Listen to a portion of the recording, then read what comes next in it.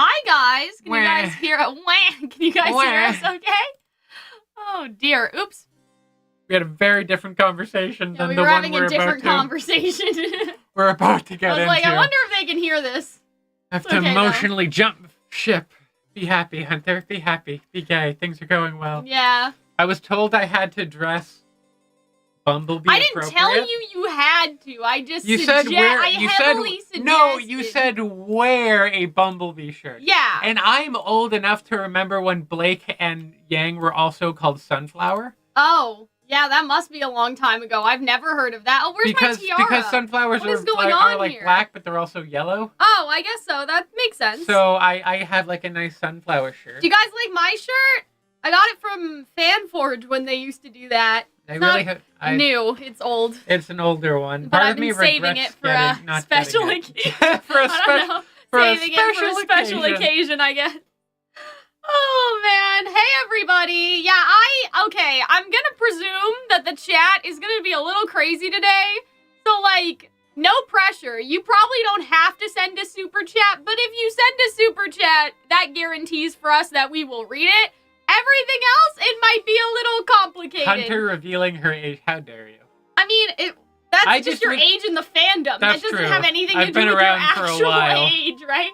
What's another one? People used to call it white rose. Yeah. It used to be ice flower. I mean, people used to call Fox and Neo communication error. We don't do that anymore. Desert Oasis? Yes. What was the logic behind Desert Oasis again? Because Fox is from Vacuo, and that's where the desert is. Yes. Okay, but it's spelled dessert. Oh, dessert. Like dessert. Oasis. Right. And then, like, oases tend to be common mirages. Like, people think that they see an oasis because they're dying of thirst. And so it's desert oasis. You know what I'm saying? That's very clever of you. Candy cane. Yeah, it used to be candy cane. Nice eye makeup, Cal. Thank you. Yes, I remember candy cane as well. Before we all decided on white rose. Because it didn't sound fucking ridiculous like candy cane. What was the other one? I think Blake and Ruby were always Ladybug. Yeah. I think that was one thing we all agreed on. Freezer Burn was, and still is, I think, Weiss and Yang. Although I feel like there was some weird ones for them as well. I'm deciding whether I want to like this music. I think people used to call Weiss and Yang Wang. I don't think so. I think that's a lie. That sounds fake, but okay. It should, but I think that some people, I remember that being like a joke of like, oh, you ship Wang? Okay. Like, you know? So, this is like the pre-talk before we get into the stream, obviously. I need to say. Yes. So, this person, I'm not sure what all the Korean in their username is, but they are ZWydogRuby. Yeah, they can see. Their username is ZWydogRuby on Twitter, and they are Korean. And I guess that they post the episode transcripts in Korean. And English. But last night at 2 a.m, I posted on Twitter, and I said, wow, you know, maybe the reason why I'm staying up so late is because I know tomorrow I'm gonna have to get up and transcribe this fucking episode. I'd rather ascend to the tree, you know what I'm saying? So, like, I would rather ascend myself than fucking do this transcript. And so, ZWydogRuby commented on my post and was like, I'm not sure what closed captions are, but does this help? All you have to do is erase the Korean. And I was like, I am in love with you. Where have you been all my life? I don't know, like, how much. Well, they must understand English because they transcribed the entire thing. And so, like, not in a weird way, but I am in love with you. Thank you. I did not erase the Korean. So this is the transcript they made for the episode. And I'm literally going to cry at the thought that this exists and I did not need to do it. So thank you. Like, I had an emotional moment. Because this was a talky episode. It was. It really was. You didn't have to do the last one. I know, but, like, still. Enough is enough. We are on episode 6. Okay? I was being nice before. I will stop being nice. It's to really Crunchyroll, ridiculous. To be clear. Like, it's getting a little ridiculous. Because that's the most base, like, live television has subtitles. I know. Like, why is it that you can't have it for a scripted show? Oh, the chat all? is just not loading. Interesting. Yes, not all really heroes wear capes. regrettable. Exactly, I know. I'm like, God, like, I'm literally, like, not to be over dramatic, but I had tears in my eyes. I was like, we're free.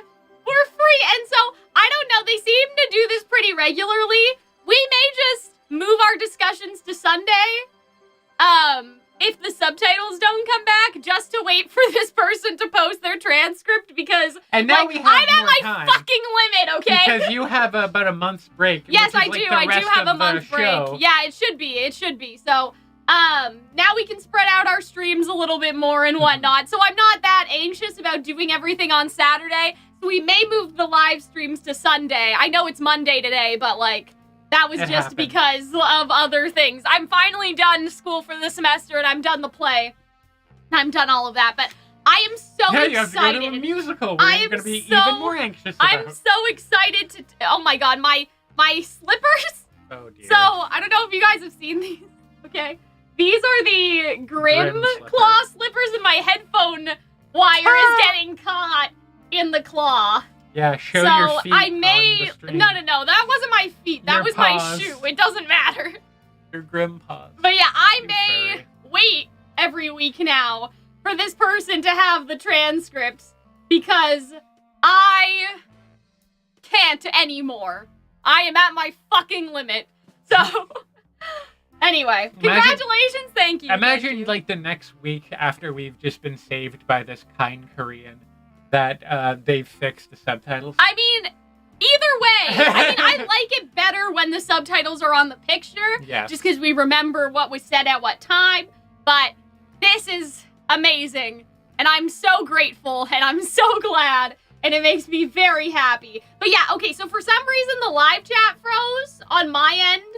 And so I may just have to, like, refresh it every once in a while. They're huge. Yeah, I mean, there's only one size on the Rooster Teeth store, so, like, they're a little big for my feet.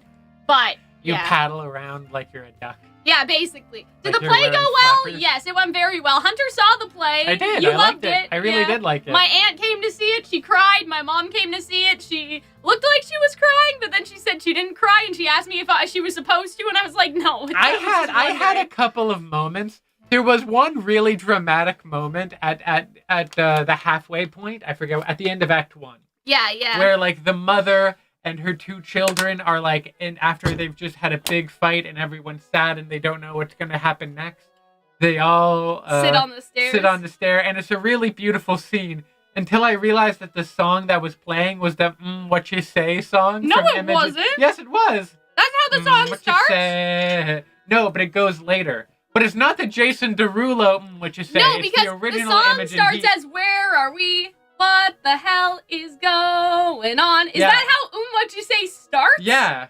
Is that the first verse? Yeah. Because the What You Say is only the What You Say. Hold on a second. Yeah. But it's not the Jason Derulo version that people know. It's the original Imogen Heap.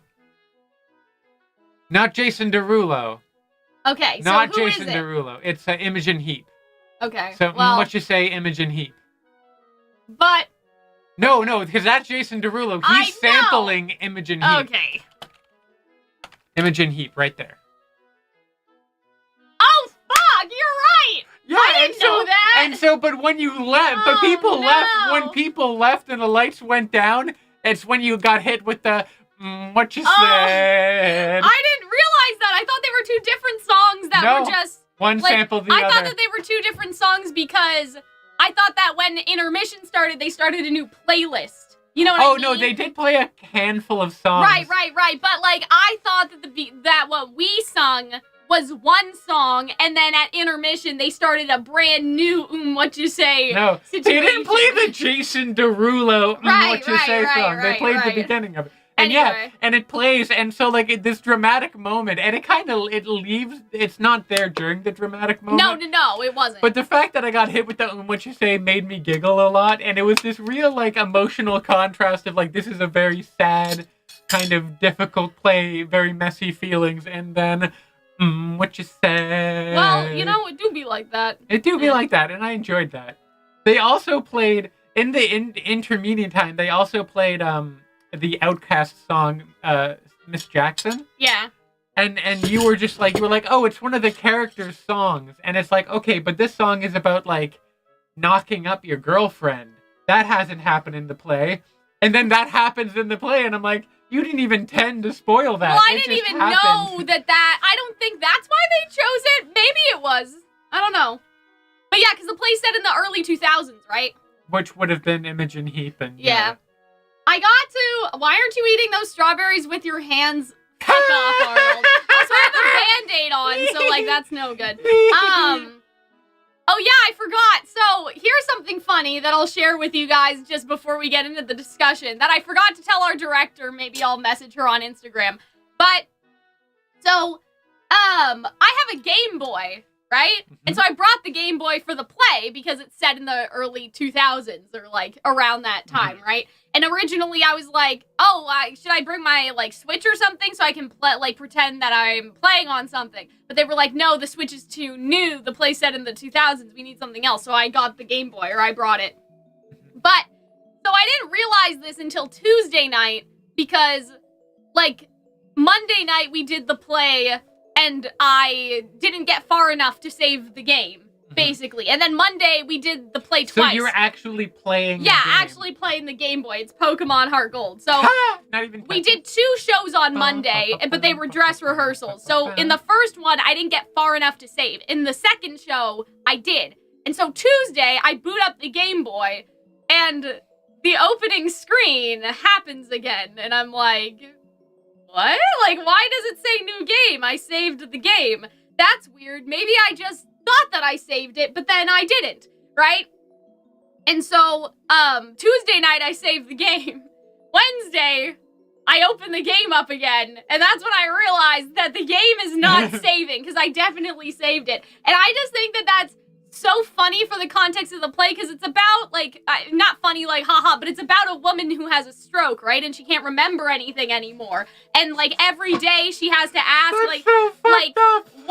like how old her children are. Like, she can't remember that. She can't remember what day it is. So they have these signs around the house that say all the information because she always forgets. And so the Game Boy was, nobody would know this unless they asked, but the Game Boy was poetically every single night reset, like fucking Groundhog Day, and you could never progress. Like, every night I progressed a little further because I would just press the buttons faster, but we never got out of, like, I don't know, Pallet Town, what's the opening town or whatever. Yeah, like, it just, every night it was the same, like, part of Pokemon Heart Gold, like the very beginning of the game where you choose, like, your Pokemon. And then sometimes I would get out into the field and be able to, like, actually fight things. But that's as far as it went. So me and a boy from my class were talking about, like, buying a soldering iron, I guess, and, like, some Game Boy batteries to oh my goodness, fix the save thing. Because the way the Game Boy works is that it has an internal save battery. Like, it has the battery that powers the console,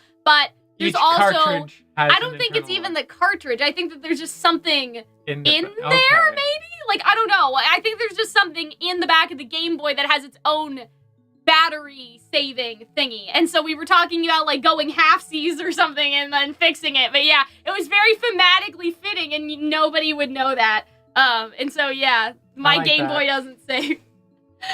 Anyway, so let's actually talk about the episode now. I think we've done enough pre-chat. No, what'd you say? Stop. Did you pick Cyndaquil? Yes, Cyndaquil was my first Pokemon, so I will always pick Cyndaquil. I'm fond of no Totodile. Matter what. Is Totodile the other? It's the Crocodile. Okay. This and whatever happened with your origins in The Sims? Okay, yeah. I know I said we'd stop. So, if you guys looked on Twitter, my Mac did something strange. It has not done that again. So hopefully it just won't. Like, I feel like that, like, some people were saying my graphics card was failing, and I'm kind of inclined to believe them because I have seen that before. Like, that same situation happen. I just think that what happened was that my computer overheated and it crashed. And I'm hoping that's the case because, like, I have a Mac, right?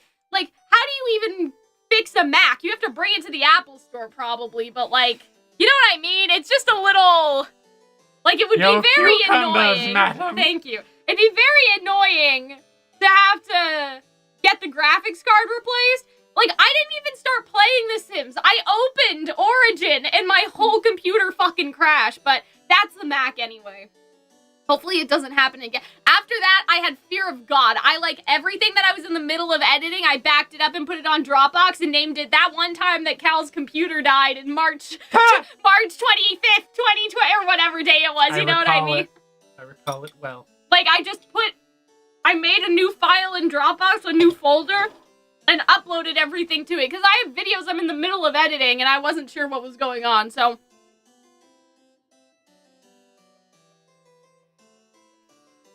Jump scare. Hi, Cal. Hi, Hunter. How are you feeling on this Monday? Hi, Arnold. Hi, Dan. I'm feeling good. I'm okay. I needed to rest yesterday. That's why we didn't do the stream yesterday. I needed a day off. Well, the other thing was, not to get distracted. I love how you said we were gonna I know. Well, the other thing was, so on Saturday, we had to watch the episode, and then I had to go downtown for the play in the afternoon.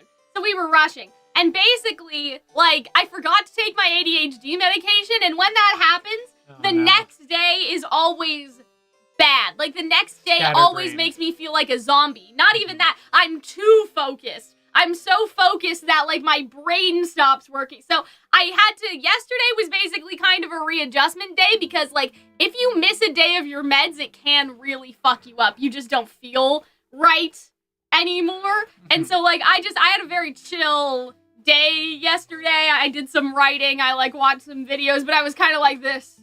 That's kind of how I felt. I was like, oh, no. Anyway, yeah, we can talk about the episode now. We have had enough. Okay. So let's talk about this. So I like that we got Jaune POV to sort of contrast RWBY POV. I thought that was really cool. I like that he's doing this motion as if he's grabbing his shield, but he doesn't actually pull out his shield thing to do that. And then he sees Crescent Rose. See, okay, here is the weird thing about this, right? Crescent Rose...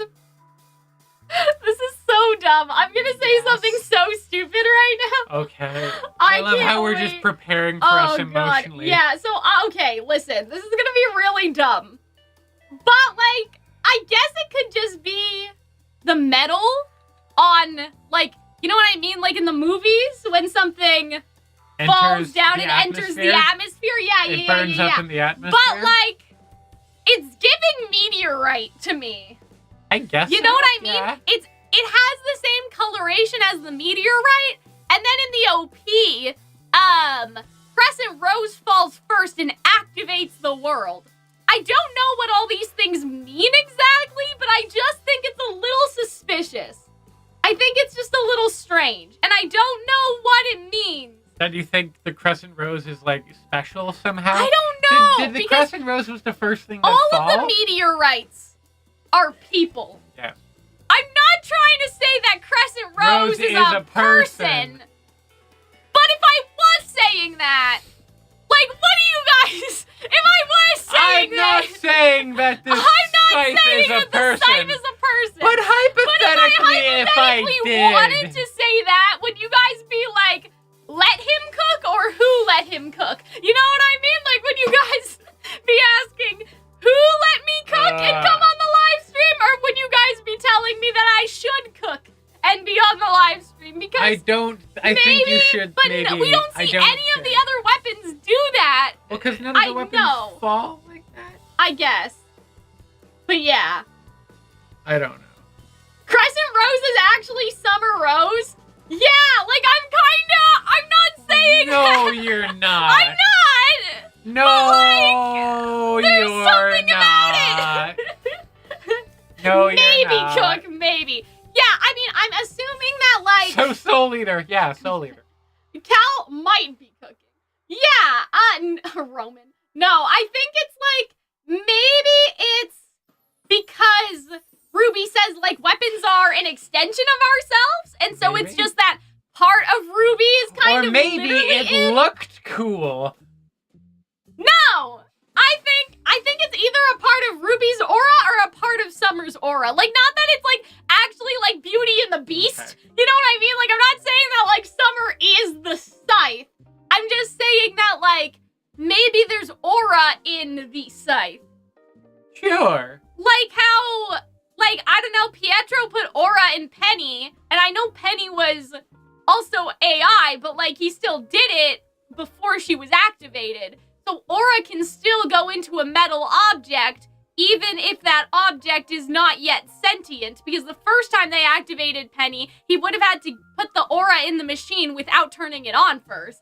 So, could you put your aura in an inanimate weapon?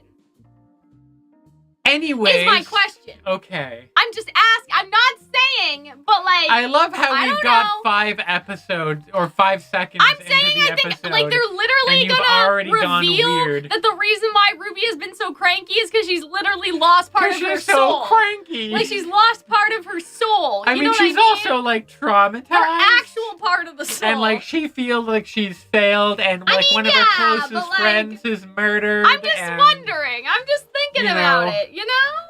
I don't know. I think that's a bit of a joke. Turn the stove off. No. Okay. I'm just wondering because, like, Crescent Rose is the first thing that, like, falls in the trailer, like, in the OP. And that could just be symbolism, but it's sort of strange, especially if Jaune went after it. Like, Jaune still doesn't have it. He just went looking for it, I guess, afterward. So, that's sort of interesting. Like, if RWBY, I don't know, like, activated the world again? But also, if he went back in time, then he would have gone back to a time before it landed. Before the Scythe landed. Yeah, and he mentioned that earlier. That, like, when it landed, he knew the rest of them were soon to come. But he says, well, he doesn't say that. Doesn't he? No, he says he knew if he waited long enough. Like, Jaune's sword is there too, so maybe he found Crescent Rose, and that's why RWBY couldn't find it, was because it was never on the island to begin with. It was with Jaune. Like, Jaune causes a paradox. He takes the scythe. I could have sworn that's what he guess. said. Anyways, but You know what I regardless, mean? like... Stylistic? Okay. But yeah, but do you know what I mean, Hunter? Maybe the scythe was in the range of Jaune's time frozenness. Maybe? But yeah. And so I'm assuming this is Penny screaming in terms of the closed captions.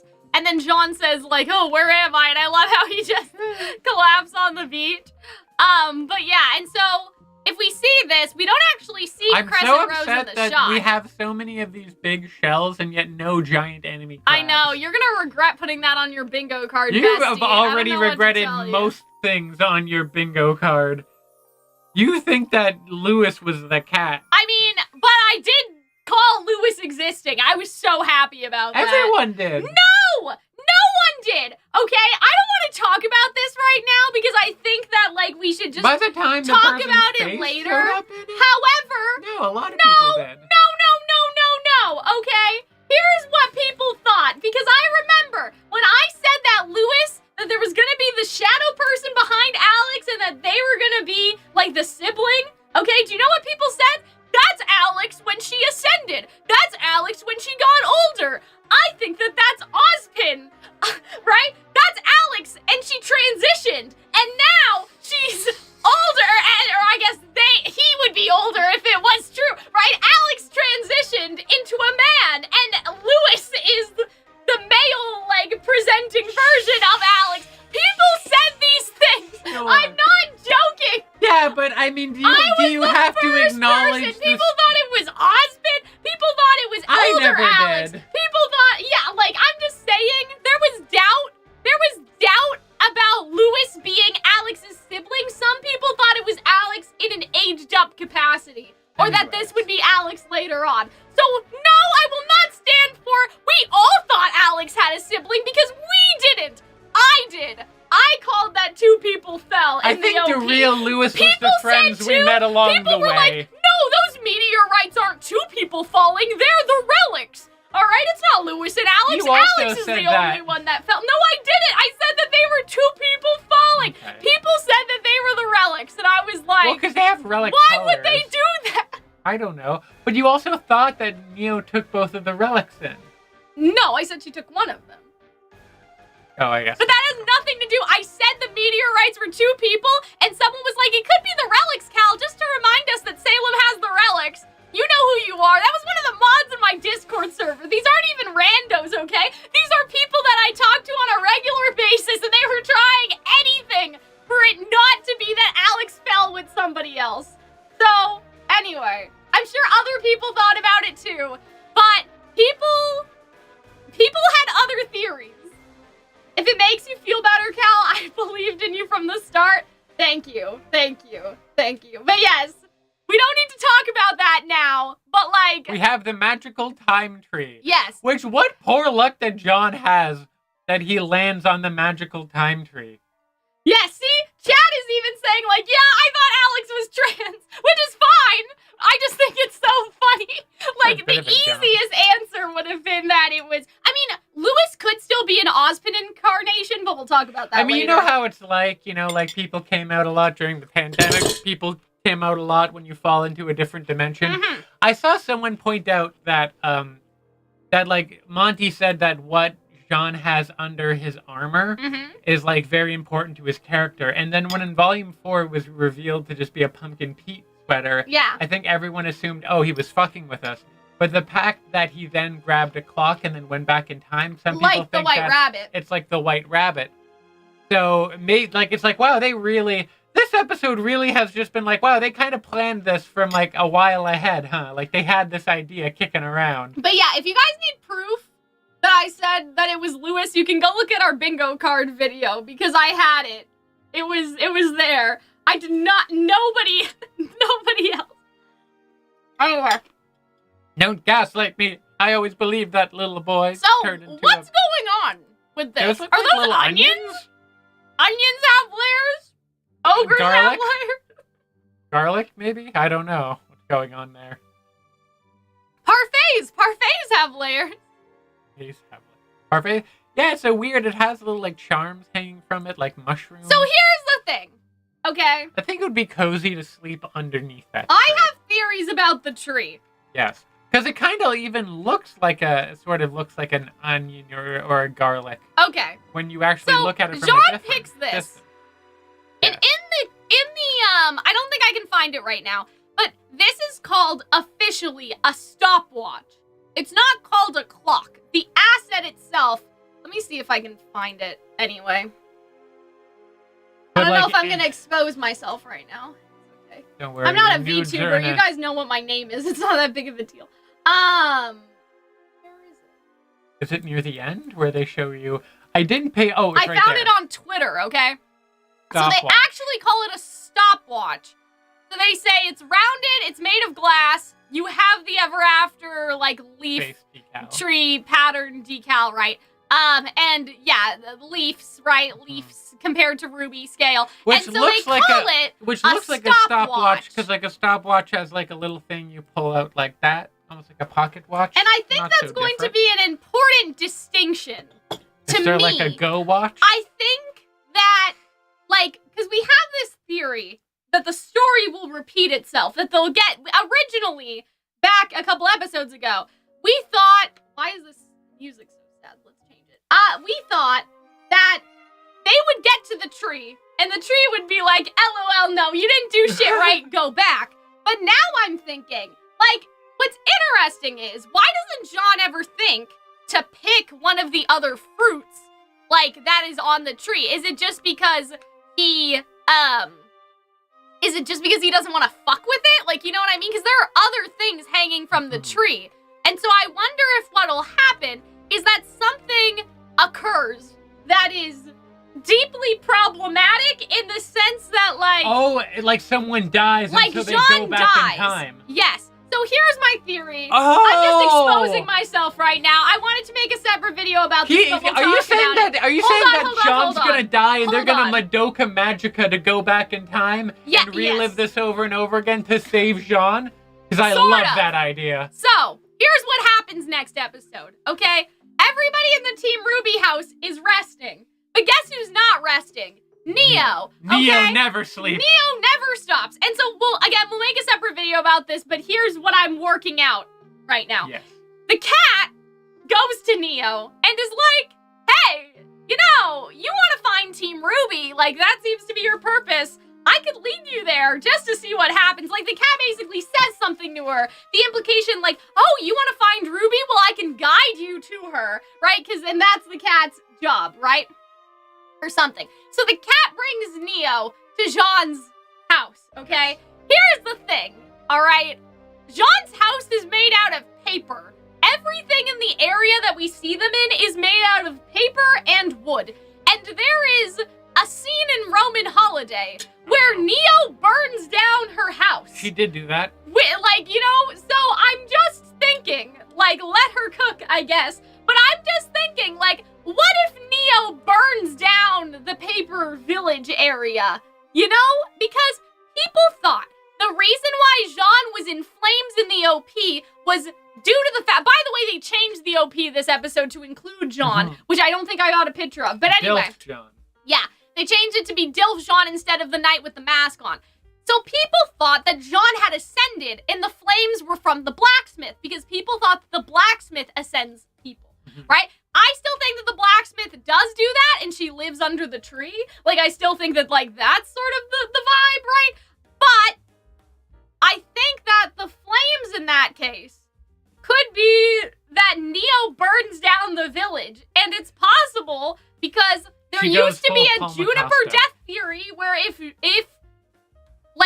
following the tragedies that happened to each character, Jaune would be burnt alive. Yeah. And so I think that it would be very fucked if there's this big scene where Neo burns everything down and the Jabberwockies invade and it's this big, and like, Jaune dies. Like the Huns from Mulan invaded the village and burned it to a crisp moment. Do you remember that? Like, and so...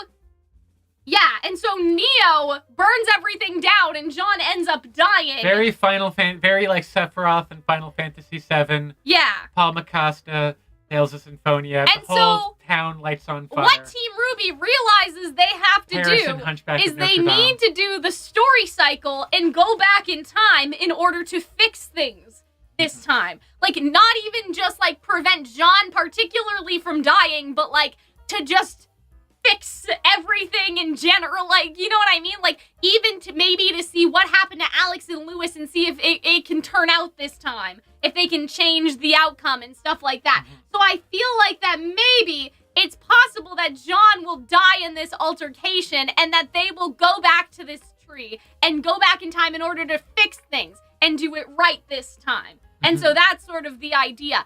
And, like, I don't know, because I do like the idea of RWBY and Neo being in the Punderstorm, but if Neo just killed Jaune and they end up in the Punderstorm, it's going to be a little difficult for RWBY to reconcile with her. I feel like that Jaune shouldn't die necessarily because of Neo, but maybe he dies because he's trying to save people and evacuate people and a Jabberwocky gets him. Like, for a reason related to Neo, but was not done directly by Neo, right? Although I'm not above Neo stabbing him. One thing I would say is that if they just go and they find this tree again and they spin it back, isn't that a bit of a plot contrivance? Because then, like, why didn't Jaune speed up time at any one point? I think I think that we're actually going to get that information. Because Jaune says something very suspicious. Because Jaune is a little suspicious in this episode. Jaune says something suspicious. He's like, did I change the story? Is it my fault? And so I actually think that Jaune did go backwards another time. Because how he is drawn in the sequence where he is, like, I don't know, guiding Alyx and stuff, it's not the exact same as how he is now. And that could have just been, like, I don't know, miscommunication. Like, Alyx, how they draw Jaune in the Alyx sequence compared to what the actual model was, sort of thing. But, like, I'm thinking that maybe Jaune did try to go back and fix things. But every time he went back, it just pushed Alyx, like, more away from... You know what I mean? Like, it just pushed Alyx further away somehow. And so I think that, like, Jaune, what we saw in Jaune's flashback about Alyx being, like, selfish and whatever, and, like, Lewis was the kind one, I wonder if it's possible... If he's an unreliable narrator. What? No, not even that, but, like, what if what Alyx heard in the herbalist was, like, you have already done this thousands of times, and you have never gotten home because Jaune is the one who has stopped you.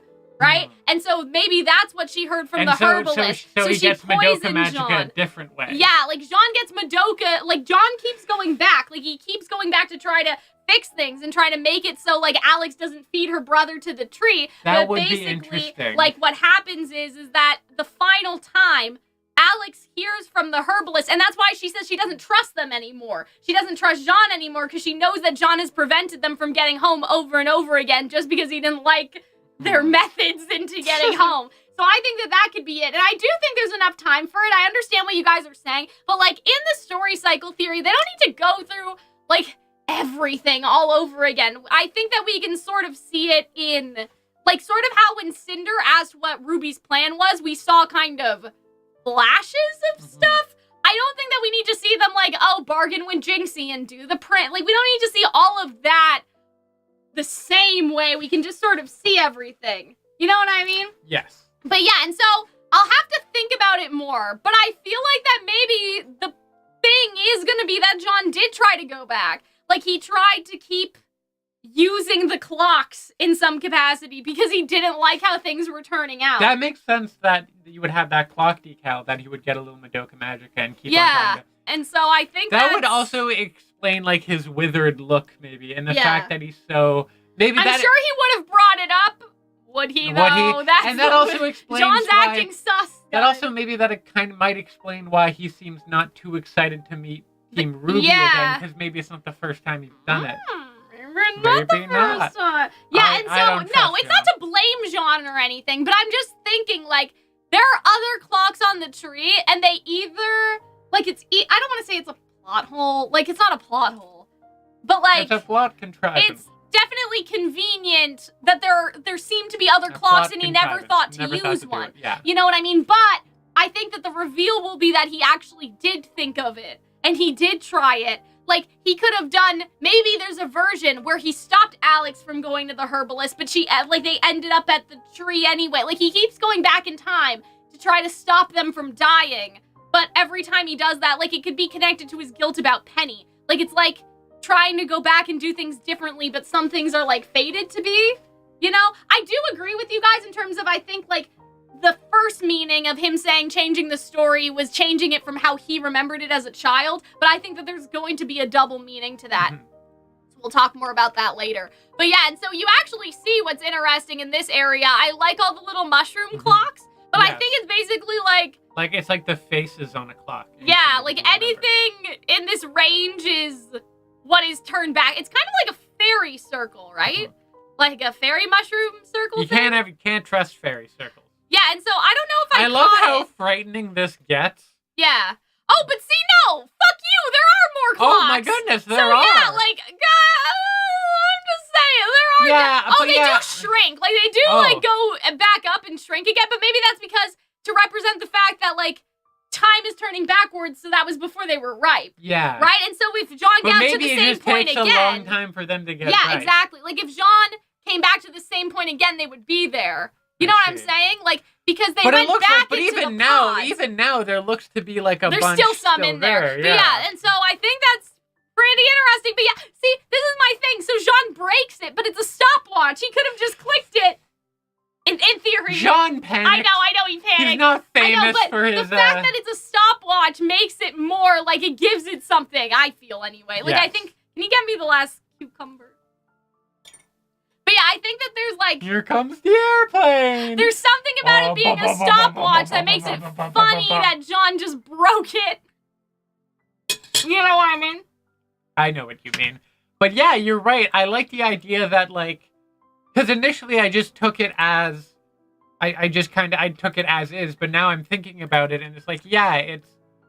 He almost feels like more and more an unreliable narrator, and now seems more and more a contrivance. Yeah. And part of me wonders if, like, he did pull some other things. Yeah, so I don't think I caught it exactly, but in the scene where Jaune is, like, doing all this, you actually do see Team RWBY's meteorite and, like, Neo's meteorite and everything go backwards. It just is hard to kind of tell because it happens, like, in such a brief... Like, it happens up here somewhere, but I guess I just didn't catch it. But you can see, like, 5 different... Yeah. Neo, and then Blake and Yang, and Weiss and RWBY. So, that is our confirmation that Jaune fell at the same time as everybody else. It's just that he went backwards too far. So, this is a closed loop? What do you mean a closed loop? Like in terms of time travel? Oh yeah, like he didn't create an alternative universe. He just goes back. Because like this is a destroying closed. I don't think that there's a paradox here. Well, I guess no. For 2 minutes, there are probably 2 Jaunes, right? Like for at least 2 minutes when Team RWBY fell, there have to be 2 Jaunes, and that's the paradox. But it's only for those like couple seconds. They would never interact with each other because Jaune has to fall at the same time Team RWBY falls and pick the clock. But yeah. But like it's not like suddenly 2 Jaunes are created. No. It's just There like are no 2 Jaunes always around. It's always the one Jaune. It's just he's moving forward or backwards. Yes, exactly. Something that I find interesting because we sort of brought about this later. I guess I can talk to it more in example later. But like so presumably he's like 40 now. Whereas previously he was about 19, 20. Mm-hmm. So like he's basically lived 20 years in here. I wonder if he got out early on, would he then be like, so he would be like, I don't know how to say this. So if he went back 20 years in time, basically, if the second he went back 20 years in time. If he went back with Alyx. If he went back to Remnant with Alyx, would he show up 20 years ago in the past? With like... No, because by that same logic...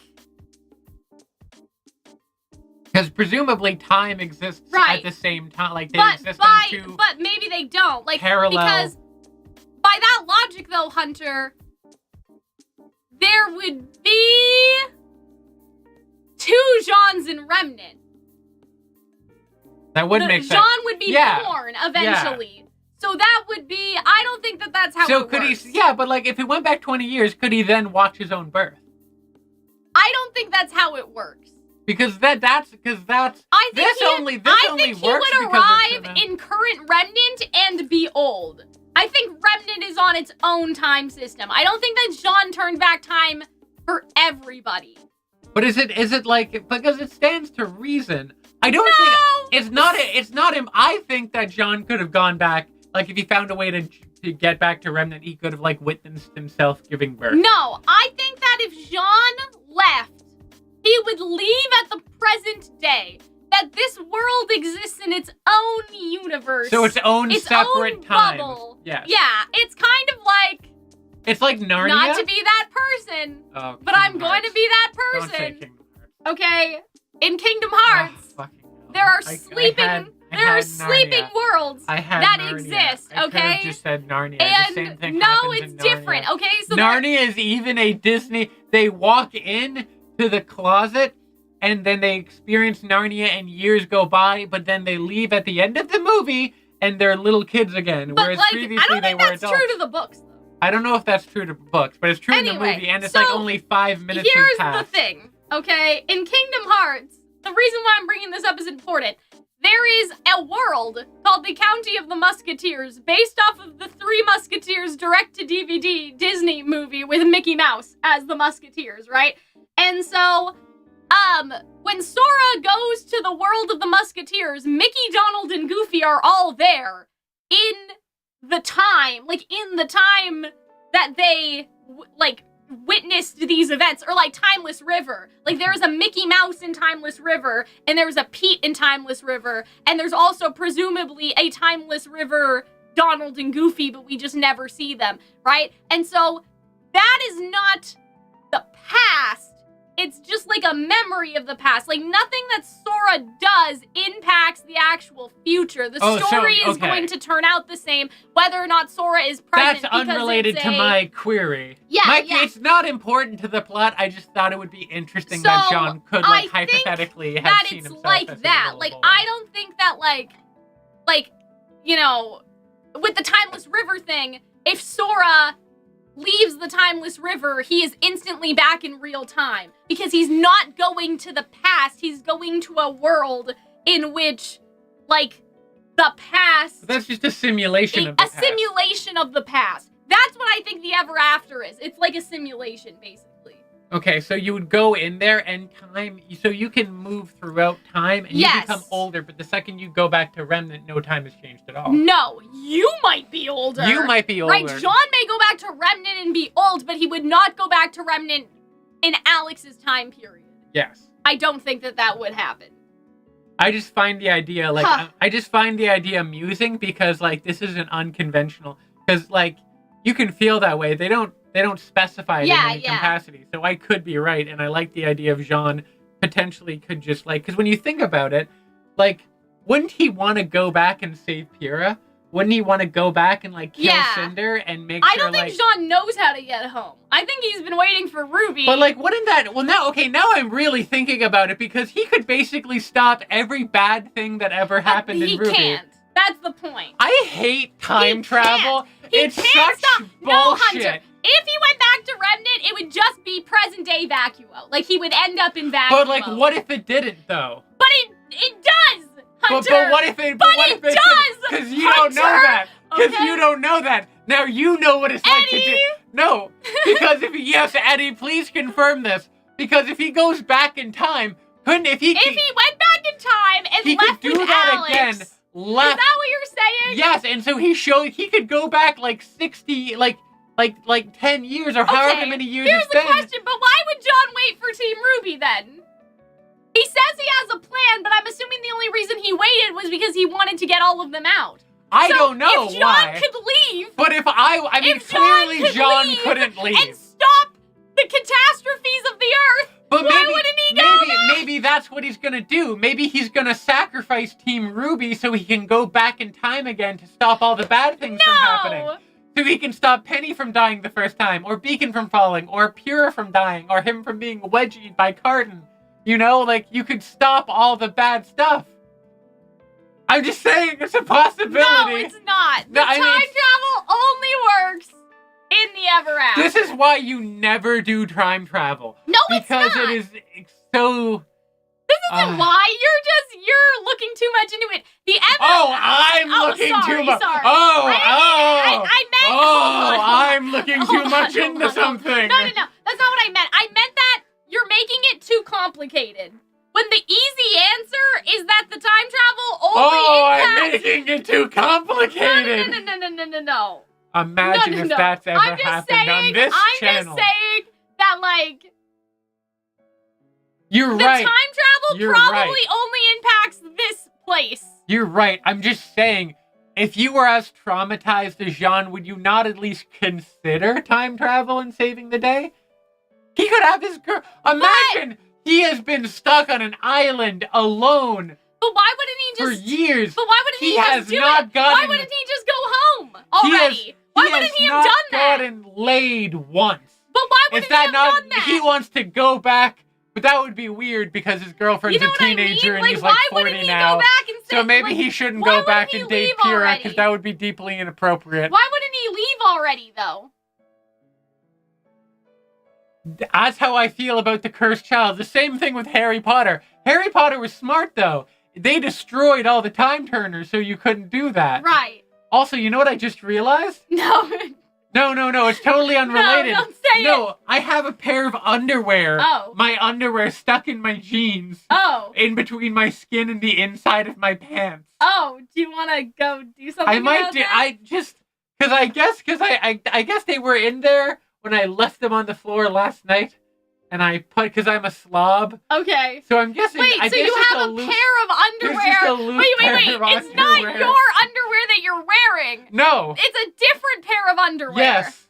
That's just in my pant leg. in there, like a sock. Yeah.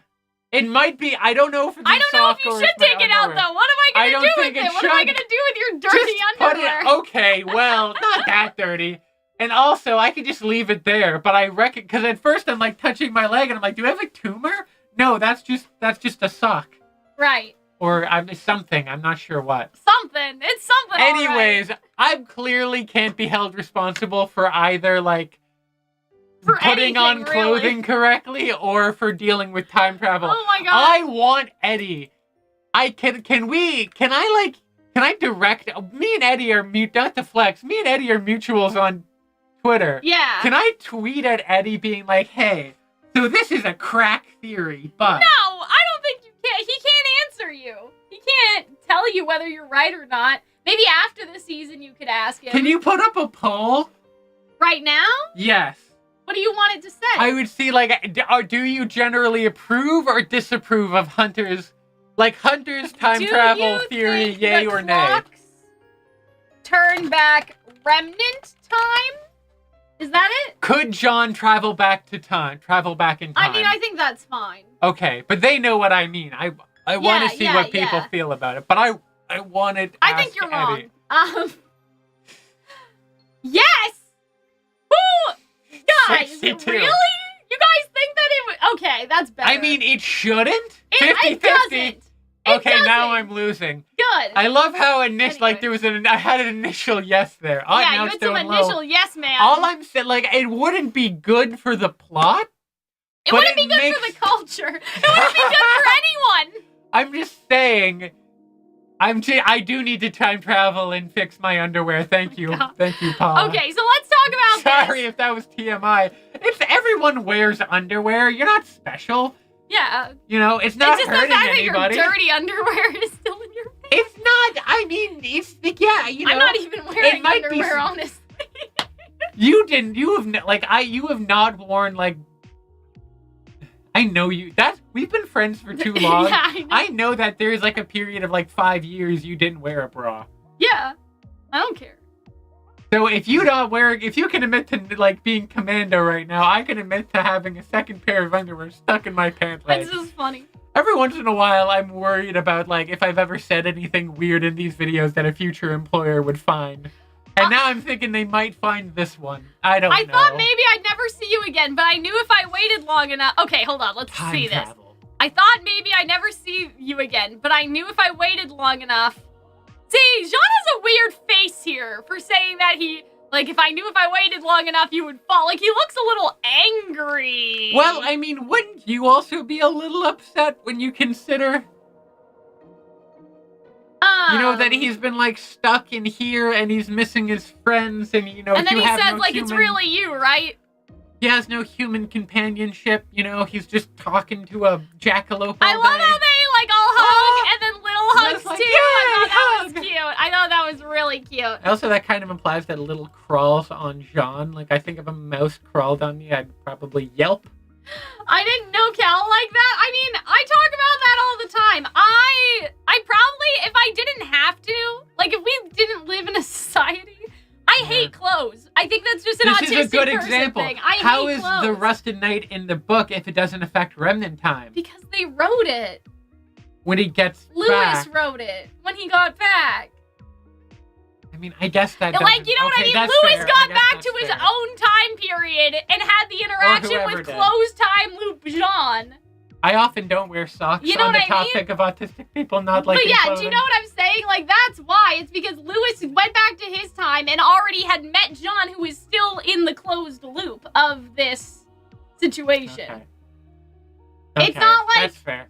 You know? We've been going at this and I'm invigorated, I'm energized, because I get to talk about time travel fuckery. He does start to cry He does here, start which to I cry. think is sweet. But, and so Jaune says, but how did you find us? How are you, the Rusted Knight? And when did you get so... I think she's about to say Mature. old. Because, like, her mouth shape is Yes. giving that. But then, like, prominent DILF fan Weiss pops up and is just like, mature. Alex wrote the story. You're wrong. We'll talk about why you're wrong later. Please come back later. Alex wrote the story, though.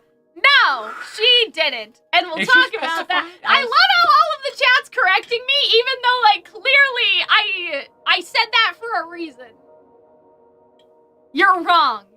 Thank you. We'll talk about it later. Anyways, I'm also fond Please of By continue Weiss. watching. Yeah, okay, so... Oh, this was funny. Yeah, Hunter, I mean, how do you feel? Because you felt very strongly about, like, Weiss being a lesbian. I have strong feelings because it just makes sense for me. But also, like, part of me doesn't want to be... like, I don't want to... because it's a funny scene. Yeah. I like it. But I also feel like... So I'm fine with her liking boys. I'm fine with her being straight. I'm fine with her bi. Personally, I'm fine with her being bi. if that's your life, lifestyle, if you Oh choose my God. to be straight. Hunter's being sarcastic. And like men, I am not. I mean, it's Adam and Steve, not Adam and Eve. Oh my God. You can feel that way, but like keep it away from my children. And I don't get why these straight people feel the need to like tell everybody about it, you know? Like, oh my God, I can tell. You don't have to like, it's summer or it's the middle, it's like winter, it's cold out and you're wearing like cargo shorts. George, I know you're straight. You don't have to be so open and flamboyant with your heterosexuality, okay? Oh my God. Anyways, but like, no, that doesn't, like, yes, like, I personally feel like Weiss is a lesbian, and I always write her as that. But like, here's my question. But it's like cute, it's funny, I like it, and I don't want to shit on other people's happiness, because other people like the idea of Weiss just being in a dude, or Weiss being bi, I don't want to, like... I think bi Weiss is the correct option, but here's what I'm gonna say, okay? I understand, but like, what was the Neptune justification? Like, I know that compet exists, but like, I feel like RWBY must be baffled every time that like people think that Weiss is a lesbian because the show has overwhelmingly been written by straight men. I know, but like I feel like Kiersey. That like with Neptune, like how the fact that like is it like compet? I always interpreted that. I always interpreted that as like kind of which compet. Is fair, but I think that like. I don't know. People have been like, and not also, my Weiss. And also, oh my God. And also the fact that she almost feels like she has to be with a guy, but she really likes Pyrrha. Like Pyrrha's the person she respects. She kind of likes She's Neptune, enthusiastic She's about. wrong for it. She has terrible taste in men, but she still likes them. I don't know, but it's just like she always seemed to be more interested in women. Right. Than he was. It dude just seemed like okay, and like you can feel differently, and I don't like that's whatever. Yeah. And like that's fine with her being, but like personally, I'll always kind of think she'd be funny as that. Like it was weird for people to be like, not my Weiss Shani, when like in the canon she has only ever been depicted.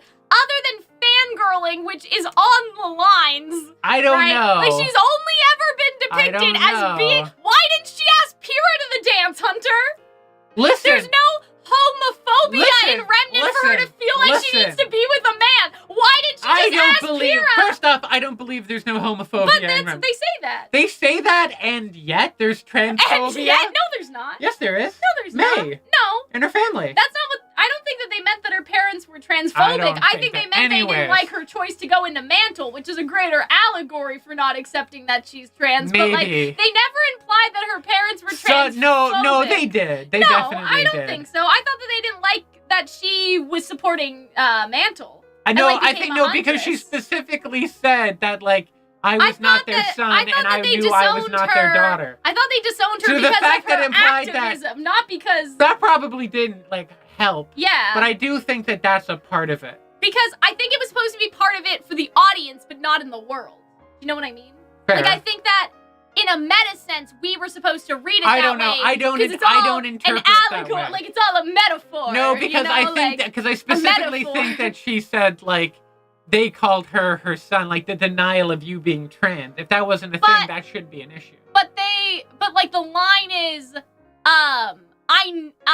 like something like they knew I wasn't They didn't want me as their son, and I didn't want to be their daughter, or something like that. But it's the other way around. They're I knew that what did she say? But yeah, they knew I wasn't their son anymore. Like, I think that, like, I don't know. The way that the lines but I interpret that as transphobic. But anyways, as for that, like, listen, I understand that there's not a great deal of evidence. I just like the idea of like lesbian Weiss. I like the idea of her having a crush. I brought this up to grill you specifically. I like how why? No, I don't feel like that. People are being weird. Because people are being a little weird. Do you think I'm being weird? No, you're not weird. I brought it up because I knew that you support the headcanon. I felt bad because I liked Twitter being like, I liked one tweet where it was like Bees getting thing was equivalent exchange or whatever. It was like, yeah, like the cost we paid for Bees being canon was Weiss being a man-liker. And I was like... But specifically the phrase man-liker I found amusing. Yeah, I mean, I looked at that tweet and I was funny. And then I thought about it more and I'm like, wait, but it's when I not. Because consider I'm a man like her too.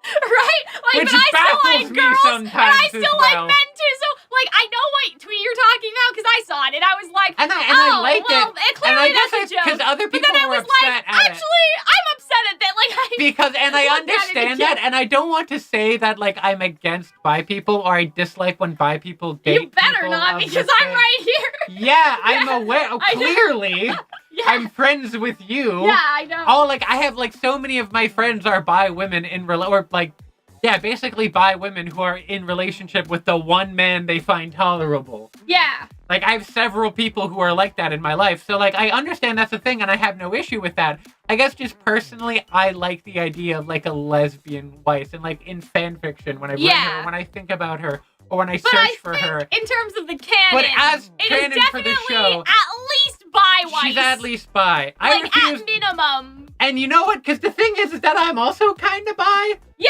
Like, so I have no because, like, I want to you make it sound like I have negative feelings towards bi people. It's like, my sexuality is also very, But like... Twitter did. Twitter had some negative You feelings. can't Twitter was very negative the past couple of days. Yeah, I know. And we can just, like, let it The slide. line is, for the Marigolds, a mantle needed my help. To the Marigolds, that meant I wasn't their son anymore, and I made sure everyone knew I wasn't their daughter. The way that it said that, like, they think I'm a son and I know I'm a daughter, to me, that, like... I thought that it meant because Mantle needed my help and I left my family, they resented me. And during that time period, I also transitioned. I thought it was like That's a fair things. interpretation. I interpret you know what I it kind mean? of the other way. Yeah, personally. yeah. But I think you're right, Hunter, because it's it's supposed to be that way for the audience, but I just don't think that's the way she meant it in the show. Okay, but, like, people say that there's, like, because that was an old thing where people said that there's no homophobia or no sexism. Yeah. But I don't buy that. But I do, kind of, because okay, but all then of why their dorm rooms are together, which is abnormal. They're co-ed, but think about it. They're called Huntsman Academies, not Huntress Academies, not Hunter Academy, Huntsman. All of the leaders... Basically, every single leader or important person in the show is men. Men fuck up. And Lionheart fucked up. And Ironwood fucked up. So they had to be men because men fuck up. You have Cardin, the line who's is kind double of dipping. like... Exactly. You have Line and you have, like, Cardin, who's kind of like, wimpy, whatever. And I feel like you wouldn't have this notion that a man is weak is a bad thing. You know? He can see all people as being weak as a bad thing because they're fighters. And I don't... And then the only line that is sussy is damsel in distress. Yeah, and technically that shouldn't exist. But I think there's a couple of things where it's just so I feel like they thought about that they didn't want to have sexism be a thing, and no one questions how competent people are. But yeah, like no one questions how competent women are in the show, but when you really look at it, it's like not a lot of people in charge are women. Like, some of the language they use do seem to lean towards men. I think, though, that they did kind of fix that when they did the Salem thing when she gathers all the kingdoms. Because at least two of the people, I think... That's true. But at least early on, you know what I mean? But, like, I think they did that on purpose because they wanted, like, the show to be female empowering, and they knew that Lionheart and Ironwood were going to end up to be bad. So they didn't want... I don't know. Do you know what I mean? But why then does female empowering need to be in opposition to men that suck? Why can't you just have women being badasses, which is already what RWBY is? But they are badass, and the men suck. Yeah. I agree. I agree, but I don't buy into this whole notion that it's like, oh, like, everyone's equal. Anyways, can I get to our point about lesbian wives? Because I feel like I haven't. We had Sienna, yeah. And then they... And so I feel like I feel early on, but before that, they just didn't want to, like, I don't know, they didn't want to make it so, like, it was the female headmaster of Haven who was a coward. Like, you know what I mean? They kind of wanted to avoid being maybe problematic. But then it would be like, no, people would be bad and equal.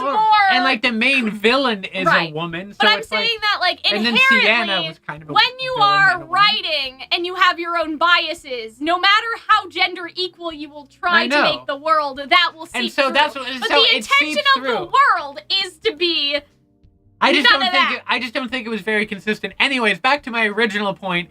I am really okay with Weiss being straight or being bi. Just personally, I always thought like the idea of her being like gay was interesting because it seemed like, and being bisexual also works with that because it's like the notion of going beyond what your father wanted for you. Is being bi interesting? It is. Twitter. It is, and so I feel like don't listen to Twitter on anything. Yeah. And so I feel like that works with being bi. I think it also works with being lesbian. There's also that old joke of like my family's okay with me being bisexual half the time. Oh, so you can make the argument that lesbian is more transgressive, but they're both fairly transgressive.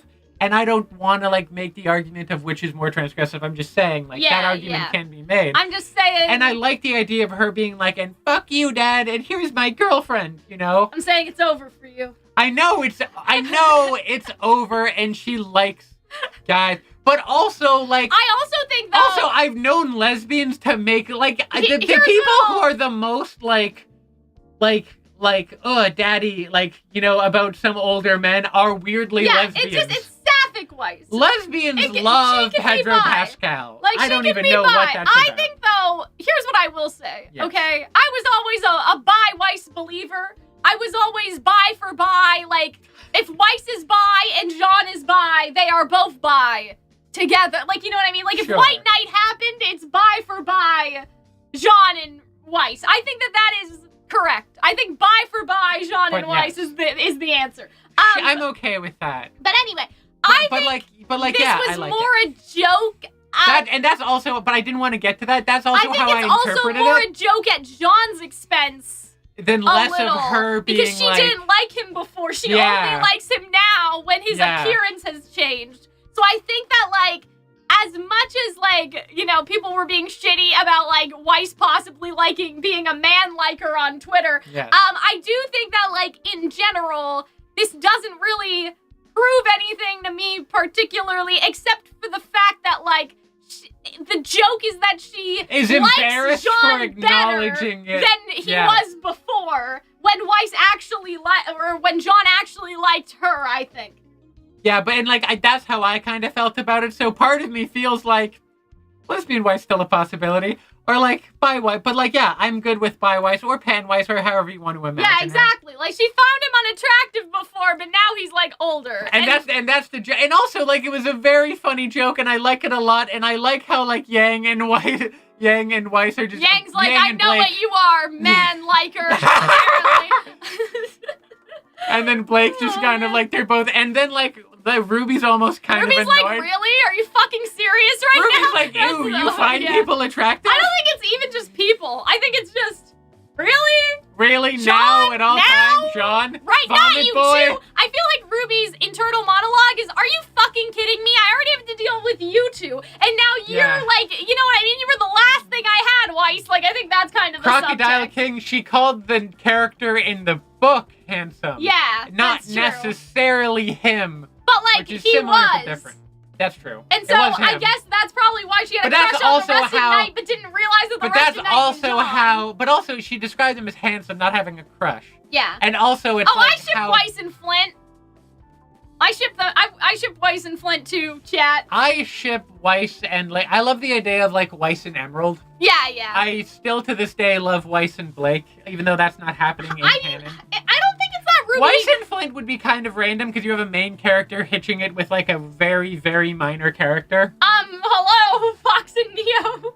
But Neo's like, yeah, but like, okay, Neo's also kind of been a background character. But like, I don't think Flint and Weiss would be canon. I just think they're cute. That's fair. I mean, that's how I feel about most of Weiss's but okay. But like, yeah, if Weiss and Jaune got together, I'm okay with that. I don't think RWBY doesn't understand romance per se. I think that she's more baffled at the fact that she's like, are you Vomit fucking boy? Serious? Vomit boy? Like, are you being with for real? Vomit For boy? real? Like, I think that she's. That's what I imagine. Yeah. Like, I think that like she's not confused about why Weiss feels this way. She is confused about why Weiss feels this way. You know what I mean? Which I think is two different things. I mean, a lot of people are seeing this as like asexual RWBY moment, and I do agree with that, but I also think that the confusion, like RWBY understands romance even if she doesn't personally feel it herself. I think that those two statements exist at the same time. Her confusion is because it is Jaune. I think. I also like to point out we have a Tupperware filled with pineapple slices. Oh yeah, I mean we can start eating them. I don't think that, like, maybe if you want to view Ruby as being asexual, that's fine. I still think she had, like, some kind of deep, abiding, beyond friendship love for Penny.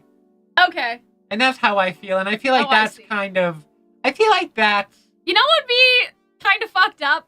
What? Like, if at the end of the volume, because Ruby has seen all this romance, she realizes that she felt that way for Penny, and she just didn't know if that's the what entire it was, time. And that's, like, why Ruby's gonna have, like, a mental breakdown, because she realizes that she, like, the same way, what if she's, like, to Jaune, and what if she's, like, Jaune, like, you know, I realized something, the same way that Blake and Yang feel about each other, I felt about Penny, but now it's too late.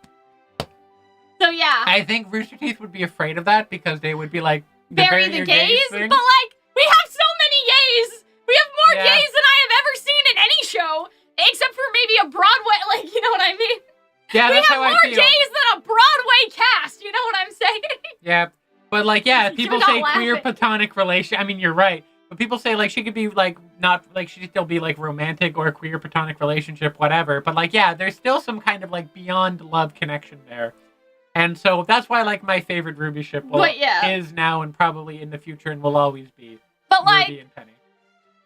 We have more gays here than theater school. So yeah, than, like, a fucking float in a parade in San Francisco. I think that, like, than your average Sunday walking down Queen Ruby Street. Acknowledge that, and it would not be bury your gays. Because we don't even know if Penny's gay. We would just know that Ruby liked her. Yeah. So I think that's okay. I think that's if they wanted to go that way. Yes, I love the idea. I don't think Penny would have a preference. I think, yeah.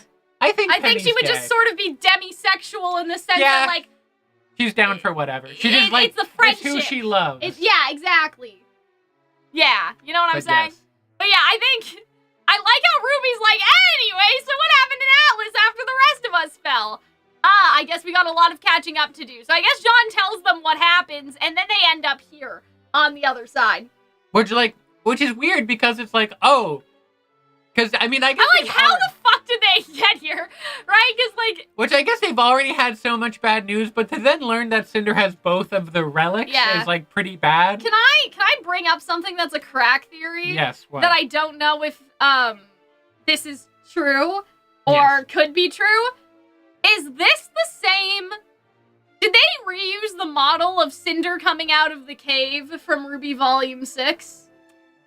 This looks like a slightly different... I mean, it looks too different to cave. I don't think this is... Because that last cave was like a crack, wasn't it? I don't know. I would have to... It just occurred to me.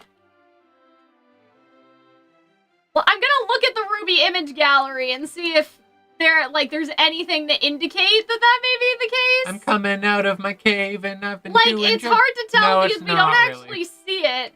But that's the first thing I thought of. It reminded me of the cave that Cinder comes out of. I'm coming I mean, this is just of Cinder, though. If there's a better shot of the cave, we wouldn't see it. Gotta be down because I wanna know. Are you okay? Yes, it is. Remember that they can hear music, and so your music is on top of the music. But yeah, is it different?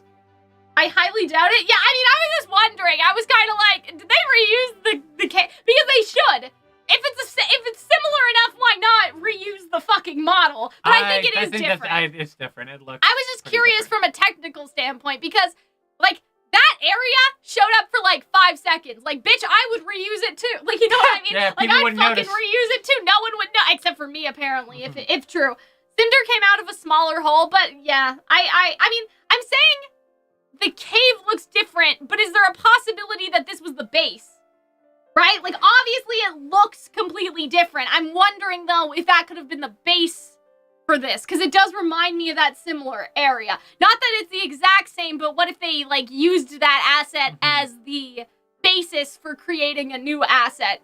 I don't know if anyone would know that. I would probably have to ask Aaron if that's, like, a thing, right? Jaune's just here like, oh, really? Like, Jaune's so angry. I think he's a little exacerbated. I guess, but like, I feel like that this goes with He the does theory seem that very he's done agitated. it before. Because what if he's heard all this before and that's why he's annoyed? Like, he already knows how they're gonna react to the news. Maybe. And so that's why he's so annoyed and just wants to get on with because he's Madoking. Yeah. Or maybe not Madoking, he's homering. Homering, yeah. Because, like, what if he's already, heard all this? She's got 2 relics now, and with Cinder, the ability to get another. Also, I like how, like, Ruby's hair has been hiding her eyes this season. I just think that's interesting. They remodeled the cave to fit the location. Yeah, exactly. I'm just curious. But also, I feel as though it's also possible that, like, they're dealing with all of this already, and Jaune has had 20 years to think about it. Right. He's been able to think about it for any. Also had years to think about where, like, his reaction would be. Can we also talk about how, like, Miles Luna is doing this very, like, dilfed up, gravelly Jaune? I mean, it doesn't sound that different, but it kind of does. Like, because before he's like, ah! It's not super different, but it is different. I was rewatching some earlier stuff of like, some, like, Volume 7, Volume 8 stuff of RWBY, and, like, his voice is a lot lighter and cheerier and less. Oh, yeah, for sure. It is different. It's just, like, it's not like... Even the quality. It's not like Miles is doing a different voice. He's doing his Jaune voice. But dilfier. Yes. I love how, like, I don't know who's been adding these monochrome moments, but thanks. I know that Blake and Yang literally kissed in this episode, but... Blake has 2 hands. What is it? Bees Schneeze? Bees sneeze? Yeah, is that it? Yeah, it's Bees I Schneeze. am a Bees sneeze believer.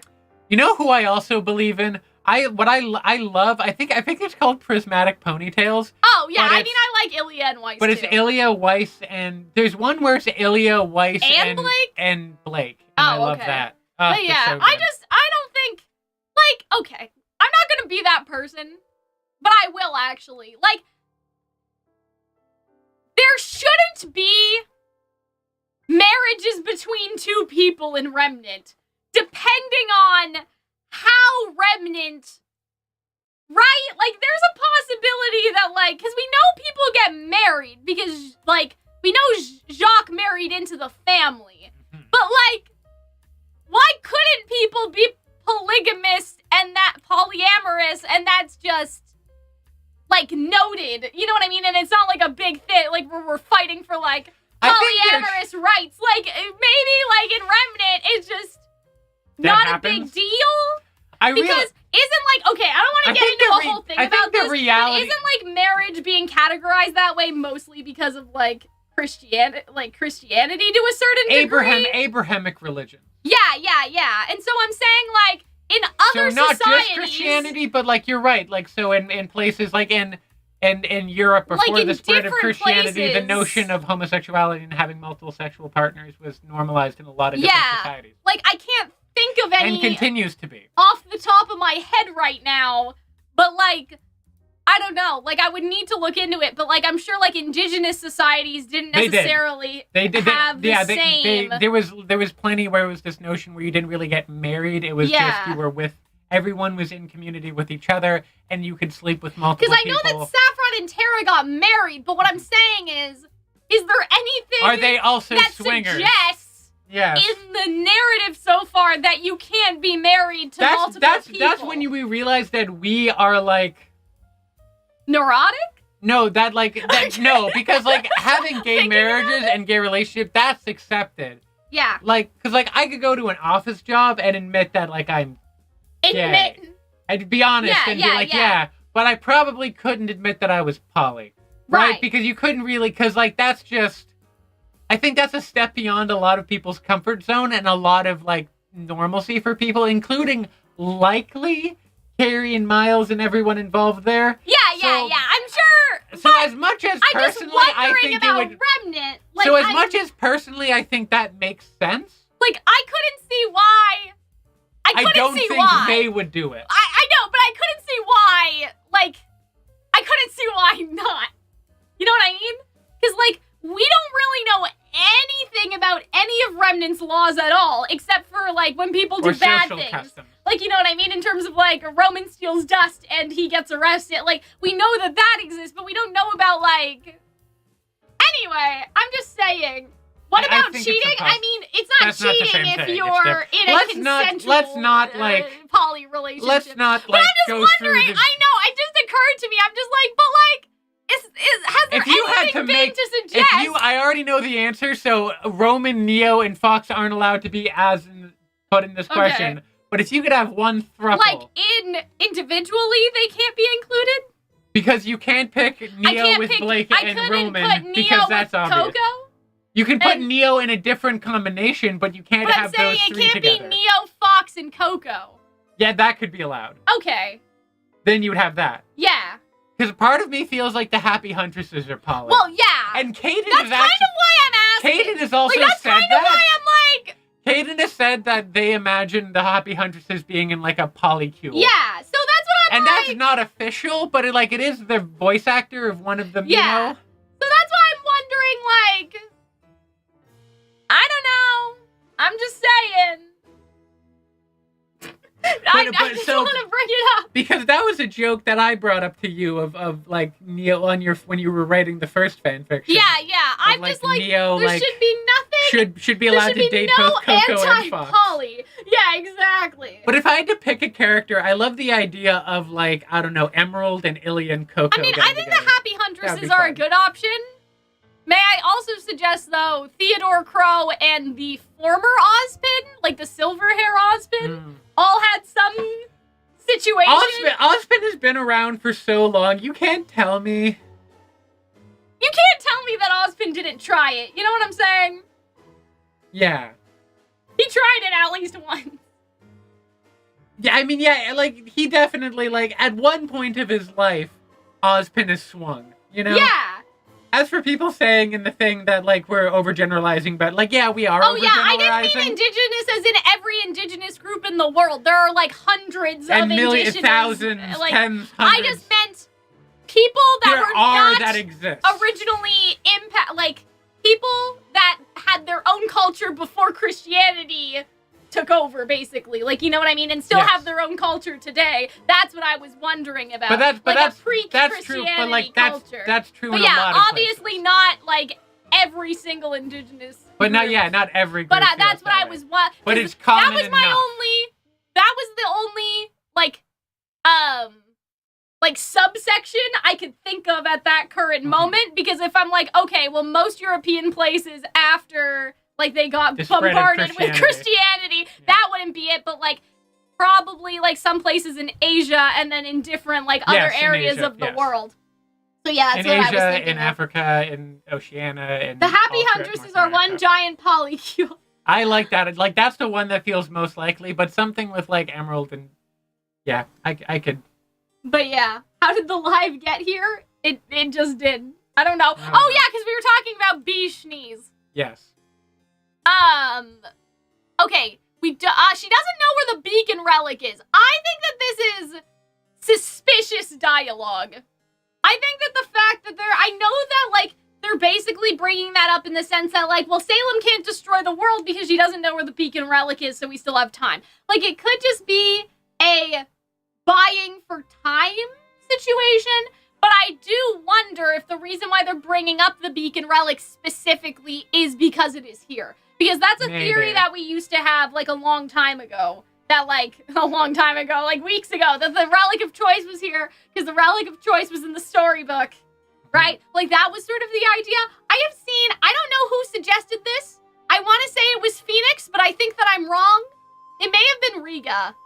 But somebody said that the cat is the Relic of Choice, which I find very fascinating. Because it could lead you down two different... No, like, it could lead you down two different roads. Well, it is kind of blue. Yeah. So I guess it makes sense. But yeah, I didn't watch the video, but I saw someone suggest that, so I'll have to look more into that later. That is interesting. But I'm not sure if that's necessarily the case. But somebody brought it up. But I think that regardless of whether it is the cat, because... That's, we'll have to see whether that's viable or not. I think that the relic is here, is what I'm saying. Yes, I don't know what it is here as. Yeah, it was Riga. Okay, that's what I thought.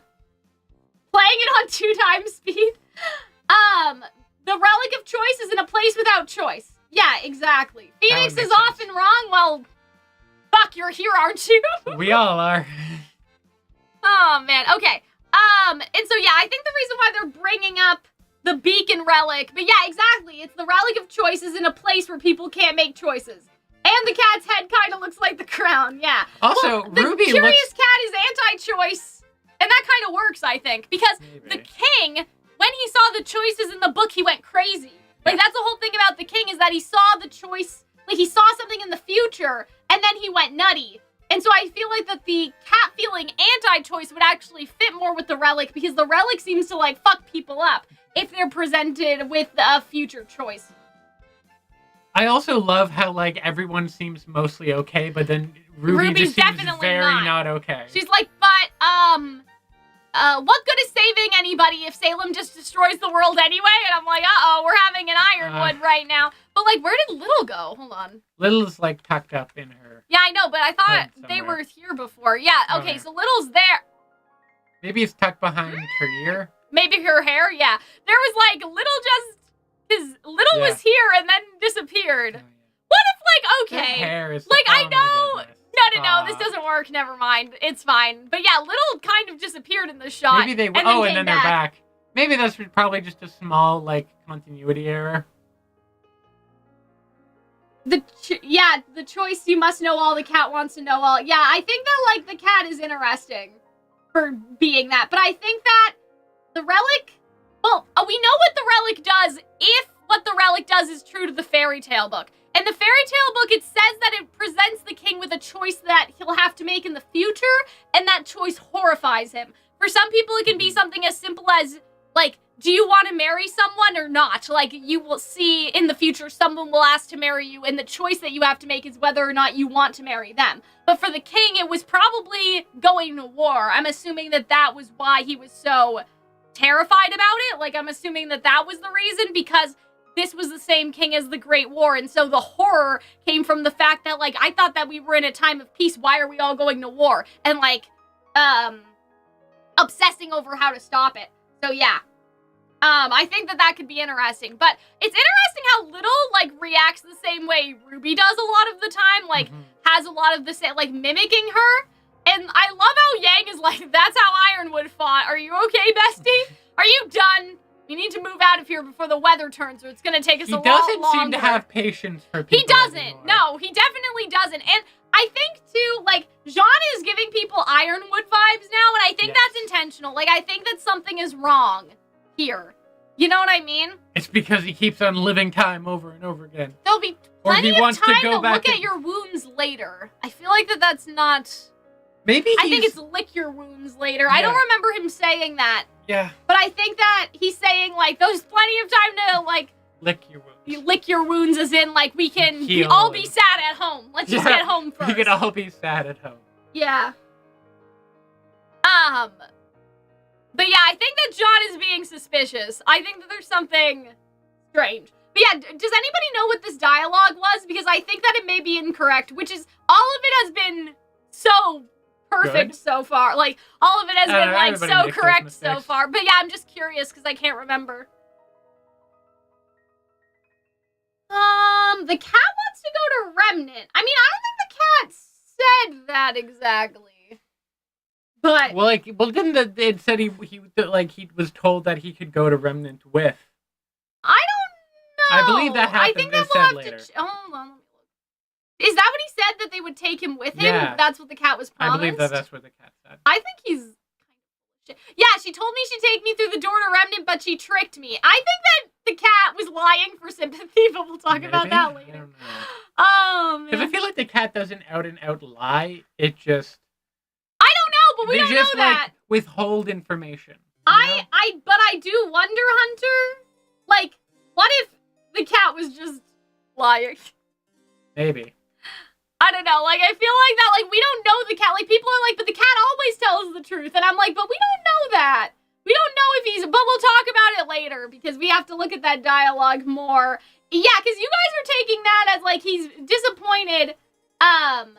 Yeah, it's lick your wounds, that's what I thought. Yeah, the cat, like, talks about being betrayed by Alyx and disappointed. I think the cat is hardcore gaslighting, and I think you guys all just fell for it. Like, you guys are all being taken in by the cat, being all sad and pouty. I think the cat's full of shit, but we'll talk about it. So where are we going? My village, I still can't believe you made it all the way from the Crimson Keep on your own. Not on our own, we had help. I hope the cat is okay. And so, yeah, I think that this was great. Because Jaune is like, what cat? Yeah, Jaune is definitely hiding stuff. We'll talk more about that, too. But also, like, if he's lived through this multiple times, would he not be so surprised that, like, the cat, unless the cat doesn't help him every time? But maybe he never got this far to actually meet Team RWBY. Maybe he was focused on just trying to change things for Lewis? Maybe, yeah. Or Alyx, you know what I mean? Like, perhaps. And so, like, or, I mean, alternatively, maybe Jaune doesn't remember, but that's, like, a different, like, thing. But yeah, I think that in the theory where Jaune has gone back in time before, I think he would go back to specifically stop Alyx from sacrificing Lewis to the tree, because he wanted Alyx and Lewis to wait until Team RWBY got there and all go home together. What if Jaune went back so, like, what if Jaune went back, like, hundreds of years to when, before Salem was mortal and killed Salem? No! I'm just saying, it's supposed, like, it's, you Hunter, know... it's closed! I know you think it's closed, and it would make sense narratively for it to close. But, like, he could do that. He would have open, he would have a hard time. He would have to find her. He would go back in time, and it would be hard to kill her, you know? But, and she has magic still. That's true. And he doesn't. It would be hard to kill her. Anyway. But it wouldn't be impossible. I think he could convince some people to kill her. So in terms of the theory that Jaune kept going back in time, I would say that he kept going back in time in order to stop Alyx, specifically, from sacrificing her brother, and eventually he just gave up. Like, he went back to save Lewis and make sure that they both were still here by the time Team RWBY got here, and then they could all get out, like, together, basically. Alternatively... But do you know what I'm saying? Like, that's why he's surprised Team RWBY was getting help from the cat, because this is the first time he's encountered Team RWBY, even though he went back to do other things. Alternatively, what if, like, because we think that the cat, or I think that the cat might be the brother of darkness. Yeah. So what if he keeps on going back, but the cat always remembers him each time? Yeah, I mean, I think that the cat... the flower. Because he does say... It's been an indeterminate in a lot of time. And I think that's just a joke on, like, not wanting to establish a timeline. But I also think that, or because it's already so fuckity-wuckity timey-wimey. But the fact that, like, he could have kept going back in time, maybe that's what that's a reference towards. But yeah, I think that Jaune kept going back in time in regard to Alyx. Like, trying to stop Alyx from killing her brother. In terms of, like, he can only go back in this area. Part of me's really hoping that we see Alyx, because, like, Alyx is such an omnipresent... Oh. They gave her a model, like... I also love how a little jumps up and it's just like, that cat! Like not to be that person again, perfect. But they gave her a model. They couldn't afford to give Team RWBY new outfits, but they gave Alyx a model. So if we don't see Alyx used in any capacity, I would be very confused as to why they gave her a whole-ass model, right? Because with Lewis, they don't give him a model, they just have him drawn. And I'm assuming that's because there was no reason to give Lewis a model. How could Jaune go back to pre-Remnant time? He doesn't. He doesn't. Hunter's being silly. I'm just saying, he has a time-traveling fruit. What I'm saying is which is also what Homura is. I mentioned this before, but I think Jaune went back in time in the context or Homura, not Homura. Homura is. I think that Jaune went back in time in the context of just the world trying to stop Alyx from sacrificing Lewis to the tree, basically. But yeah, we'll talk about Alyx later, because I don't think that Jaune is telling the truth about what happened, and it may not be his fault, but he's not. And so the cat says, well, I found you. Why is it? You always find the thing you're looking for in the very last place you look. Jaune, oh my, it's been an indeterminate in a lot of time, hasn't it? So, how you've been? And I just love this, because, like, there is big X's energy. It like, really that is. they used to date, and they're seeing each other. And, like, yeah, I don't know if that was intentional. I mean, obviously, I don't think it was intended as in, like, because the cat's not a person. But, like, the vibes that they gave it made it feel like the freezer burn divorce, you know what I mean? Yeah. Are you okay? What are you doing? No, you're right. No, you're right. It does have like freezer burn divorce. Joke about like that they are divorced parents sort of Yeah, vibe. and then like Team RWBY is their kids, and they're trying to like co-parent respectfully, but they want to bite each other's Because Weiss heads even says, off. wait, you two know each other? Like you would say, like, I don't know. I like that. And then Ruby says, well, they'd have to from the story. And John's like ready to fucking fight the cat, man. Oh, Jaune, I think there's a misunderstanding. The cat can get us all out of here. We don't have time for this. We have to get to my village. Don't worry, we don't need a guide. Right? And I think the way he said that was like, I don't know. There was like there's hateful things. But your friends wanted to go to the tree, right? And he looks so sad. Do you think that that whole bit about like you always find the thing you're looking for in the last place you find it, do you think that's gonna have like ramifications later on? Probably. You think that's gonna be like, oh, you want your way back, but like what if the way back was at the beach where you were dropped off? Yeah, like they have to go into the water. Yeah. Who knows? Like, something like that. I think that would make sense. That would be entertaining. But yeah, I love this. Like, that's where you were letting him take you? And I love how Blake is like, I don't know. I think that, like, Blake is good at reading people, right? Like, we've talked about that. Are you okay? No. Okay. Blake is good at reading people. Do you want a snack or something? No, I don't know why. I think it's because the second I realized I had that underwear down I'm just gonna go fix that. I'll be right back. Okay, can you do me a favor while you're gone? Can you go upstairs and get me some granola bars? Some oat yogurt granola bars, I was literally please? just gonna step outside the door and then like quickly yank my hand down my... I mean, that's not enough. We can't both leave. I can get you your granola It should be upstairs somewhere. Okay. In the cupboard. Right. They're like Quaker Oat granola bars. Hello, chat. I guess we'll just wait for Hunter to come back, though, because... By all means, keep talking. Oh, really? You don't want to hear about how I feel like Blake is gonna suss out Jaune later? Yeah, that is a pair of my underwear. Oh my god. Okay, so here's what I was gonna say about Blake.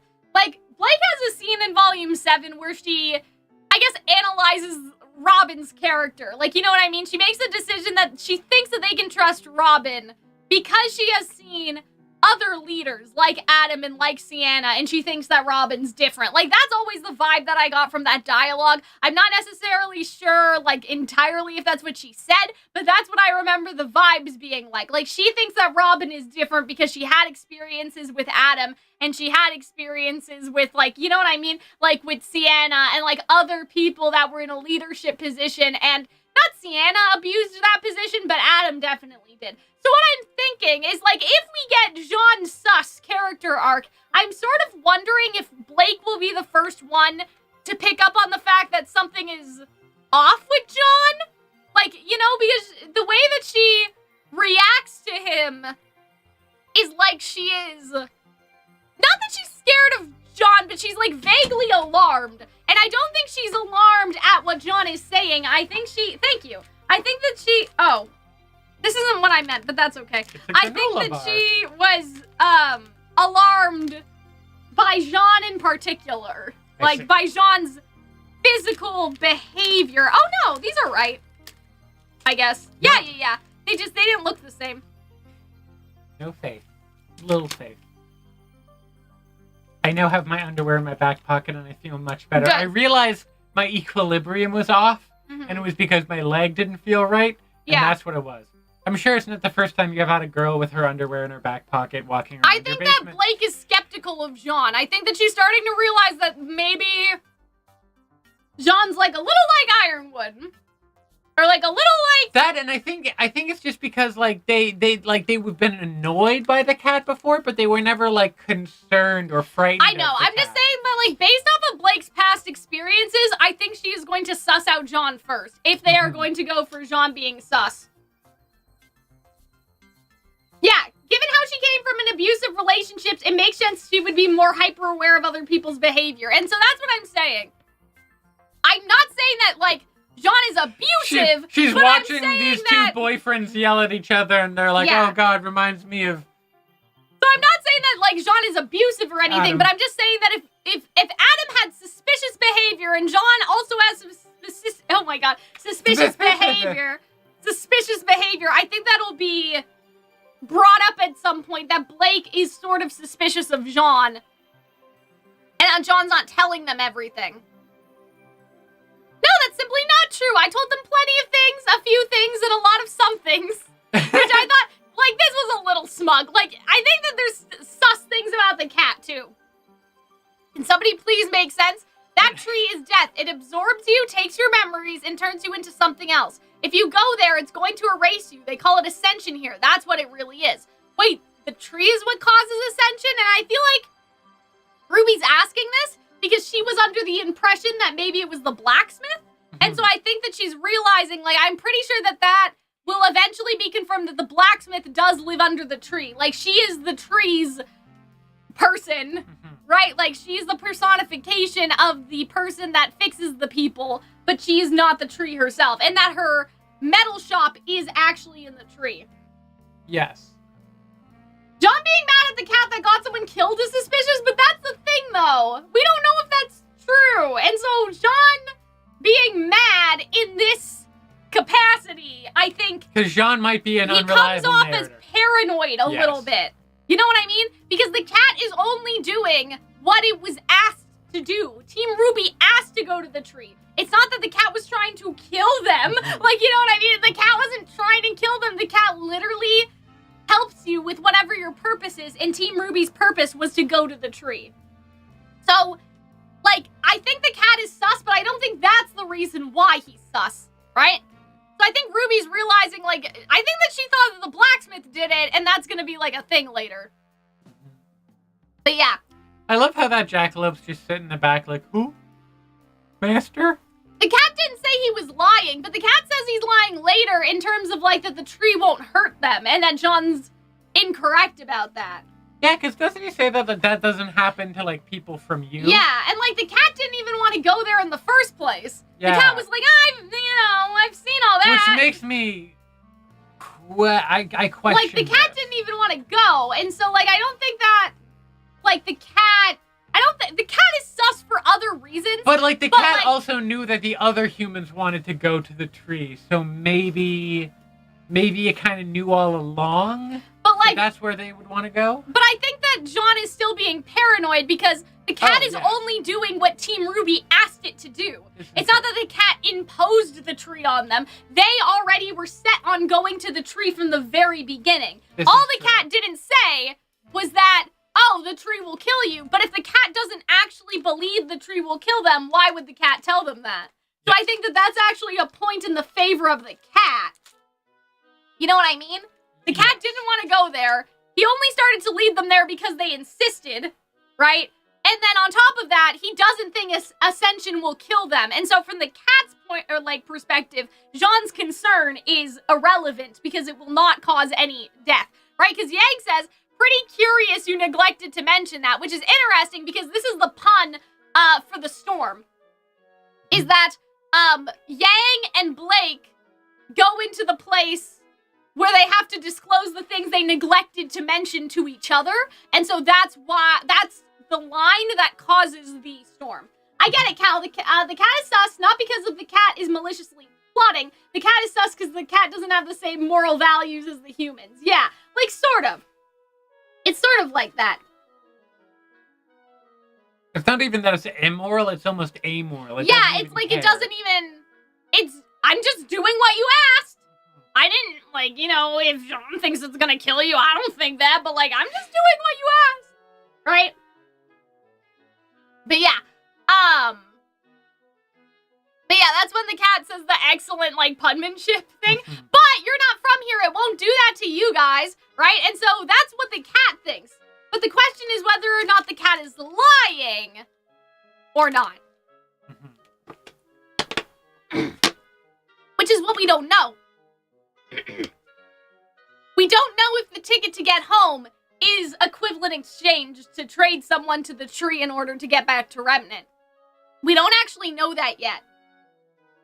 It's possible that, like, I think, and we'll talk about this later, again, because I want to talk about it in regards to Lewis, but I do think that, I do think one of them made it out, but what if it wasn't because of any ascension? What if Lewis, Like, what if Alyx, because here's what I think. I guess we'll just talk about it now. I think that Jaune is wrong when Jaune says that Alyx sacrificed Lewis to the tree to get home. I don't think that that's correct.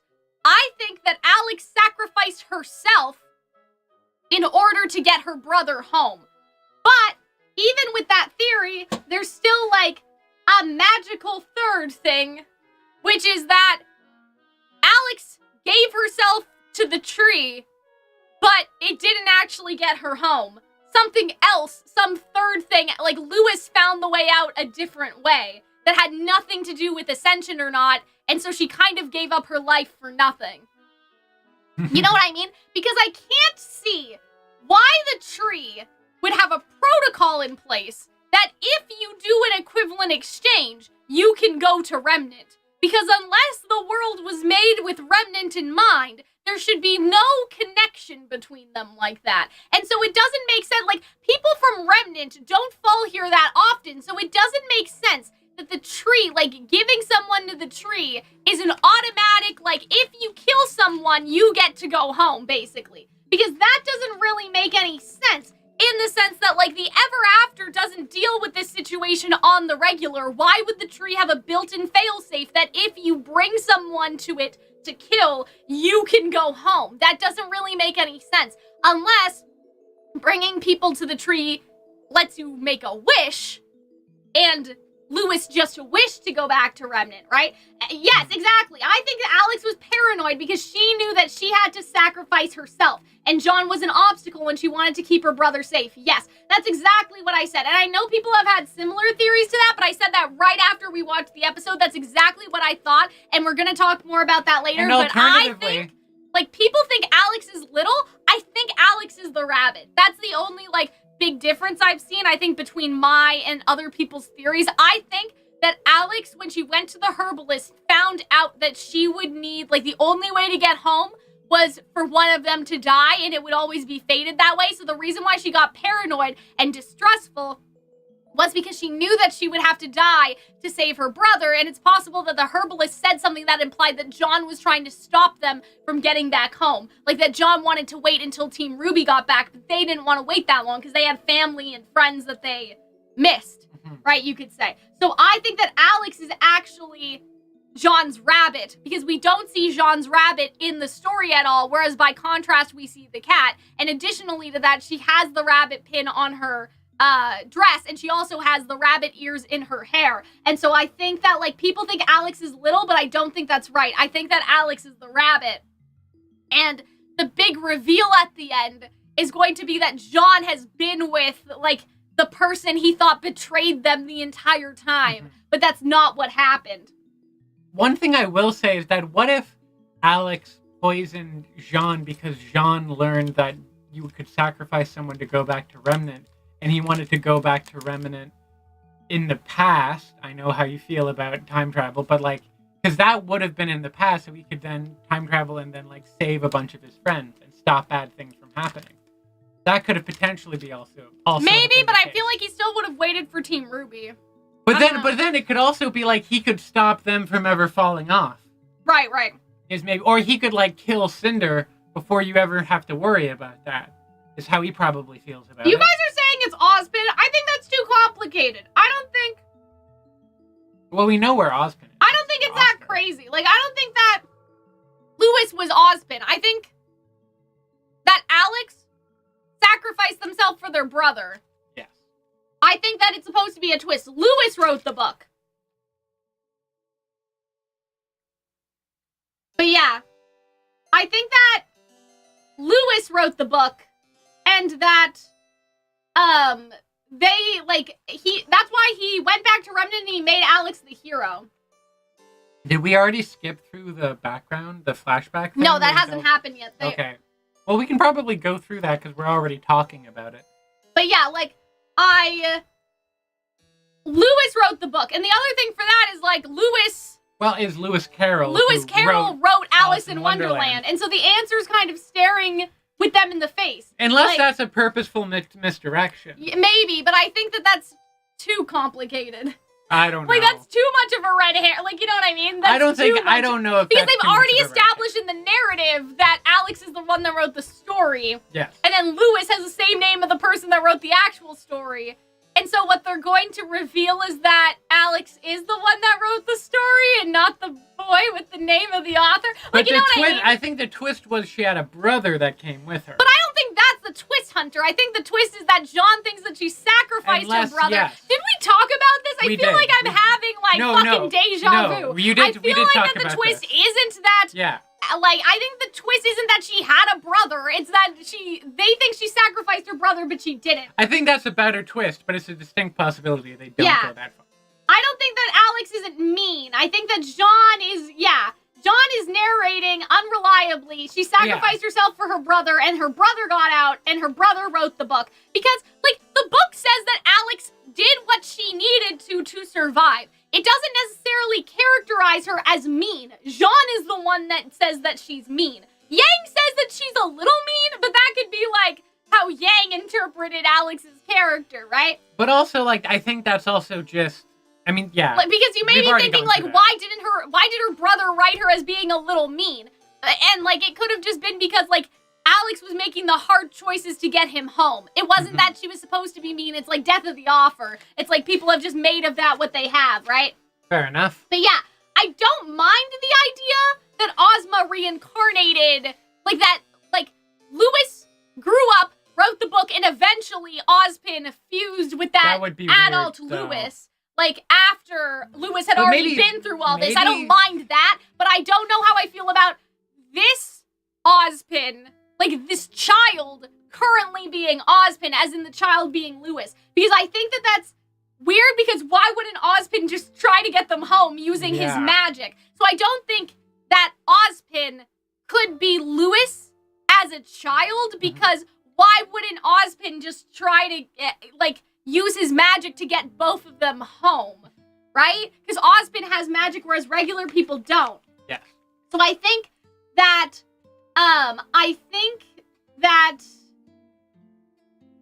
yeah. The thing is, the book speaks well of Jaune, and so if the brother wrote it, yeah, exactly. And so if Alyx wrote it, why didn't she fucking slander this man? Why didn't she make this man slanderous? That's a good point. Right? She could have slandered, him. Maybe his magic doesn't work in the ever after, but that's too many assumptions, I feel. We're already making quite a few assumptions. I know, but I'm saying, like, I like the idea more so that Lewis, because he was changed after his experience of losing his sister, he grew up and he wrote the book, and that made him like-minded enough that when Ozpin died, he went, like, into an adult Lewis, and Lewis told Ozpin maybe what really happened or something. But I don't think that everyone... That's totally unnecessary, think every man needs to be connected to Ozpin. I understand why you guys like the idea that Oz fused with Lewis later, but I don't know if, like, every man needs to be Ozpin. Ozpin could just know the story because he read it. You know? Or maybe he met... maybe he met Lewis. And maybe he met Lewis, and that's how And maybe Lewis told him what happened, and, like, you're never gonna believe me, but, like, this really happened and maybe to me. Lewis is somehow connected to him building those portals under each, where he hides the relics. Yeah, and the book doesn't mention the herbalist because Alyx is the one Herb spoke to. Like, Lewis was there, but because he doesn't know what the herbalist does, he decided to axe it, right? He decided not to include it. Anyways. It's also possible, too, that Lewis put some of his own behavior into the story. Like, Jaune says that Lewis was the kind one, but, like, for example, with the clever one. With the game against the king, what if it wasn't Alyx who beat the king? It was Lewis. Yeah. Like, what if he sort of, like, the Alyx that we see in the story is a fusion between both of the best traits of the siblings as they went through the fairy tale, and, like, the clever one was actually, like, Lewis, you know what I mean? Exactly. Anyways, we could Why are you anywaysing me, Hunter? Well, We've waited, like, days for this. Why are we... What's the rush? Are you hungry? I can No, make some I'm not food. that. It's just, no, it's not that. I just feel like we've because it's like I feel like we're talking about the scene where Jaune is having his flashback, but we're not showing the flashback scene. But yeah, and so then Jaune says, well, what happened to Lewis? And Ruby's like, who?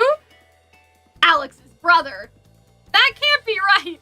Everyone turns, and even the jackalope's like, Yeah, see, like, I don't know, man. the fact that they're animating this jackalope so much to have reactions is interesting. Okay, but not really. It's not like cartoonish. I know, but it does. There's some strange things later. It just moves its head. I don't know. She had a brother? Why didn't you mention him? Well, you never asked, silly. It was always Alyx this and Alyx that. Like, you're being a little fucky on purpose. Like, this is a point in Jaune's favor against the cat. Like, I'm keeping score, you know what I mean? But also, like, the notion that it's true, they never asked. The cat, like, doesn't lie. It just doesn't, like, it's a lie by omission, you know? Alyx would not write Jaune as the handsome knight. Exactly. And Lewis is gay. But anyway, that means Lewis is gay. But yeah, you don't enjoy that, Hunter? You didn't say anything. That Lewis, wait, come again? Sorry, I missed that. Alyx wrote in the story that the knight was handsome. So she wouldn't do that. It was Lewis. Lewis liked Jaune. Well, the actual Lewis Carroll was very gay. He was so gay they threw him in prison. That's what I'm saying. So that he's the reason why gay men are sometimes called pansies. So, like, but people should think about, too, but also, like, a straight person can call a man handsome. How the story is described, though. Like, why would Alyx not slander Jaune? You know? Like, if she was the one who made it back to Remnant and wrote Lewis out of the story, why wouldn't she slander Jaune? Why wouldn't she make Jaune the villain? But also, it's like, why give a shit? Because it's like, no one's gonna, like, interact with these people ever. No, but I'm saying, why do you have that's to even make more it like of that? a reason. That's even more of a reason why she could slander Jaune, because she was annoyed with him, and so she could have wrote him to be very, like, bad. You know what I mean? I guess so, but it's she could have hated Jaune so much that she made, like, a self-insert fan fiction where Jaune was the bad guy. But that would really be for her, because typically when you slander someone, it's so that other people I'm saying it would be, like, just why her would own enjoyment? Why would she bother writing nicely about him? Because it would work better for the story? Maybe it doesn't, though. I don't know. Right? And so I think that that's more evidence that Lewis wrote it, is the fact that Jaune is portrayed in a favorable light, when it could have been, like, if Alyx wrote the story, she could have been like, and the Rusted Knight was trying to stop Alyx from going home, but she said that, like, there was nothing he could do to stop her. I don't know. Like, maybe her editor got that chapter, and her editor was just like, all right, this Alyx character is a little aggressive. That's what I think, guys. She sacrificed herself for her brother. That's what I think. Anyways, and now she's a jackalope. And now she's the, she's the jackalope. We've been following the story the whole time, and it's not even true. Oh, man. And so Jaune says, let's go. I've got a plan. And I'm just like, lots of good that's done you. What, after how many years? Which I think was so fucking savage. Who says that? The cat says that. Ouch. So I think that, like, that could also be a hint to time. You didn't miss the gays, pal. Don't worry. No.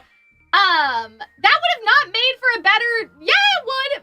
Fairy tales have villains all the time. It would have made for a better story if Alyx, a little girl, stood up against this knight character who is both physically stronger and older than her. That's a very common trope in Unless fairy tales, she didn't have actually. a better good reason for it. But I'm saying, like, in reality, Jaune says that she stands up against him, right?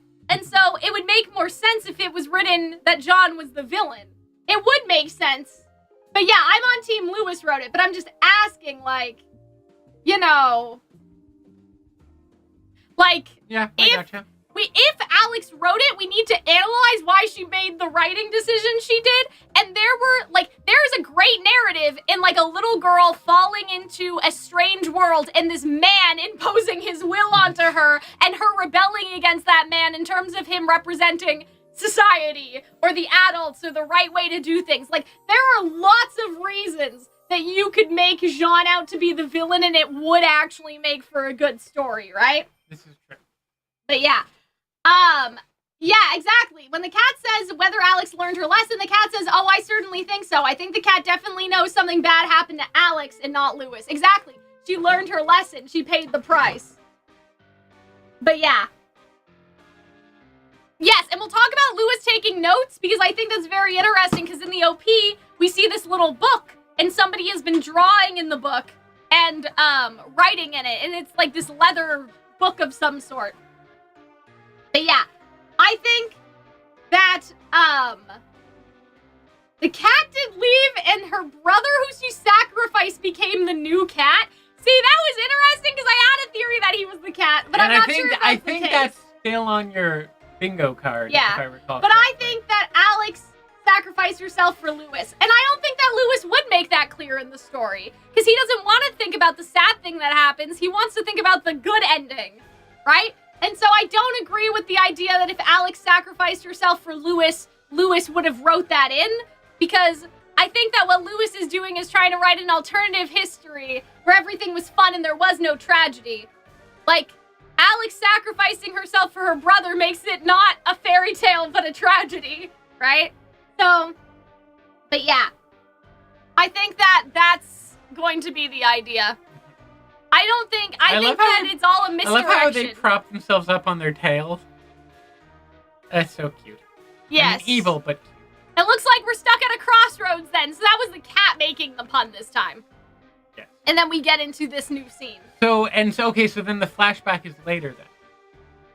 Of, like, describing in detail exactly. Yeah, it's in here. I thought it was in that What reason passage. does Jaune have to describe Alyx as being selfish and cruel if she wasn't? I think that it's... You know, sometimes you meet someone and they seem really nice, but then you find out that they're actually a horrible person and you look back at all your interactions with them and you start to, like, slowly realize that the signs were there. I think that Jaune, like, he's looking at things and he's trying to say that that's evidence for Alyx being selfish and cruel, like, as the unreliable narrator. Like, this is kind of a different example, but, like, for instance, maybe you find out that you're trans, and you look at all the RWBY fanfiction that you used to read, and you think, oh wow, it's so obvious that I was trans because I wanted to be these girls. But in the moment, maybe you didn't realize that. Maybe you just thought that you wanted to be a hero. Calxiyn, or you liked the RWBY characters, right? Who could you be referring to I don't know, now? but I'm just saying that, like, isn't Fair it enough. possible that Jaune is looking in hindsight at, like, Yeah. oh, Alyx was cruel because she tricked Jinxie. Alyx was cruel because she beat the prince at the game. I mean, it's like, also, you know what I mean? it's also, that's actually a psychological thing where, like, later outcomes and later information can change how Your we memories. view things that happened in our past. Yeah, exactly. Or, like, you know, you have, like, studies about witnesses, like people who have witnessed a crime and they think that they saw stuff that they didn't just because they heard about it later. One thing I saw was that people were more likely to describe, they were showed photos of car crashes, but they were described them as car collisions or car crashes or a car smash or different things. And the more, like, aggressive the wording used, the more likely they were to say that the car crash looked more lethal than if it was just like, oh, it was like two cars that bumped into each other. No matter how bad they actually And it's look. the same photo. The only thing that changed was the descriptor. And it changed how... So, yeah, like, how you view things in the past does kind of change your sort of present circumstances, which would be interesting. And that lines into this notion of Jaune being something of an unreliable narrator. I also like how no one's a reliable narrator, really. No one. Yeah, Lewis Jaune isn't. Alyx isn't. Jaune isn't. Jaun's The fucking not. cat certainly isn't. But yeah, like... Little has no idea what is going on right now. Think that at the end of the day... Poor babies are so confused. I just think at the end of the day, the human memory is fallible. Yes, chat. And, like, that... The reason why Jaune could be saying these things is because he thinks that everything she did was just leading up. She was biding her time, and she was waiting her turn, and she was waiting for the opportune moment to sacrifice her brother, right? And so I think that, like, Jaune describing her that way is, like, how he sees her because he thinks that she killed her brother. It's like if you know someone that was a serial killer, you start looking for all the things they did that were weird, even though they may not even be related to the fact they killed someone. Yeah. But no, I respect. I believe that. Yeah. One thing I guess, okay, I was gonna save this, but I'm sitting on my hands too much here.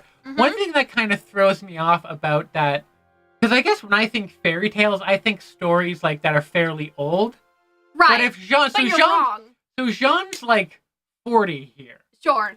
He's roughly about 40. He was 20 when he got here, meaning he has spent about 20 years in the ever after. Yeah. And he said he'd been waiting for years. So let's be generous and say that like he was only waiting for 2 years or 3 years Sure. until Alyx and Lewis showed up. Yeah.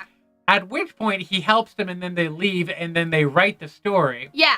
Wouldn't that mean that the story of the girl who fell through the world is only like 20 years old? But like, Hunter, like, Charles Perrault wrote Cinderella. Like, When? he didn't invent Cinderella, but he wrote it. And he wrote it for high society ladies, right?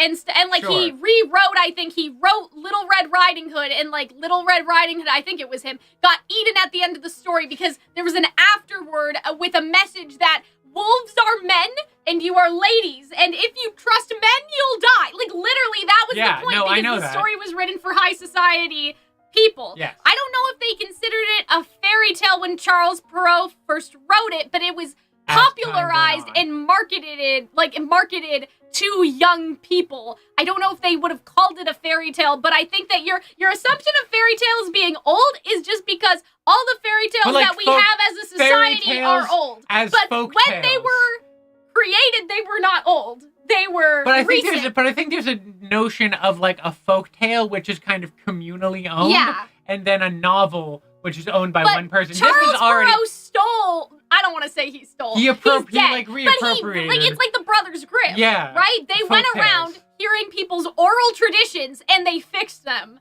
And I wrote them down, yeah. And wrote them down and made money. I guess that's the notion that I find interesting is not that, like, I'm against the notion that it's not a fairy tale. It's just funny that instead of being, like, Little Red... Like, so this story, The Girl Who Fell Through the World, for kids in RWBY, is not, like, the equivalent of, like, Little Red Riding Hood to us, a story that feels like it's been around forever. It's more like the first Harry Potter book. Where it was equally as ubiquitous, but it's way more recent. Alice in Wonderland was not that long ago. Like, it was like 100 years ago. Yeah, but 100 years ago is still, like, beyond living memory. But that wouldn't have been long for the people that were alive. No, it wasn't. Do you know what I mean? Or, like, Matilda, or Charlie and the Chocolate Factory. They were written, like, the 30s and 40s. Here's my hot take, okay? What? Everything is a fairy tale. We just have a different understanding of copyright law compared to what we did before. Like, the only reason... I'm not saying folktales don't exist because they kind of do still in the form of urban legends. My hot take about the fairy tale thing is like,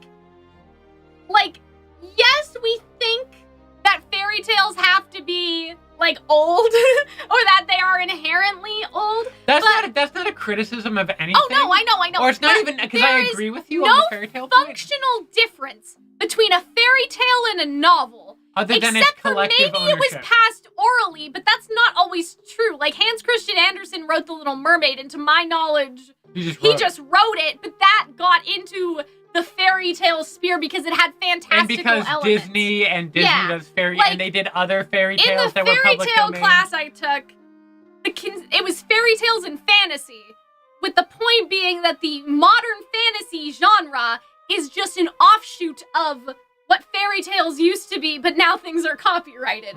That was sort of the idea that, like, fairy tales are a subcategory in fantasy if fantasy is a genre. I guess, but so that's like, so that's fair. But the other thing is that, like, Lewis or Alyx, whoever is out there, is probably only like 30 right now. Unless they died, like, short. Unless they died young, but presumably people can grow old in RWBY. So unless something bad happened, they're only like 30, right? They're not that, because when you think about it, like, they probably wrote the book shortly after they got out of there, and that could have only been like 20 years ago, and they were like 10 or 15. Right. So they're probably like in their mid to late 30s. They're probably still alive. Yeah. Unless they're dead. And they're relatively young, unless they were murdered some other ways, but they're not going to die of old age. Yeah. So they're just like, whoever this person is, there's two options. They're it's just either out that there. John's aging is like he's 100, but he just looks 40. And look, do you think Jaune lied about the time travel? Here's what I think about Jaune, too. The sussy thing about Jaune is that Jaune has healing magic. And, like, I don't want to get too biological fuckety-wuckety, but the only reason we die is because our cells die. So, people think that the key to immortality is constantly bringing new cells. Like, finding some sort of way to make it so humans always make new cells forever instead of eventually humans having an expiration date, right? So the question could be that maybe Jaune is actually 200 years old, but he has on a Remnant semblance. time, but like time it just doesn't work. No, not even that time doesn't work the same way. Maybe even on Remnant, Jaune could use Just would his last aura forever. forever, and it also seems like That seems like a bit one. of a Well, weird hold on, thing. but Wonderland specifically seems to have a heightened magic, so it could just be that it's heightened. Like, okay, Hunter, give me a good reason why Jaune couldn't keep healing himself until the end of time using his semblance. Because he Like, why not? Because he typically doesn't heal himself. Everyone already has auras that heal themselves, presumably in the same way. But I'm assuming what happens but is that then people eventually still you get age. old, Like people still and live your aura older. gets weaker, and you die. Okay, yeah, but Jaune would get old, and his aura would get weaker, and you But die his the same semblance way. is aura amplification. So Yeah. could Jaune just live forever? This is like a very snake eating its tail. But you know what I'm argument. saying? If Jaune has aura But if he amplification, extends his aura, Jaune has aura amplification. Aura is the thing that stops you from dying. Most people Well, eventually we don't know just that for die. sure. Let's say that it's we're true. we're just Let's say making that that it's true. guess. Most people eventually die because their aura gets weaker as they get older and they get more frail and whatever. But if Jaune has aura amplification, is it possible that he is 100 but looks 40? I mean, hypothetically, yes, but I feel like they Wolverine! should. Yes. Wolverine's a mutant, and he's That's like okay. 400 years old. But Yeah. but also that's a different thing, you know. I'm just saying I don't know because it's like, can he like? That seems very like eating your own tail. So I don't know if I totally buy into that logic. Personally, I mean, you have two options. Jaune is older than he looks, or he's not, and the writer is alive. yeah, Those and are your I'm just, choices. I know, and I'm just saying is like one. I'm like that's weird because up until this point, I thought that these events occurred like 200 years ago. Right. But now the fact that like Jaune lived them, unless he's lying to us, which he might be. Here's the question. Yeah. Does Alyx and Lewis fit in the color naming rule? Because that's the other thing I wanted to. Then Yeah, it would have to that's be the other 80 thing. years before. Which would mean that Jaune is 100 years old, and that man does not look 100 years old. And I think it's because of his aura. He just gives himself infinite Botox. Maybe that's why Tyrion found Jaune interesting, because Salem is immortal, but Jaune has his own version of immortality. That would be super weird. No, I don't think it would. I mean, I guess it would make a certain amount of, but then how would How does he Tyrion, amplify his aura But using how the would- same aura? how I would don't know. How Tyrion did know? he fucking heal up? Weiss has But a how- giant gash in her thing and he heals her. I how don't would know. Tyrion know? He can sense it. What was Tyrion talking about? I assumed he was just kind of gay and he wanted to fuck a twink. He wanted to get a nice A young. minor? He's a terrible person. He murders people. I'm okay with Of course he murder. would fuck Yeah, a I minor. draw the line at Tyrion. He is a serial killer, violent dissident who helps a woman who But wants yeah, to we destroy the don't know world. that time. But oh my god, fucking an 18-year-old yeah. is beyond any notion. We don't know that time. We don't know if time passes differently or not. That's the answer too.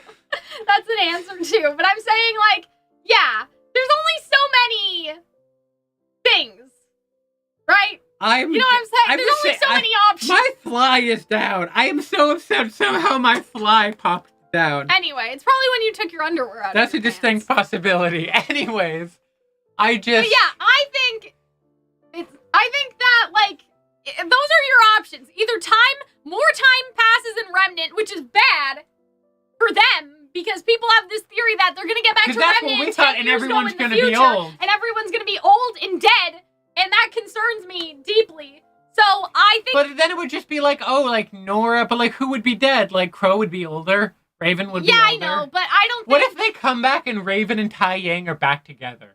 But do you know Wouldn't what that I be mean? insane? Like, what you're implying? Didn't Fairy Tale cause do a that? time Do you remember skip. Fairy Tale? Yeah. But Anyway. basically, what you're implying would cause a time skip, and because I personally don't want that to happen, I think that you should stop. Do you know what I mean? What you're suggesting that... But okay, but I don't write the show. I know. But you're right, Alyx and Lewis aren't color names. Are they? Can someone check? So that means there's like time dilation fucky-wuckiness. Okay. Yeah, but I don't think... I hope there's not a time skip, though, is So my point. so that means Jaune I think it's okay. Jaune only thinks yeah. he has aged 20 years. But in the 100 years have outside, passed. like 100 years have I passed. think that's fine. But So does that I mean don't that like 5 or 10 years could, like maybe not a very long amount of time? I don't want that to happen. I What think if- it's better if this man is just who's the Percy Jackson man? I don't know. Rick Riordan. Lewis is just Rick Riordan. Can we not just have that? He's Paul Rudd. He never ages. We checked. Is Alyx a color name? No, they aren't. I looked it up. Okay. I kind of Okay, so they're shake her not. like I'm a So rat. yeah, I don't want a time skip in Remnant.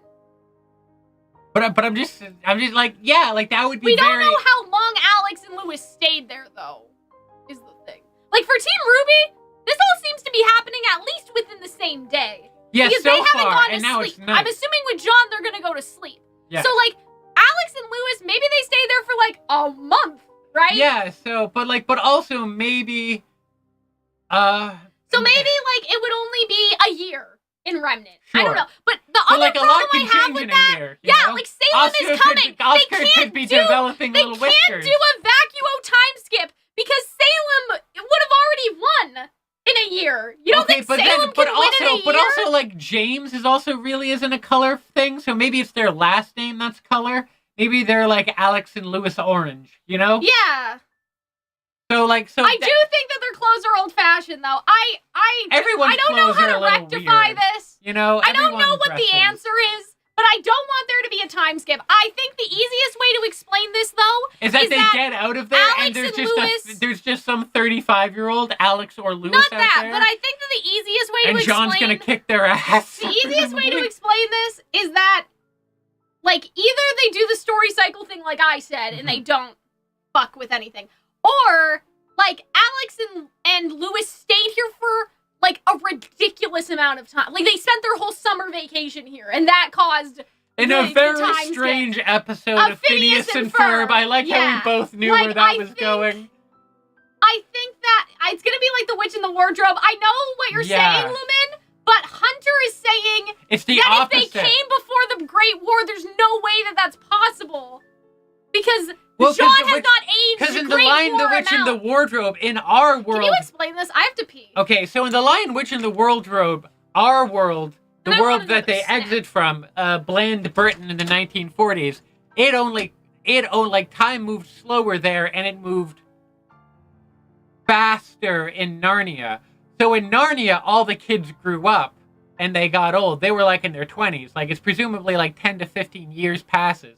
And then they pass through the wardrobe again, and only 10 or 5 minutes have passed. So the dilation is going the opposite way than how I'm suggesting it now. In this world, right, Jaune and Team RWBY and Neo, they would have been here for maybe a week. But a week for them is like going to be like 5 years, or like not even a week, like maybe 3 or 4 days. But 3 or 4 days is like several months, maybe a couple years for the people back at Remnant. So it's not quite Narnia because it's going in the opposite direction. And I mean, that would be, because we had older theories. I'm talking like Cal's in the room. They're not.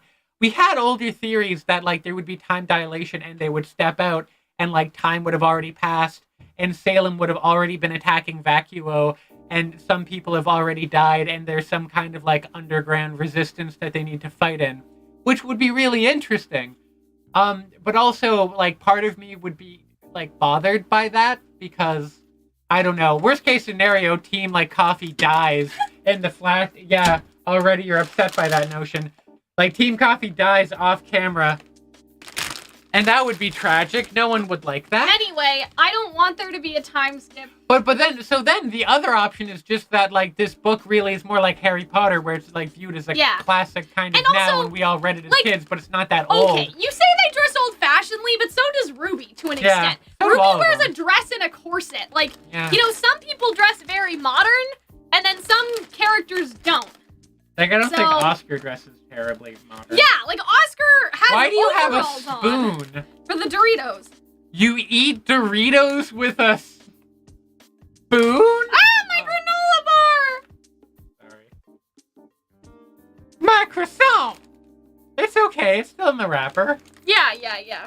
Alright, but anyways, a spoon. A spoon to eat Doritos Because they're with. messy. I don't want to touch sword. That's fair. Have you ever seen people with like use chopsticks? Can I put it here? That's Yeah, okay? sure. Okay. Chopsticks to like eat their chips with.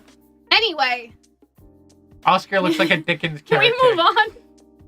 Anyways, yes, we can move on. Okay.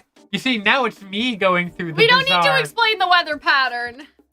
I don't think. I really love, but it was cool. It was a great idea of like a pun, so it's like they're at a crossroads. Of I mean, it is kind of a little contrived, but like it's fine. They're in a wonderland. But it's not that contrived because it's in a world where everything's contrived. Yeah. And so you have this kind of opportunity to be goofy, which also makes the whole like Yang Lewis's and Blake clothes are scene. really old-fashioned. Lewis is dressed like he's gonna tell us the British are coming.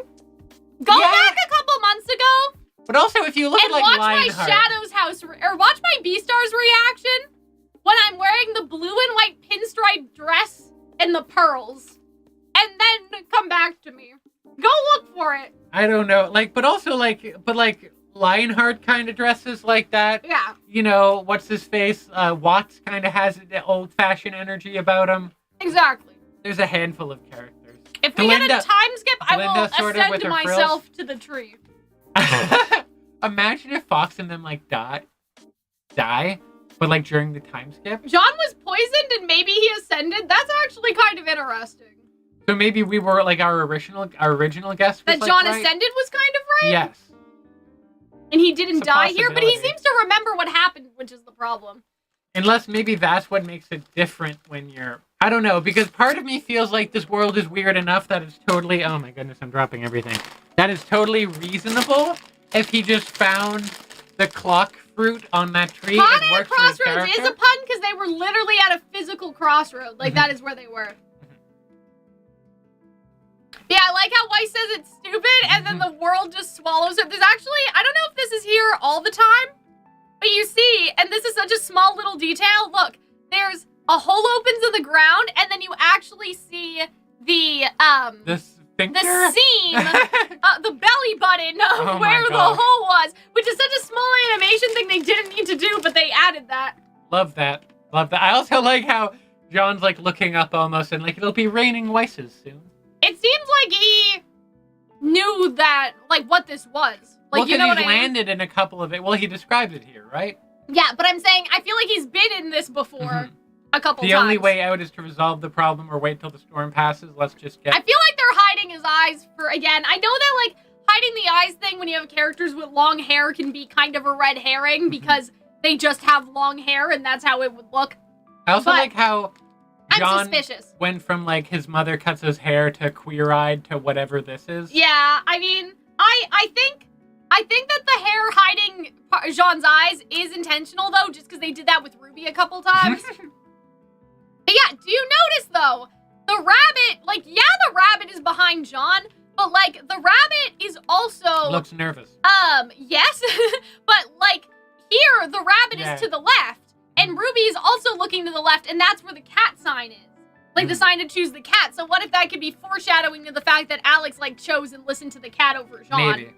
I also like you don't get it here, but, like, the voice acting for Weiss falling from the sky was very funny. Yeah, it was great. But yeah, like, this is suspicious, right? Like, maybe it's just a shot, but, like... I guess so. He's sus. He is a little Sorry. suspicious. I don't know. I don't trust him.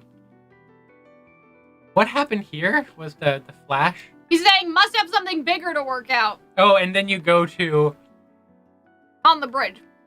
Which is weird, because in the OP we see the same bridge, but, Yes. like, Ruby and presumably Ruby as Neo is there. So there's a thing about So, that. like, is there another Punderstorm? So let's talk about that. Can you put these somewhere? On top of the... Pineapples? Or... pineapples on top of the party I may poppers. want that back, but... Whatever you need, and I'll jangle Here's this very large what I bag think. of Okay? pretzels here. Yes. I What do you think- People need to know. The lighting is suspicious. Cal, you are losing it? No. That's just an impact frame for the lighting transition, but, like, they didn't need to go this hard. They went hard. They didn't need to go this hard. Like, Jean's eyes are shining. Like, I don't know. Yeah, it's the lighting, but don't you guys think that lighting, like, someone had Spooky? to do it? It's spooky Right? scary? Someone did it on purpose. Like, Does it not lighting feel isn't... spooky They don't scary? just, like, you know, they don't just make the volume and the lighting happens magically. People make the lighting on purpose. right? Yeah, Do you know what I'm you're saying, right. Hunter? You're Like, right. it's not like real life where there's the sun and the sun just casts shadows on you whenever it wants. Like, lighting is intentional. Anyway. Anyways. Okay. I was gonna talk about this later, but let's talk about it now. I think that Neo is going to burn Jaune's house down. Did we already talk about this? Did we? I don't remember. That Neo was going to attack but them you and it was going mentioned to go the all bridge. Final Fantasy. So here's what I think. Okay? The bridge is going to be involved somehow. Neo is going to burn Jaune's house down and bring with her the Punderstorm, because we don't see what direction the storm is traveling. It seems to be traveling away from Jaune's village, but I don't think that fucking matters here. But we know that emotions cause the weather of the Ever After to change. And we haven't seen that in a hot minute. We don't know if the Punderstorm is caused by, like, Ruby being angry or anything, but it's possible. Here's what I think is gonna happen. Okay? The cat goes to Neo and is like, hey, what's up? What's up, babe? You need a new purpose or something? All right? And so the cat goes to Neo and says, hey, like, maybe I can help you. Like, what do you want? Like, what are you here for? They never mentioned you or something. Like, the cat has dialogue, whatever. Dialogue that is like the cat. I can't think off the top of my head that easily. There's someone in our Discord server that's really good at, like, writing dialogue on the spot. So if they're here and they, you know, want to help me for when we make this an actual video, maybe I'll ask them. But the cat's like, oh, like, they never mentioned you. Like, what are you doing all the way out here, little girl? Like, you know what I mean? Kind of, I don't know, Wolf and Little Red Riding Hood vibes. And so Neo maybe turns into Ruby or something to express what she wants. And the cat is basically like, oh, you want me to lead you to Team Ruby? Of course I can help you. And, like, we won't see that. We'll just see the result of that. And then we'll see, first of all, Neo is going to set Jaune's home on fire. And everything is going to start burning. Like, we're going to cut immediately. Like, I don't know if it'll be at the start of next episode, but it'll be sometime. At some point, okay, Ruby is sleeping, and she's waking up, and Yang is shaking her. Like, Ruby, we gotta get out of here. Like, we gotta get up. And everything is burning down, and Ruby's like, what's happening? And they're like, the whole village, all of this, like, this entire paper mache place, everything is burning down, and Jaune is trying to help, like, evacuate people or whatever.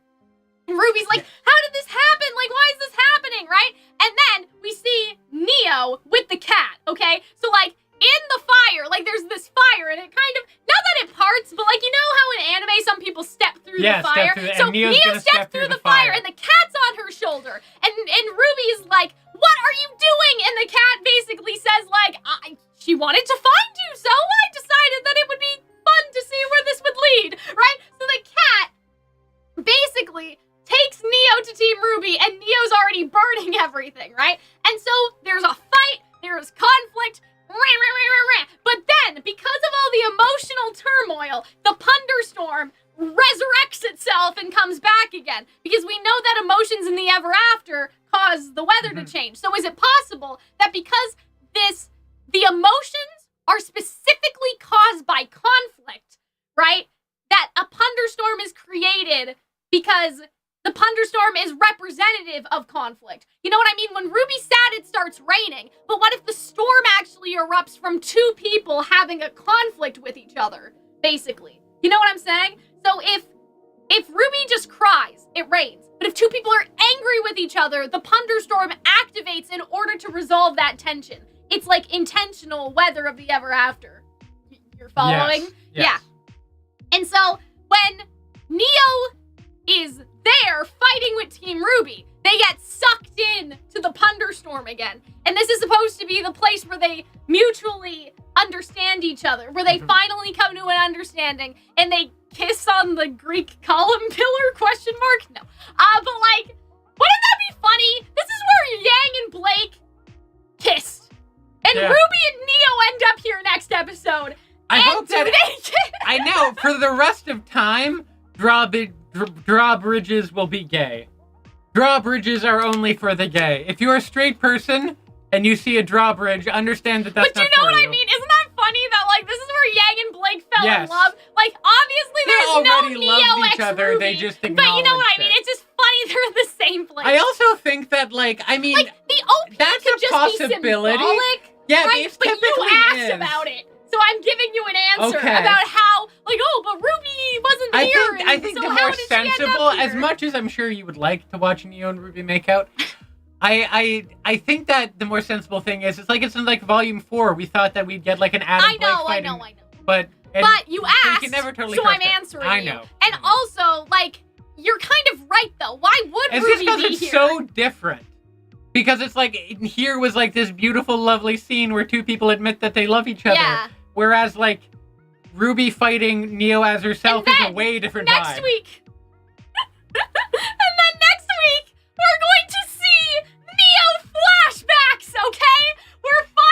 They're gonna get caught in the thunderstorm or some shit, and then we are going to see Roman because Neo will have to try to explain to Ruby what the fucking problem is, and that's what'll happen. And what would be really interesting, Hunter, is that they're only on the drawbridge to start, but the ground under them, like, there's actually ground under them. Like, it just looks like it's endless, but it's actually not. If you stepped on the ground, you could step and float on the air. So what if what happens is that they get into the thunderstorm, and Ruby is like, how are we supposed to resolve this if I don't know what you want, right? And then basically what happens is, like, the entire zone changes to Roman holiday flashbacks, and Ruby going through the Roman holiday flashbacks.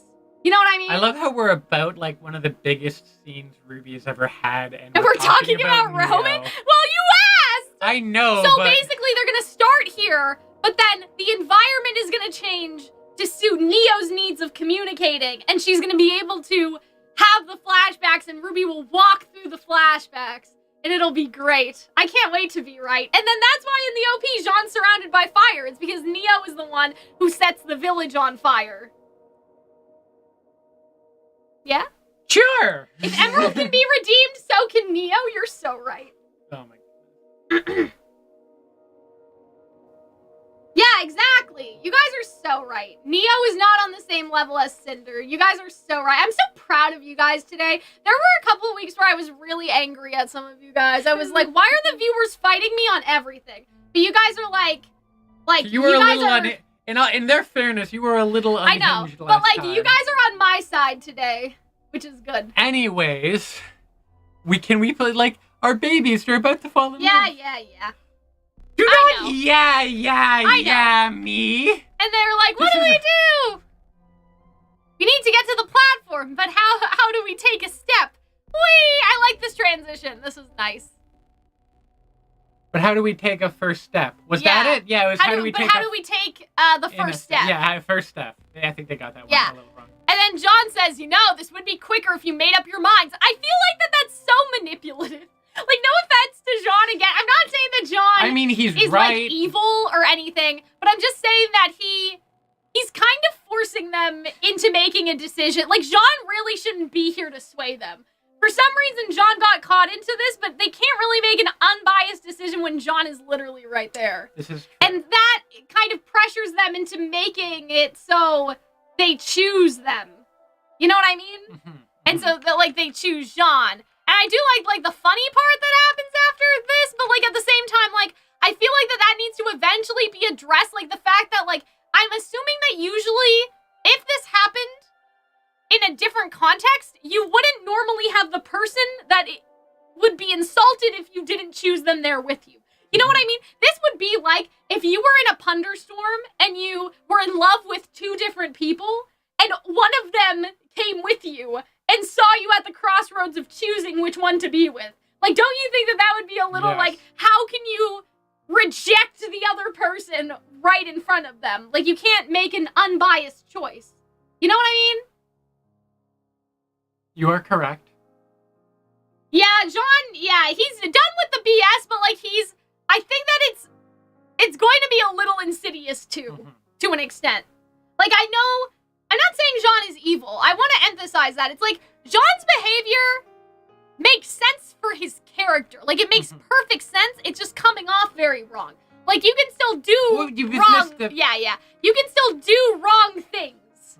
basically, and still have your own reasons. I think that's a mark of a good character. When you're, like, saying or doing things because your tactic is frustration, but it comes off to other people as being manipulative, right? Like, Jaune is just frustrated, but that doesn't mean he's also not manipulative. But yeah, so let's talk about Summer. We're definitely getting, like, a proper Summer, like, costume reveal. I think so. Yeah? Like, it does look different than before. It looks like that this part is red, whereas the skirt is black with a white under seam, I guess, or whatever. You have a big, like, white, her hair is different. Her hair looks more Well, her red. hair is more red, back. But, like, this rose was always there. That was always there. Cute. I love it. But yeah. I wonder, though, why? Like, the question... Because it seems to show people, like, what's weighing on their conscience. Yeah. Like, it weighs, like having to kill Penny weighs on Jaune. But why does Summer weigh on Ruby's conscience? Because I think for a lot, I mean, one, she's not around. You know, she had that moment. But, like, Ruby didn't kill her. What was it? When did we last see a flash of her? And people, right, we saw a flash of her in that scythe. Volume 6. And we also, she saw a flash of her in the scythe in, like, the last episode, which we kind of thought was, oh, this person has Ruby's, scythe. Yeah, but Jaune has Ruby's scythe. Yeah, so that might be Summer's actual scythe. I still think it's fake. Like, I think that it is Summer's scythe, but, like, Ruby has seen it before and internalized it, and it's being projected outward. That, and, like, when you consider, like, just, like, the last day, she had that moment with the Hound and her sister, realizing that her mother might be... so you're saying that that's what's weighing on her, the idea that her mother's probably the Hound. Yeah, and I think that's part of it, and I think just more trepidation about her mother and about her silver eyes. It could also be the identity crisis, too, but I think that point about the Hound makes a lot of sense, because sometimes, I think, we look at RWBY seasons in a vacuum. Depending on the context, sometimes it's hard for us to consider, like, or remember what happened before. Because RWBY Volume 8 was 2 years ago for us. Yeah. RWBY Volume 8 was, like, a couple hours ago for these characters. Yeah, so they just found out about the Hound. I think it's, like, the identity question, but I think you're kind of right, maybe, Hunter. It's that what's weighing on her is the idea that maybe Summer is a monster now. And it's whatever way, because, like, not dead. Having, like, because Weiss wanted to save Atlas and save Mantle and go back and make that place better and, like, stand up as Ishni. And now basically, it's what she said earlier. She's a heir to nothing. But I don't think it's the people they killed, because the people they killed thing doesn't necessarily make sense. In terms of RWBY didn't kill her mom. Oh, no, it's not. I think it's just who weighs on them. Yeah, I think it's what...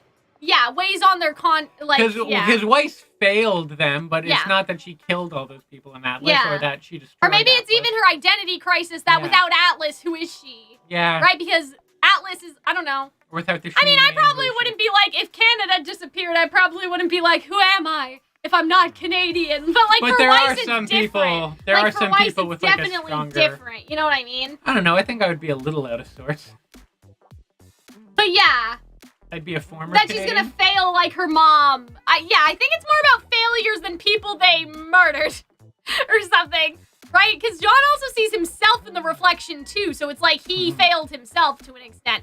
Now here's the thing, okay? Or the idea of all the time he's lost weighed on him. Yeah. Like he wants to return to his baby face form, but he cannot. Yeah, maybe regrets. But here's the thing. I'm not gonna be that person, but I will again. The rabbit walks by this waterfall. Yeah. And the first thing that appears in the waterfall, my granola bar, is Alyx. So the rabbit wouldn't remember that for it to be weighing on their conscience, but I wonder if that's Unless that's just an unrelated transition. It could be an unrelated transition, but they could have showed Lewis first. Yes. Or both of them at the same time, but they show Alyx first. Right? Yes, this is true. Can you throw this open? I think it's suspicious. Framing. But I mean, sure. But also, because the implication is that the rabbit walks past, and this is what's in the mirror. But it walks past, and then Jaune walks past, and then it shows up. So, like, don't you see that's kind of... I think you're reaching there. I think you're reaching there a little bit. No, because... I'm not saying that she still can't be the rabbit, but that feels like a bit of a... But there's another moment later where they walk in front of the Jaune thing, and they don't see anything else but Jaune, young Jaune. Maybe.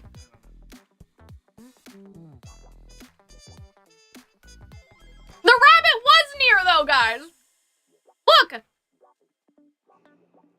The rabbit goes in front of it already first. walked by. I don't think so. I think it's on, like, the cusp of still being there. Oh, my goodness. I think that you're really reaching. It makes sense. No, You're it's not reaching. unrelated. It's related.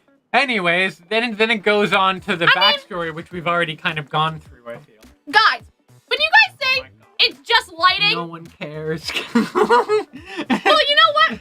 They should. People don't do these things by accident. Okay? When people say, it's just a transition, you have to think about why. Why are they showing this in the mirror?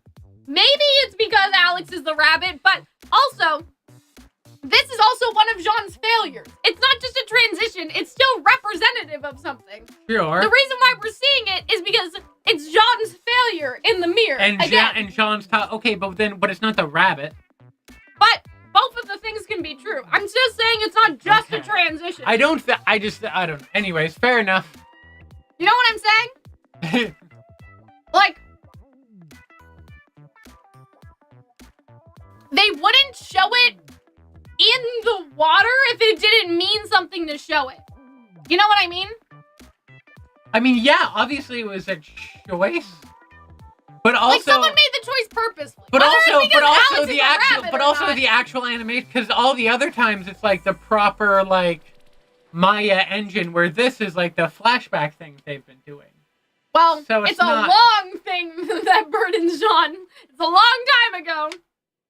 So it's not. That doesn't. So it's not even congruent with the rest of it. But that's what I'm saying, guys. It's just like a. It's not diegetic. It's just a transition. But I'm saying, like, in terms of what Lumina's saying, We know what it's you're on saying. Jaune's mind, and he walked past it, which And he's is- introducing it, but Yeah. it's not. But it's not diegetic, is what people mean. It's not in the thing.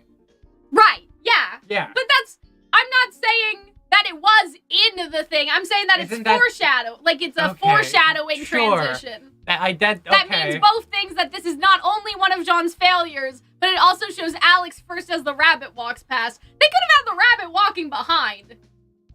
Because it does do that later. So, like, the placement of it, remember in hindsight, if Alyx is the rabbit.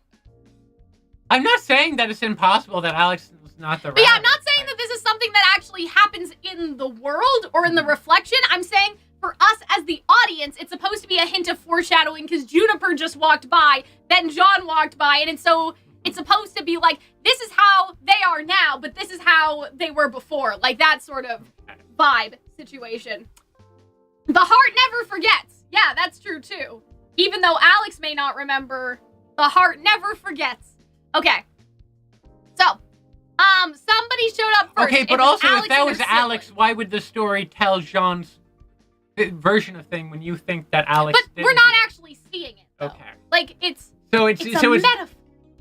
okay, so you could have basically just avoided this entire No, conversation. but the transition in of itself is narratively telling us something. Okay, yes. Yeah. That was never in question. The way you phrased it was sort of odd, though. But I just meant because the chat was like, it's just a transition. It doesn't matter. But I'm saying, no, it matters because it's on Jaune's mind, guys. It's supposed to be symbolism. Anyway. Right? There's an artistic component, is what I'm saying, right? Anyway, there were two siblings from Remnant. I told them I was from there too, and I was waiting for my friend. So that's what they say. Also, yeah, like, I'm just saying, but like, Yeah. why did they give her this? Well, because Alice in Wonderland is also But I'm just saying, rabbit. she has the thing in But she her- also, but I feel like the big, most obvious part of that jackalope is the horns and the antlers and not the ears, necessarily. I don't know. She's a little squiggly too. Don't think the squiggly is, I don't see the correlation in the same way, but. Yeah, fair I mean, enough. I'm just thinking, right? Can we see him actually? The rabbit? Like, in a better shot? Because I think the rabbit does have something on their nose. Like, I think it, has like a nose print. Like, you know how sometimes cats have like that? Like Yeah, that sure. different nose coloration? Yeah, so like, it's not perfect, but like they do have a different thing protruding outward onto their, like, you know what I mean? Like fur-wise. What would that be on her? That would be her curl in her hair. Like coming forward, Sure. it's like That's the fair fur enough. on the nose being different. Like, you know what I mean? But yeah, I think that, I don't think that, I thought that Lewis was the cat, but not Is anymore. them turning Alyx into a big white rabbit, does that count as whitewashing? I think it is a little sus. I mean, it's what A little bit? That was a joke. No, I didn't but think like you would I'm actually saying because agree it's the with me. princess and the frog thing again, right? Oh, like this like we idea take that the- like you I have think the black I characters think she's cute as fuck. She's and really make them marketable. animals for most of whenever we see them. Like that is sus, but I think that like, yeah, like, you know, I think what they should have done maybe is like made it blue. Like to match her dress, but maybe they didn't want to do that because it would be too obvious. Or maybe she's just not the hair. But yeah, she is the rabbit. Doesn't Alyx have the bunny? Yes, she does, and that's why she's the bunny. Once I started helping them, it didn't take me long to figure out that I was in the story. Also, I love this guy's hair, by the way. I'm so happy about that. That's exactly how I thought he was I going also to look like like. that, I just wish he had. I wanted him because when I thought he was a Cheshire cat, I wanted him to have like purple streaks in his hair, but he's not the cat, so that's okay. I also like how like this Jaune is not like our like later Dilf Jaune. He looks more like your cool youth pastor Jaune. With Damn, the beard and long we got hair. a snitch in here. There's a YouTube channel that releases RWBY reactions without waiting a week. They can do that.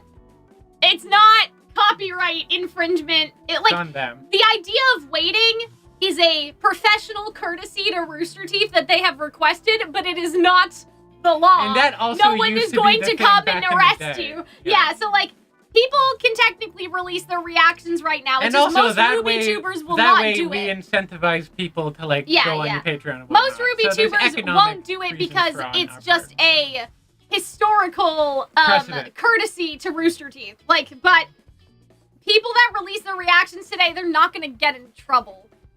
You know what I mean? Also, okay, so this could just be That's youth like pastor the Jaune. model didn't match up with like what they wanted, but like Jaune is obviously younger here. He's not as old as we see him now. Like he has sort of different hair and stuff. Because this would have been at least 15 years ago. So like Yeah. he didn't have any access to any like shaving equipment yeah. or anyone to cut his hair, but he still looks fairly youthful. My thing is that he couldn't find like armor polish anywhere. He had to become the rusted knight. Well, I mean, I don't know, man. There's no war here. There's no war in Bossing Say or whatever. He has his little book with him. I bet you that book is the leather book that we Yes, see. exactly. That's what I was just gonna get at. That's why I was zooming in on him real close. And his I ass think cut. that, like, he's the one, and that gives more evidence that he's the one who wrote the story. Like, because he was the entire time writing it. Unless Alyx literally stole the book from him. But, like, that makes her, I think, there needs to be a twist to this. In my opinion. Like, I don't think, whenever the writers have introduced something like this that seems so clear-cut, like, the gods made the world and they put the relics there. Like, Crow's story about the gods in Volume 4 was like kind of shit on in Volume 6. yeah. So I don't think, like, whenever the writers introduce something and they kind of introduce, oh yes, and then Alyx betrayed her brother, and that's totally what happened. Like, there has to be a twist in my mind, because I'm like, I don't know. They're making it so not the truth. They're making it look like it's so not the case. You know? In the sense that, like, yeah. You know what I mean, though, right, Hunter? Like, I don't know. Like, if they wanted us to take it as fact, they could have shown it in a flashback like they actually did with Salem's backstory. But the fact they're presenting it like how Crow presented the gods in this sort of, like, pseudo-fairy tale form, every other time we have seen this format, whatever has happened in it has been untrue. Yes. Like, the god story was 2D, and that wasn't true. The season of the Four Maiden story that was in Volume 3 was presented this way, and that was also not true. Like, you know what I mean? Like, every time we have seen a story like this, there has been a twist. And so I think the twist is going to be that, Alyx did not kill her brother, which I've mentioned already, but... And some of you guys think that the cat switched places with the brother, too, and they're both still here, but somebody would have had to write the story unless the cat like whoever the cat was, went back to Remnant and Lewis's body. But I think that's a little too complicated. I think it's just much easier if Alyx sacrificed herself for her brother and her brother got home. Or like, she sacrificed herself in vain and then he found a different way home. But yeah, and so Jaune says, Alyx wasn't just a little petulant or inconsiderate. She was selfish, cruel. Like this whole world. I love how to show that she's cruel, they give her like the Pixar eyebrow. The Neo look. Or not the Pixar, the Warner Brother. No, DreamWorks eyebrow. That's what it is. She, like, this world was simply make-believe and the rules didn't apply to her. So, here's the thing. So me playing The Sims. I feel like, first of all, like, since when was the maiden story untrue? I mean, it was kind of untrue in the sense of, like... They didn't tell you the whole truth that the wizard was Ozpin. Yes, and we don't actually know if that happened. Like, we don't actually know if Ozpin visited actual girls. Yes. Or if actual girls visited old hermit Ozpin. Like, we don't actually know if any of that is true. It's just, the themes of the story are correct, but it is not confirmed. The rock eyebrow. Yeah, it is very exactly. Why give Lewis the book satchel if Alyx writes the story? Yeah, and so I think that that's part of it too, is that Lewis has the book satchel. Everything is pointing for Lewis to have been the one to write this book, right? Everyone's still there, oh, but it says Alyx wrote this story.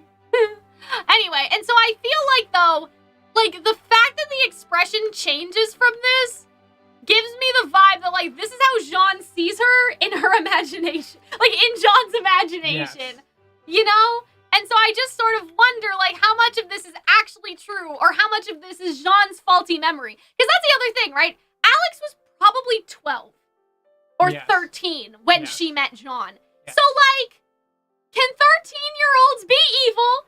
Sure. But, like, is it possible that she was just actually a kid and Jaune didn't want to put up with that? Like, you know what I mean? Is it possible that Alyx acted entirely normally as any child would act and not any more selfish or cruel than regularly, and he was just grumpy? Like, he was just sick and tired of it. You know what I mean? And then after, when he thought that she killed Lewis, it just colored his memory of her differently.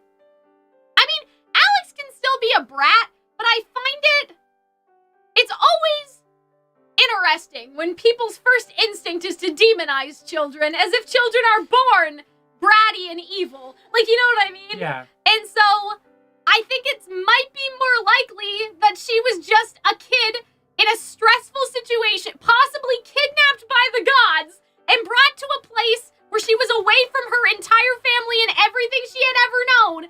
Like, is that being selfish and cruel? Like, you know what I mean? Like, I feel like fair. That's a fair interpretation. Alyx can be a brat, but are we not all brats when we're children? Like, to a certain extent? I don't think that...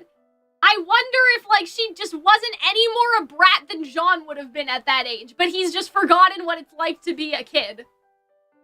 I don't know. If that makes sense. How old do you think is Alyx? I think she's, like... 13? Like, older than Oscar, but younger than Yang. Like, probably... So 15, maybe, 16? like, Ruby's age, but younger. At the beginning? Like, 14. Yeah, I'm talking about at the beginning of the show. Okay, no, Ruby was 16 at the beginning of the show. She was 15. She got into Beacon 2 years early. Oh, right, so I'm saying younger than Ruby, but older than Oscar, so like 14 and a half. Basically, yeah, if we want to split it that way. Is Oscar only 15 in the show right now? I don't know. How old is Oscar when I don't fucking know. I'm saying at the very beginning of RWBY, when Ruby was 15, I think she's younger than Ruby, but older than Oscar. I don't trust Jaune's judgment. Remember when he screamed at Oscar? Yeah, exactly. And so I'm like, yeah, like, she can still be attitude-y, but I don't think that she's, like, cruel. And yes, somebody did mention that they, like, this is kind of a blatant reference to Neo. Here's what I think about that. Do you feel everything is a blatant reference to Neo? Somebody said that! It wasn't me. Here's what I think, though.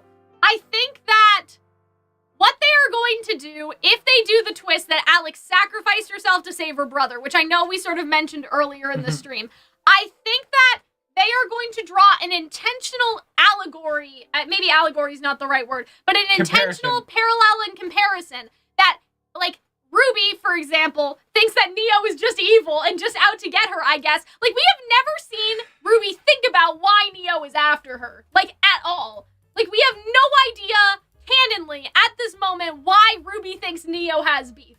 We don't know if RWBY thinks it's because of Roman or not. We don't know if RWBY even, like, cares about Neo's reason. Maybe she does just think that Neo's evil. But I think that the parallel that they are going to draw... Yes, Jaune mentioned Alyx poisoned him, but we have a theory about that too. Here's basically my idea, is that Alyx was being cruel in Jaune's eyes because she was doing anything she could to get her brother home. It was all in pursuit of making sure that she saved her brother, and she didn't care if, you know, Jaune didn't like it, right? Yes. She didn't care about, oh, Jaune probably... I bet you money the conflict arose when Jaune said, you guys will stay here and wait for my friends to come. As if that would be okay. For them to stay here for the next 20 years and grow old without their family and friends and be trapped here. So I think that, like, the parallel that they are going to make is that, like, what Jaune sees as Alyx being selfish, she's just desperate because, like, Jaune was not listening to what they wanted. She wanted to make sure that her brother was able to get home. And so I think that the parallel they're going to draw is that RWBY thinks that Neo is just evil, I guess, but she's doing everything that she's doing out of the love she has for Roman, just like Alyx did everything out of the love for her brother. And Alyx can still do bad things out of the love for her brother, just like how Neo does bad things out of her love for Roman. But I think that the parallel that they're going to draw is that the things that Alyx was doing were not necessarily things that she thought were bad, but were things that she thought would justify it if she ended up saving, like, her only family that she has here, right? And so, yeah, I don't know if RWBY has given it that much thought. Like, I don't know if RWBY has any idea why Neo is after her, but I think that they're going to draw that line, is that Alyx and Neo are kind of the same. Like, maybe they did kind of do so. Poisoning Jaune is shitty. But, like, he's not dead. He's alive, right? You know what I mean? And so I think that that's actually intentional, too. Because something that happens in Roman Holiday is that Neo drugs her teacher so she can escape the Vanille house, right? And so I think that, like, the implication is going to be that Alyx didn't poison Jaune to kill him. She poisoned Jaune because she knew that Jaune was not going to physically let her and her brother go home. And that's going to be what happens. Like, she wasn't trying to kill Jaune. She was just trying to get him out of the way, right? For a little while, because if Jaune knew that she was going to kill herself for her brother, Jaune would have stopped her, and she couldn't allow Jaune to stop her. And that's probably what she learned from the herbalist. So I think that it was like some sort of poison that made it, you know what I mean? What was the lesson Alyx learned in the end? I wonder that too. But I think that the lesson that Alyx learned was that she didn't need to sacrifice herself for her and her brother to get home. That was one option, but that wasn't the only option. You know what I mean? Skull on it. What's making you think that Jaune would want them to wait? Well, Jaune says he has a plan. And so why didn't he use that plan to try to help them get home? You know what I mean? Like, he says to Team RWBY he has a plan. But maybe it's a plan that requires Team RWBY. I don't know. Yeah, I think that Jaune tried to railroad them into his idea of how the story went. And he probably didn't want anyone sacrificing themselves after Penny. Yeah, exactly. And so basically, like, he was like, no, that's not how this happens. You can't just do that. Like, we need to do things the way that they were written in the story, in the book, right? And Alyx probably resented that. So that's what I think.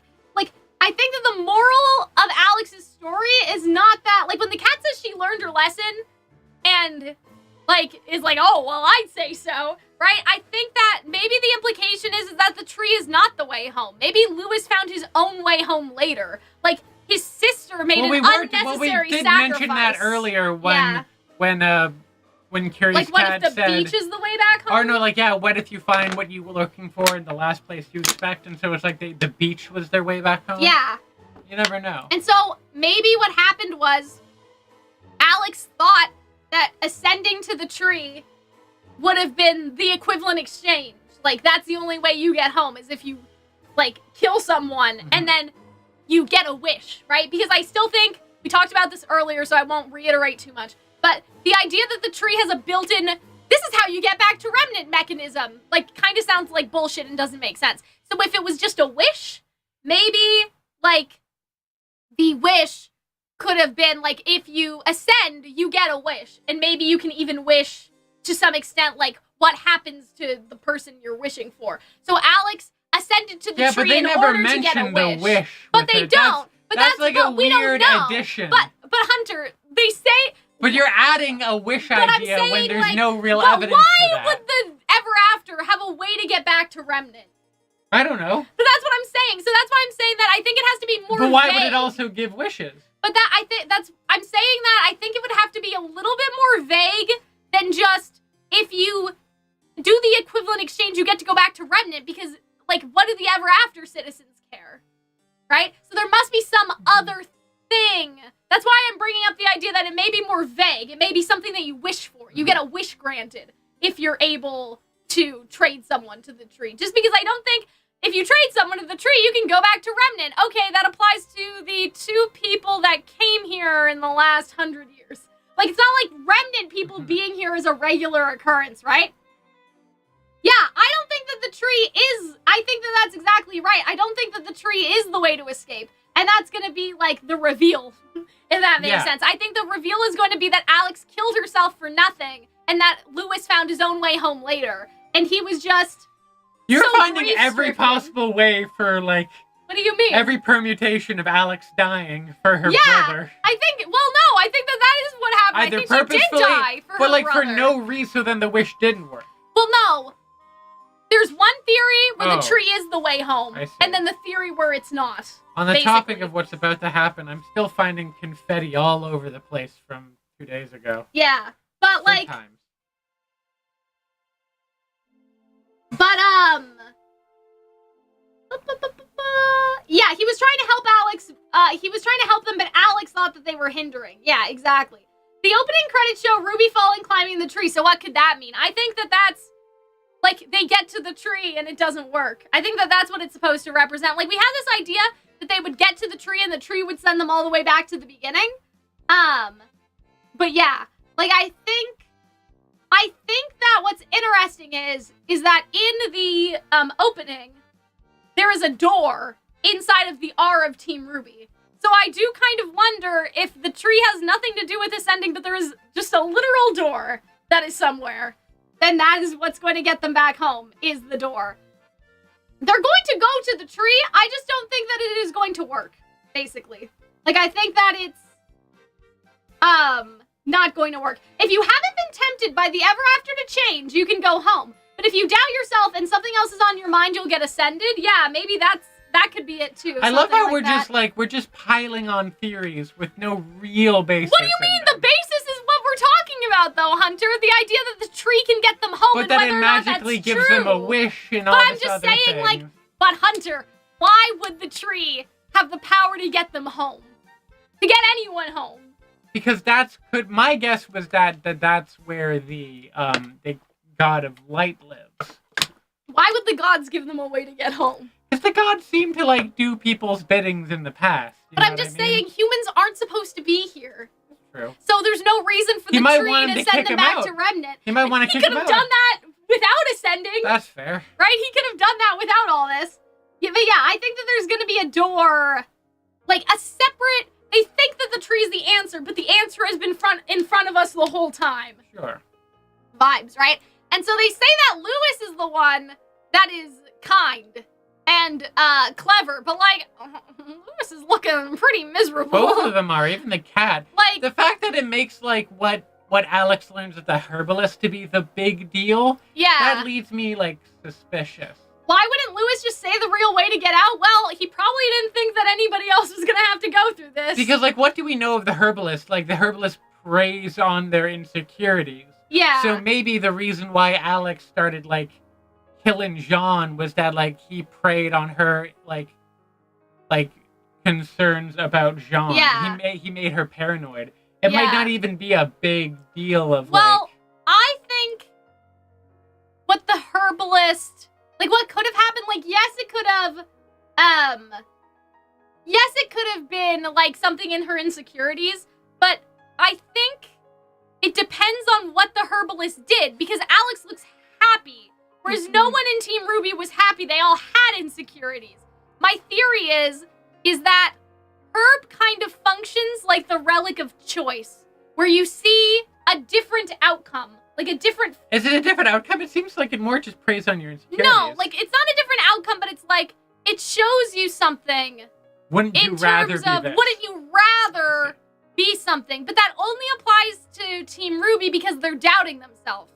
If Alyx isn't doubting herself, I wonder if the question would become, like, she's having such a good time. So maybe what it was, shouldn't you want to leave? Shouldn't you want to go back home to your family and your friends? Like, what if for Team RWBY it was an identity crisis simply because they were having identity problems? But what Herb was supposed to do originally was help people on their journey. So what if the reason is that Alyx, maybe she didn't even want to go back to Remnant. Like, maybe she didn't even want to go home. But after the smoke from the caterpillar is when she changed her mind. Yes. I could see that happening. Like, I could see it happening that Alyx is content with staying there. And the reason why Alyx completely changes after Herb is because Alyx sees her other self, and her other self pressures her in a sense. Like, but, you know, you'll never see your mom again. You'll never see your dad. Like, what about your grandpa? What about your friends? Like, what about, like, everybody that you loved? Why do you want to stay here? So I think that maybe it wasn't even her own insecurity per se, because I feel like that, like, Herb could probably do a lot of different things depending on not what is asked for, I guess. Hunter looks so tired. Well, she should have slept. I'm just saying, you've never said something in a sentence that you could say in a paragraph. Well, I mean, I'm just... And we are 3 hours into this, and we haven't even got to the Bumblebee kiss. I know, but, like, we're talking, Hunter. There was a lot of lore this episode. We have to talk about it. Yeah. Anyway, and so There's I more wonder... expedient ways of doing it, is all. I just wonder if Alyx was happy here, and so the vision she got was, you should go home. Like, literally, you should go home. And that's why she changed completely. And, like, I think that Jaune's account of not trusting them anymore, I think that that's where Unreliable Narrator comes in. Because she follows the cat to the tree, but they say they include the cat in the people that she doesn't trust. And so, yeah, like, I think that with Herb... Wait, does Alyx not trust the cat? I don't think Alyx doesn't trust the cat. Well, I think they say Jaune that, doesn't but they trust say the that cat. later, that Alyx didn't trust any of us anymore. So it depends on who he meant by us. Probably us. meant the humans, as in her brother. But the cat is there too. But she must have clearly still trusted the cat, because the cat... But then it is weird that the cat's sad here. Like, why is the cat sad here? Like, she lost all trust in us and started accusing us of things. The more I tried to get the story back on track, the more she distrusted me. Like, if Alyx was paranoid, why would she trust the cat? And yet she followed the cat, presumably. Yeah, so that's where I'm like, unreliable narrator. Like, I think that's where it's unreliable. Also, yeah, to the chat, I think that this is the Gods' 2.0 world, but we did talk about that, like, in a different video. And, like, you see that Lewis is the kind one, but why is Lewis miserable? Like, what if that's why? Like, what if Alyx, the other conversation she had with herself was about her selfishness in the sense of her other self was like, you know, like, you're having a great time, but don't you see that your brother is miserable here? Your brother just wants to go home. Like, why are you prolonging this? Could that be what changed her? Is that she was having fun and she realized that she was being inconsiderate of her brother's feelings, maybe? And that's what made her change?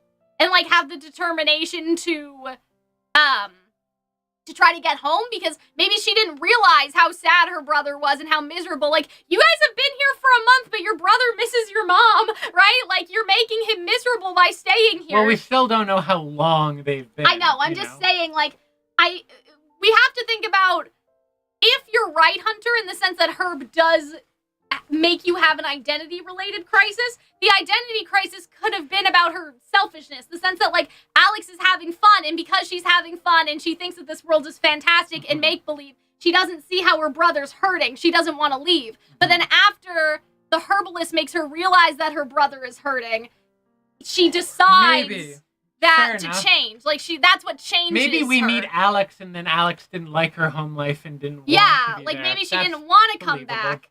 Right? Whatever he said to her, she wasn't the same after that. Like, maybe what he said was like, you know, you're happy here, but your brother is not, and he will be miserable here for the rest of his life if you stay here. And maybe that made her feel bad. So maybe she is like, you don't want to go back where you have to pay taxes. Wouldn't you rather be here, be a rabbit, basically, munch carrot? Kind of like, I presume Neo to an extent, in the sense of like, why the fuck would I go back to Remnant when I can stay here?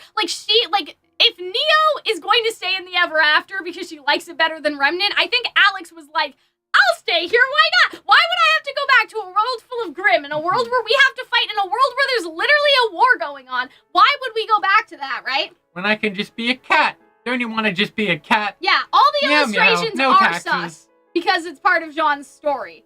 Yeah, and so after, she would have done anything to get home. And so before, when she's happy with the herbalist, she doesn't give a shit about leaving. But then after, she does start to care. I think that maybe that's the change that happened. Because Jaune only says that she was determined to get home after she changed already.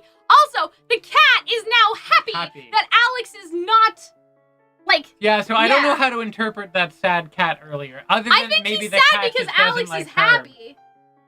I think maybe that he can't give someone a purpose. He can't help someone with their purpose if they already have it all figured out. If help is even the operative word there. Yeah. Like, I feel like that maybe the cat was sad because Alyx could not be, like, I don't know. You know what I mean? Like, Alyx didn't have, like, she already found her purpose. She wants to stay here and be with all the fantastical world people, right? Like, you know, she was happy, and so the cat was upset because he's like, these new humans come in here, they don't even want to talk about their own world, and they don't even want to go back there. What fun is this fucking thing, right? And I also wonder, like, is it possible that the cat changed Alyx's purpose because he wanted to get back to Remnant? Because the cat says, too, that Alyx promised to take him back to Remnant with her. So what if the cat wanted to go back to Remnant, and even that's though what Alyx didn't? Why the cat was sad when everyone was chilling at her because it was like she never wanted to leave. Because she never wanted to leave, but he did. But why the cat is happy later when Alyx starts plotting against Jaune. Yeah, maybe it wasn't... just be fomented. This might not, like, Jaune might be telling the truth, and it could just be fomented all by the cat. Yeah, and so I sort of wonder... I do disbelieve Jaune's assertion that Alyx is a psychopath.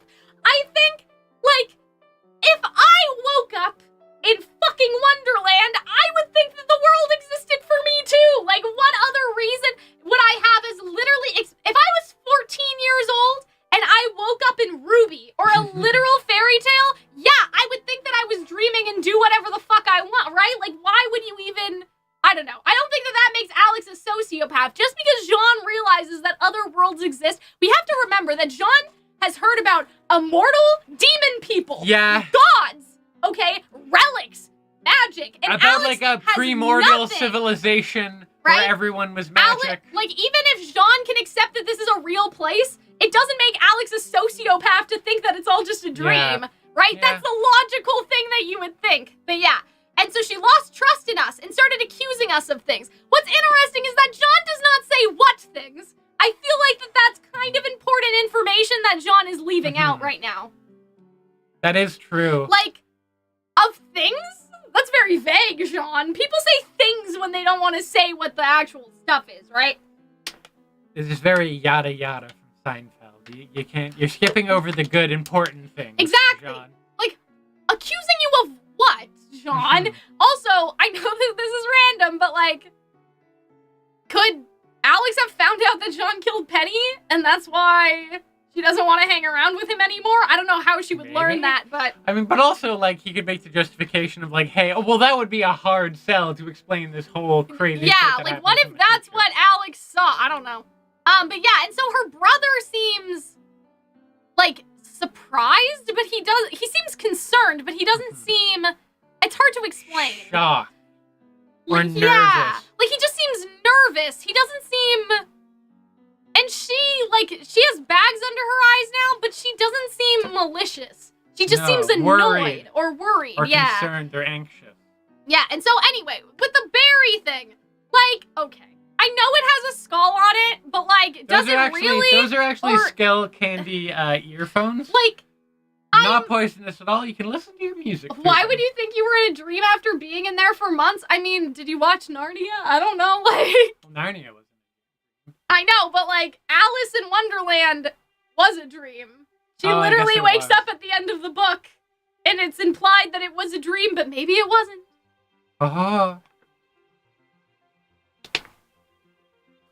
But yes, I mean... But yeah, like, I think that the fact Jaune doesn't give an example of what he was accused of is suspicious. But yeah, I'm like, does this berry really have a skull on it? Probably not. But you have to communicate that it's poison. No, but I'm wondering, like, as a person, like, did she know that this was poison? How could she have possibly known that? I mean, it does have a skull on it. But no, I'm saying if it didn't. Like, I'm saying if you're saying that they're just doing that the cat might know. Right, but I'm saying, Hunter, you said that was just for the audience to understand it's poison. But how would Alyx know that it's poison? The cat could have told Right, but like, what if Alyx curious. didn't mean to poison Jaune at all? And just cooked something for him, right? Maybe. Like, she would have no idea. Like, if I took you out into the woods, Hunter, would you be able to identify what's poisonous to eat? Like, I know that your dad was, like, woodsman, like, conservation man. He wouldn't like, do it either, you know what I mean? nor could But, like, he wouldn't know. You wouldn't know. I wouldn't know, right? And so I think that she... I have to pee, so continue on this. Yeah. I mean, we talked about this, but I do think that she did make him sick in order so he wouldn't stop her. Like, I do think she did know what she was doing, but there's also the possibility that she didn't. Like, you know what I mean? Like, it's definitely possible that she had no idea that it was poison. But yeah, I think that basically she did this because she knew that Jaune would go after her if she told Jaune that she wanted to ascend to save her brother. But yeah, and so Alyx said, I didn't have time to make it right. The Rusted Knight drank the poison in her stead. She said she wouldn't let anyone get in the way of her leaving and she'll do whatever it takes. Yeah, so basically, the reason why I think is because hold on. What I think is that it wasn't an accident. Like, I was just bringing that up as an option, but I don't actually think it was an accident. I think that she poisoned him, but not to kill him. She just wanted to make him go to sleep, basically. Like, she wanted to, put him in paralysis so she could get away, because she knew that if she told Jaune that she was going to ascend and trade herself to get her brother home, he wouldn't let her, basically. And so I think that the poison, was not to kill her, basically. But yeah, that's an interesting thing. The Rusted Knight drank the poison in her stead is a very strange thing to say, because the way that Jaune says it implies that it was in the story or something. Like, you know what I mean? It implies that maybe in the story, Alyx was actually the one who got poisoned at some point, but in this version, it was the Rusted Knight. And so, like, that's a little strange. And so I wonder if that was, like, almost, if Lewis, like, we're sort of, like we've been saying, like, if Lewis was the one that wrote the story, obviously Alyx doesn't die at the end, but I wonder if he wrote into the story that Alyx was poisoned, or Alyx, like, accidentally, like, drank the poison, or something like that, to represent the fact that Alyx did die, even though even though in the children's story, it's implied that Alyx got away, basically.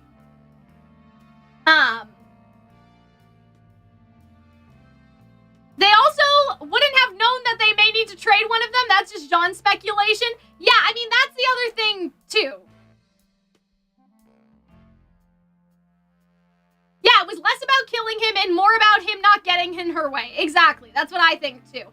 And I think that, well, I think, like I said, I think Lewis is the one that wrote it when he got back.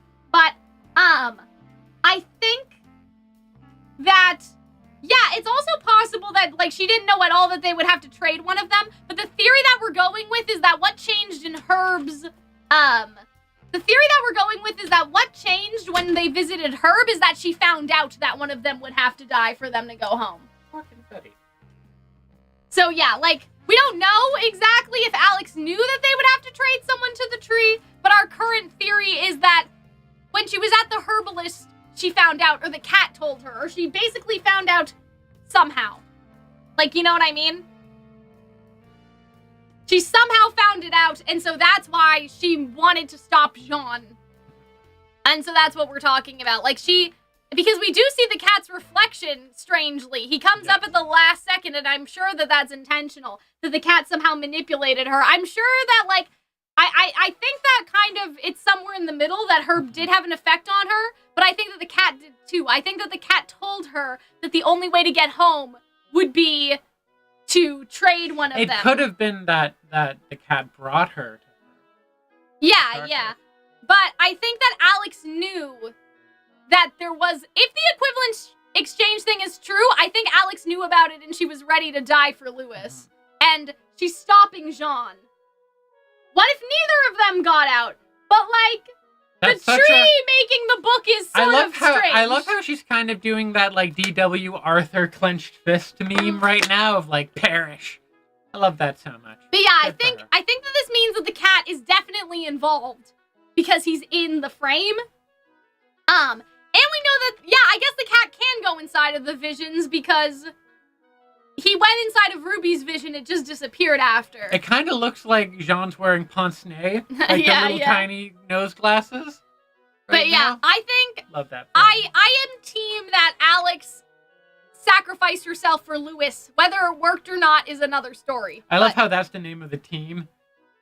Team Alyx would have whether or not it works. That's a lot of text to put on a t-shirt. I'm team that Lewis came out, basically. I'm team Lewis. Congrats, good for Lewis. I mean, he said Jaune was handsome. She goes by Louise now. Why don't you trust the cat then? Thanks, Ruby. Did I go back?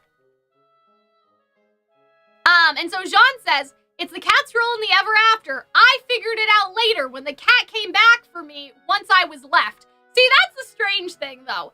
Jaune figured it out. He wasn't told, he's just assuming this. And so this is where we have to sort of, like, he was like, maybe he's not even purposefully being he just doesn't know. No, I'm just saying, like, people have a problem with RWBY. Like, specifically, taking what characters say as fact and not speculation. Like, you know what I mean? That was a big problem when, like, Crow told the story about the brothers, is that when we found out it didn't go that way, people called it a retcon. But that's not what a retcon is. Yeah, Crow was just ignorant, right? And so, I think that we have to pay attention to how Jaune is wording things, because this is the same fandom that thinks Alyx wrote the story and Alyx got out of the story just because it says so.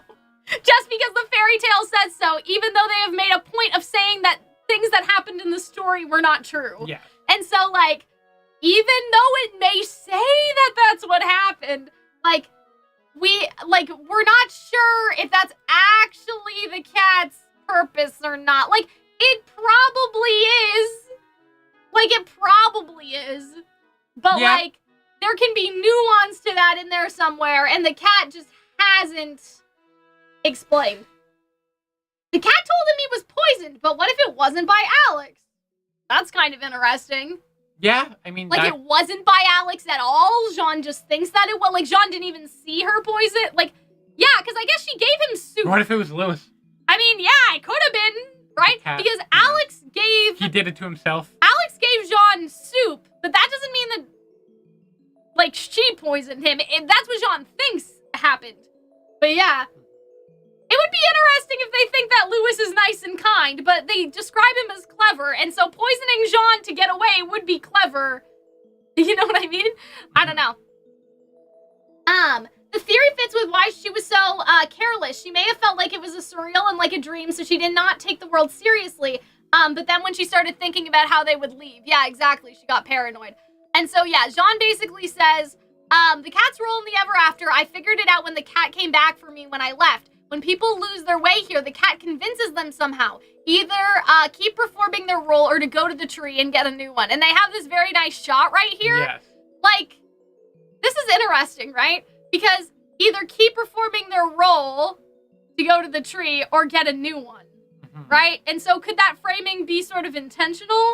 Like, we know that Jaune didn't actually ascend, or, I mean, maybe he did. Maybe he did, but, and like, he's just he not has telling his us the truth. memories, which is Yeah. weird. Like, in terms of, like, the only thing that is throwing me off Jaune actually ascending is the fact he has his memories. It could just be that the cat was wrong about people losing their memories. Maybe it's just people from Remnant that don't lose their memories, whereas the people from the Ever After do. But, like, I wonder if this is intentional because they're on opposite sides. Like Ruby and Weiss are trying to keep performing their purpose as huntresses, but if Alyx is the rabbit, this would be representative of the fact that Alyx got a new purpose. And with Jaune, it could be changing, metaphorical, yeah. but, like, It might be that he's not telling the truth about and that Jaune. he was actually changed. Yeah. I'm suspicious about Jaune actually having ascend, but he remembered because he's special. Right? My theory is that Jaune is stupid. Oh, man. The cat calls it healing, but it's manipulation. The cat was never helping Alyx or With you. that makeup, Hunter's nose is nosing. Love that for... I'm not wearing makeup. My nose just looks like that. I think Dar meant me. Oh. Like that your nose is red because I have, like, full face of, like, I a see porcelain that. doll going on right now. But my nose doesn't look red in the thing. No, it doesn't. Anyways, moving forward, I was distracted by that. He is dumb. You can't get the story back on track. It hasn't been written yet. Oh, that's funny. But yeah. Anyway, Alyx's eyes are the same color as the rabbit's. That's why I keep pointing this out. But yeah, and so I think that, like, this is interesting. How can you be sure, right? And so Jaune says because the cat took Alyx and Lewis there. See? So Alyx doesn't trust anyone anymore, but follows the cat to the tree and goes with her brother. It sounds like she just didn't trust you, Jaune. Like, Alyx didn't trust us anymore. She didn't trust you anymore, right? Like, you know what I'm saying? She lost all trust in us. That's like the royal we, Jaune. She lost trust in you, Jaune. She didn't lose trust in us because she let the cat take her to the tree, and she still went with her brother. So, yeah. Yeah. Anyway. Are we there yet? God, Hunter, don't be so impatient. Because it was hilarious when we finished reacting to the video, to the episode. You were like, oh man, the lore, this is interesting about what they said. And you were just crying. And I was crying because they kissed, you asshole. We're getting there, man. We're halfway through the transcript. But yeah, I think that Jaune's only one of them made it back to our world is going to be foreshadowing to the fact that it wasn't Alyx, it was Lewis. Yes. Because he didn't say, and only Alyx made it back. He could have, but I think that that's going to be like a writing thing. Is that the big twist is that Alyx is right here. But yeah. And so then, here we go. We got to the bridge. Okay, so Yang says, thank you, Slowbro, for becoming a YouTube membership member. Jaune is innocent? I mean, I'm not saying that he's guilty. I'm just saying that he has fallible memory. You know what I mean? I'm not trying to make Jaune be bad. Or just that he's come to conclusions that may not be correct. Yeah, he's come to incorrect conclusions. I think that that's... I'm not trying to say that Jaune is a bad person, and I feel like that that's what people think that I'm saying every time I bring up Jaune being sus. I'm just saying that, like, Jaune is old, and this happened a long time ago, and we have confirmation bias as human beings.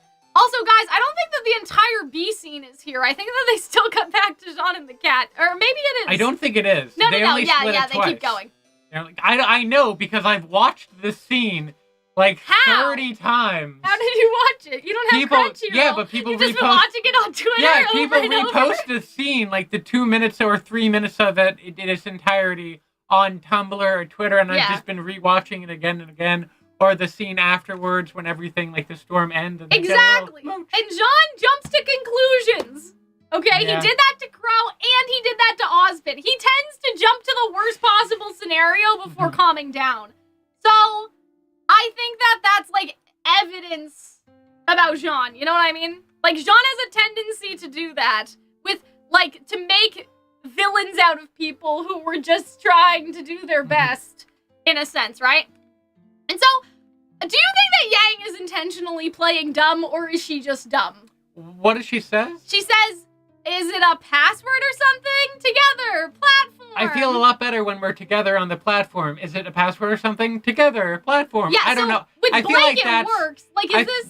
I feel like at the end, she realizes, she thinks, like, I love this person, but then it pushes away, which is my favorite part of the scene, when it pushes them away. I think, here's my interpretation, I guess. Mm-hmm. I think Yang is intentionally playing dumb a little bit. I think that she knows that that is not why. Like, I think that she may not know that, she may not know exactly what is, but she knows that that isn't. Like, she's just trying to make a joke. You know what I mean? Because this may lead to a vulnerable place that she does not want to go to. That's true. That's fair. So, I don't think that she knows, like, I don't think that she figures out just from that line, oh, we have to say things we like about each other. Like, I don't think that she's already pieced everything together and she's just playing dumb, but I think that she knows that it's not a password. Like, when has it ever been like that? Like, nothing makes sense, so it's just like, why try to do something logical when so little is logical in the ever after? You know? Right, but, like, it has never been that easy as a password. I guess not, but, you know, give it a shot, I suppose. I think that she's on to something, but she's initially rejecting it, is how I read that scene. Like, she knows that this probably is not how it works, but she doesn't want to go to the vulnerable place. I mean, I think that line it's up to interpretation. That's up to interpretation, and then that line is definitely present. I just saw it more pronounced later on in the scene. I mean, she could just be taking a stab at it, but, like, I don't know. Like, here's my problem. People think Yang is dumb, but Yang isn't dumb. No. So she's just goofy. And so I don't think, like, people are like, yeah, she's dumb. I don't think that Yang is dumb. I don't think it's that she's dumb. I just think that she has, like, whereas Blake is more honest with her feelings. Yeah, that's what I'm saying. Yang's still a little more closed off. She's kind of refusing to be honest, is how I see it. And so, yeah, I like that. Like, you'll figure it out. You're good at that. You think so? And I like the you got a good brain. It's making me think of, like... You got a good brain. I love that little, like, her, like... Yang is giving... I'm sorry to say this, but Yang is giving Tumblr sexy man expression right now. Look at this face. Yeah, look at the eyebrow and everything. But, like, everything about, like, all the little expressions about, like, how... all the little expressions you're skipping over. No, I'm going backwards. Okay, go back then. Which is what I've been doing the entire time. But it's like the little expressions, the looking down, but at first they're all looking down and not at each other, but then after a while they, like, kind of lock eyes, and then you get the, you got a good brain. But there it is. Yeah. It is very, like, Barry B. Benson, you like jazz type. Yeah, and then they show up and she does her little dance next time. Yeah. But see... You have cat ears. Okay, I think that did something. Right? And so, I think that maybe, again, I feel like Yang's catching on, but she's trying to see how vague she can be about this without actually saying anything. Like, you know what I mean? She's trying to see if just complimenting Blake isn't, like, just, or not even complimenting Blake. She's trying to see if just saying things that are factually true about Blake is enough without inserting any of her own opinion or something. I think it's the any big truths we haven't dropped on each other yet. That's where it becomes definitive for me. Well, I think that's where Blake forces her to be honest. Yes, but I think that Yang already knows. I think that she knows she's just trying to get away with it. Like, she's just trying to see, okay, let me see if I can trick... She's trying to trick the ever after, is what I think. You missed it, but I didn't. Oh, no, but it does more of like a, flap. I know, but I can't live. I know, but it does a flap, and it's one, and she looks up at it, and then she looks back, and, like, when you consider how, like, self-loathing she was with her cat ears and her hiding her faunist heritage. I love how you're just taking over. Yes, because this is my, listen, you had your 3 hours about talking about Jaune. I have my gay shit. Leave me be. Wow, this is just, like, looking right down Yang's shirt. I don't think that Yang already knows she doesn't want to go there, so she's just trying to, like, adjectives. Yeah. Adjectives are good. Facts. Let's stick to facts. Not how I feel, just the facts. Your ears are cute. Nail, even though I don't know what it is, maybe it's saying things we never said to each other. You're an extraordinary person. Yes, so... Wait, no. Wait, what was this? I can't... sorry, I have a hard time. No, nailed it. I don't even know your what cat, it no, is it's yet. your cat ears are cute. Yeah, then and it then, changes. yeah. So this and is she a does a nailed little it. dance. Oh, I love it so much. Oh, I love her little dance. But yeah, and so when Blake figures it out, but I'm pretty sure that Blake already Blake kind was of knew just this. more She honest was just with her being feelings. she was just being more honest, I think. Yeah, and so Yang's like, oh, okay. And so I like this. I like that. She's like, okay, you go first then. And so I feel like, again, that's an attempt to like, I need to see what she's gonna say before I say something, because I need her to set the vibe. Like, I need her... Also, this little thing where she's just like, I don't know me, no like, you. I need her to set the tone. Hi, Aaron. Ooh, do we have questions for Aaron? The only question... Okay, Aaron, this was like 4 hours ago, but the cave that Team RWBY comes out of looks similar to the cave that Cinder came out of in Volume 6. We were wondering if somehow, like, that was, like, not that it was reused, but they took the basis of the cave entrance for the Cinder area and put it, and, like, used it again. Because why wouldn't you use it again? You know what I'm saying? That's the only question. That's the only animator question I have a question. Whose idea was to dance? The little jig. Because that's wonderful. I mean, that could have been in the script. I know. Or it could have been, like, I remember reading on the wiki that Roman, like, doing the throat cut with Emerald and Mercury was not in the script. It was a animator, like, characterization It's moment. just a cave. It's just a cave. Well, no, I'm just wondering. I was wondering. Here's a worse question, and I know Aaron, you have strong feelings about Pyrrha, but could Jaune eat one of those? Aaron doesn't know that. Can Jaune? I don't know, but I want to torture Aaron with the idea of it.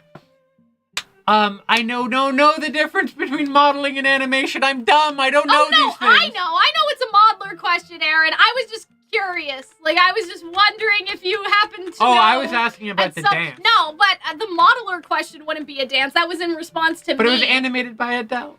She did an amazing job, the little dance. But yeah, like, I think Aaron was talking to me when they said about the modeler question, because my question was a modeler question. Aaron, worst question now. So, I don't, like, you don't have to answer this because you probably don't know, but I find it amusing. So, like, what if Jaune ate the, like... Not ate. Or sorry, he grabbed the coconut. It's a coconut. It's a coconut? I don't know. It looks like a coconut. A heart-shaped fruit that grows... A star-shaped fruit that grows from trees. That turns back time. He presumably went back, like, 20 years. You know? Can you talk to Aaron about this YP? Sure. I have to pee. Go and urinate.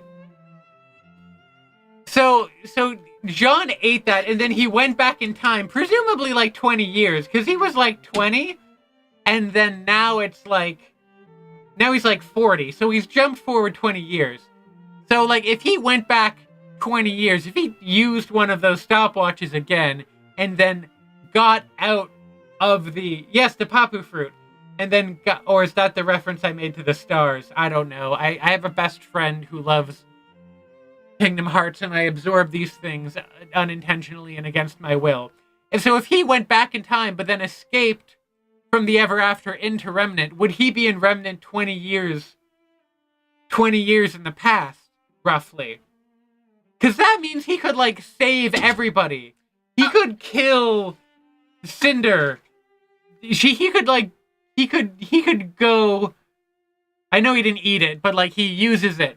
He could go back. If the watches go backwards, but they did go backwards, didn't they? Because Jaune went backwards. Jaune went backwards to before Okay, I don't know if Hunter explained this well while I was here. Oh my god, you have no faith. Oh no, you do not get to talk over me now. Well, no, I'm explaining that basically the reason why Hunter is saying this is because the watch went back in time to before Alyx and the boy got there. So if he then in that moment escaped back to Remnant, would he be in Remnant 20 years or so earlier? Yes. And in that case, could he then... I have ADHD, I can't talk in straight lines. Could he then, like, I don't know, save Pyrrha and kill Cinder and stop the fall of Beacon, hypothetically? Yeah. Is that, like, a fanfic you would like to see? I'll wait for them to respond and we can keep talking. Here's the thing. There's absolutely no way. There's no way that they would do that. There's no way that any of this time thing Well, no, I don't know for sure, but time isn't linear. It's a circle. Yeah, that's what I thought too. More confusing. It's a closed loop. Thanks, Aaron. That's more. I mean, things happen cyclically again and again. If you stay there long enough, you'll see. Yeah, the time in the ever after, if I am correct. Wait. Oh, so take it with a grain of salt. Okay, so it's basically don't think about it too much. I can appreciate that. Yeah. So, like, yeah. The other reason why they wouldn't do that, though, is because, like, why wouldn't Neo use the stopwatch? Like, figure out how to get out. Also, the time in the ever after is not 1-to-1. So yeah, that's what I thought, too. But yeah, like, Neo could use the stopwatch, turn back to before Roman died, and tell him not to work with Cinder. Like, there are too many I think problems. we reached the end of the thing, because it froze. Well, why are you skipping through everything? No, I'm not. I'm just going back and forth. So we get to, like, see her dance and everything.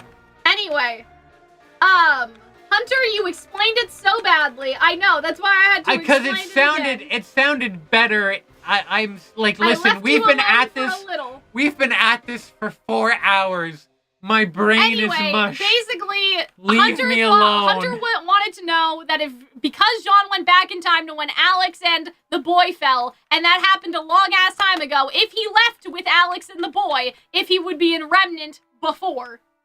Right? Like, if he would be Remnant in the... Like, go back to Remnant in the before. I've moved on from that, because I'm too... Yeah, and that's the other thing. Wouldn't that create a paradox, Hunter? Because if Jaune went back and changed things, he would have never been here. That's why you don't do time travel, because shit gets fucky. No! They did time travel! You're making it worse! No! Yes, you are! Time travel is inevitably worse! It makes perfect sense right now. If Jaune cannot change the Remnant past, and Jaune cannot change the past, you're making it so Jaune can change the past, which is causing the paradox. There's no issue with Jaune going back in time right now, except for you trying to make it. So if Pyrrha didn't die and the schools weren't attacked, he would never be here to go back in time. I'd cause problems on purpose. You're causing a problem on purpose. I'm just saying, listen, I didn't make him go back in time. Rooster Teeth did. Okay, but they didn't. They just kind of made him old. No, they sent him back in time. I know, but I'm just saying. They didn't just make him old. It's closed. Anyways. The time border is closed. Wibbly wobbly timey wimey. No, Anyways. it's not wibbly wobbly, Hunter. You're wibbly wobbly. I know I'm wibbly wobbly. The tree still had fruit on it. If you go back in time and give yourself a dime, you would always have a dime. That's true. You just have the same dime earlier. Mm-hmm. But, like, if he goes back in time, but then that kind of creates a new timeline. Yeah, and they can't do that, because that's not how it works. Okay, but then he would just disappear because it would be a paradox. Yeah, okay. And you can't do that, because he's already here. I can accept that. Anyways, I hope you can. What are you doing? I'm just cycling back and forth, because I love watching her do her little... There's so many little, the details... And the little movements and the little looks I also like that, like, at the beginning the wind is really harsh, but the more they open up, like, suddenly it's not as loud. The wind is not blowing as hard.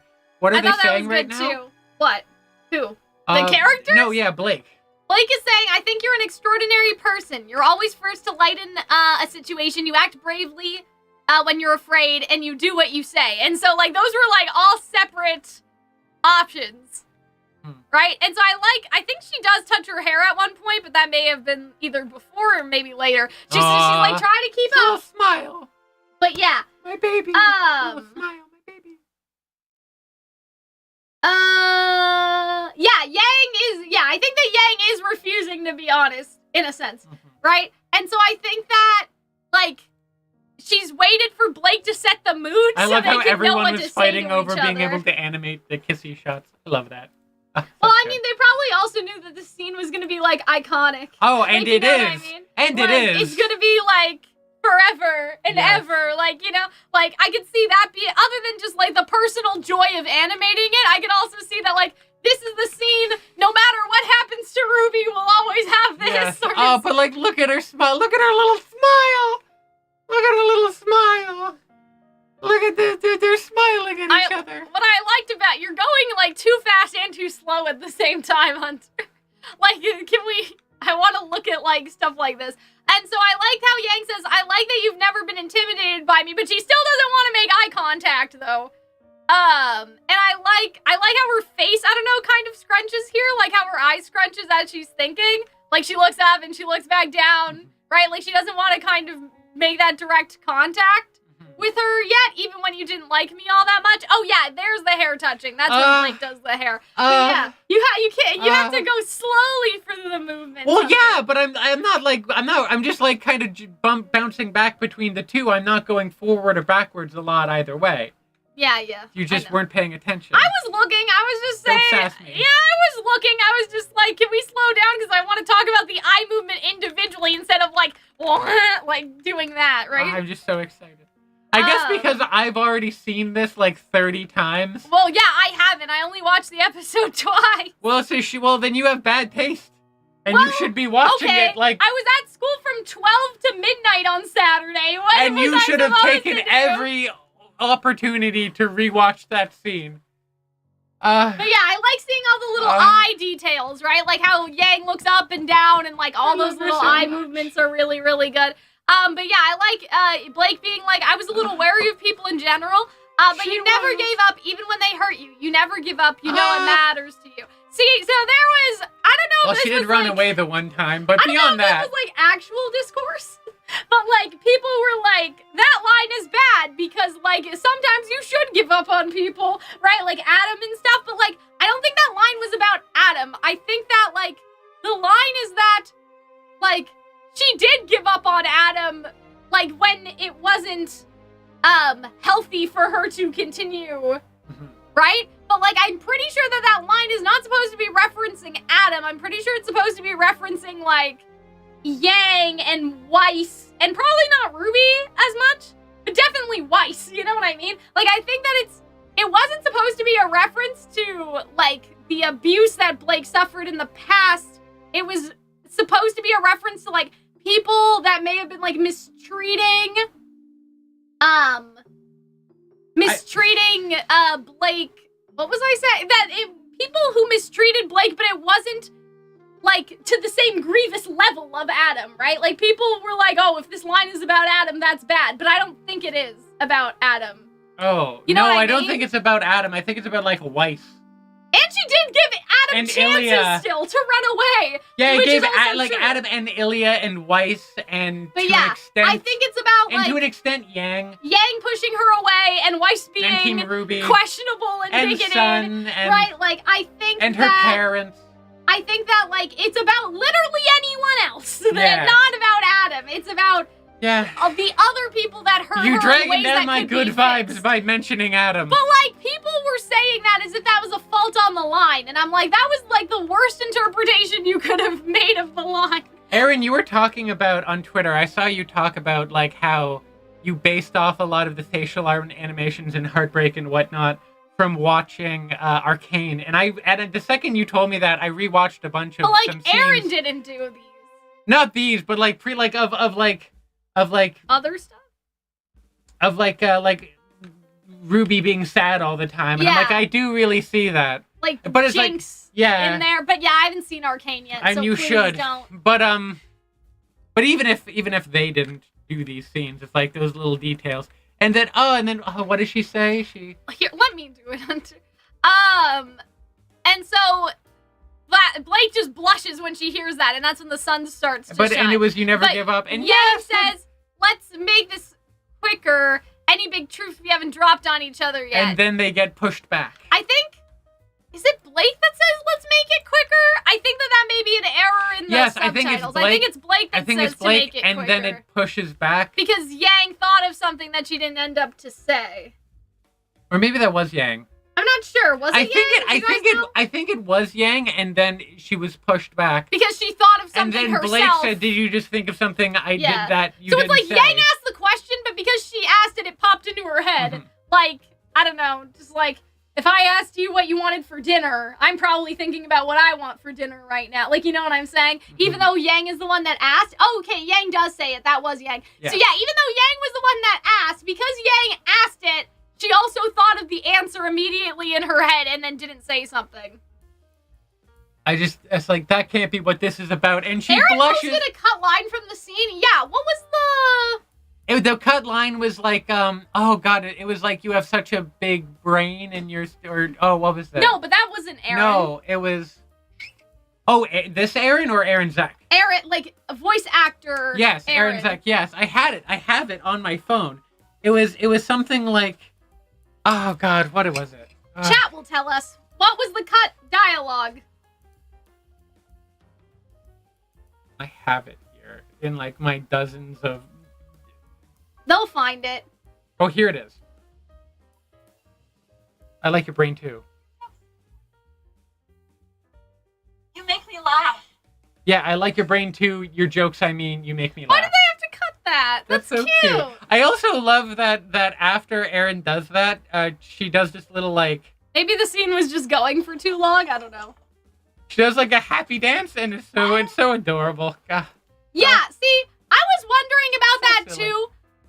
I don't know if they were... Okay. Some people think, maybe Aaron can answer this. Some people think that there was a telepathic gay connection. I don't believe that. You don't have telepathic gay connections I think with it people? was like a J cut, but that may not be the right term. It's like when a character says something and the other character answers unknowingly that they have answered. Right? So maybe people think that they had a telepathy in terms That's of what I thought it was. It's like the cliff, I'm just going to fall. If I do it, I'm just going to fall. I thought that I think we're already falling was not a response to her. It was it was a cut. Like, to Blake's own mind of, like, I can do this because we're already falling anyway. I assumed it was the gay telepathic connection. Does anyone know? I think it's the gay telepathic connection. I don't. I think that it was I think because it's, like, internalized conversation. The way it was said in the script was that there was no lip sync, like, internalized conversations. But, like, I don't understand. Does that mean between each other?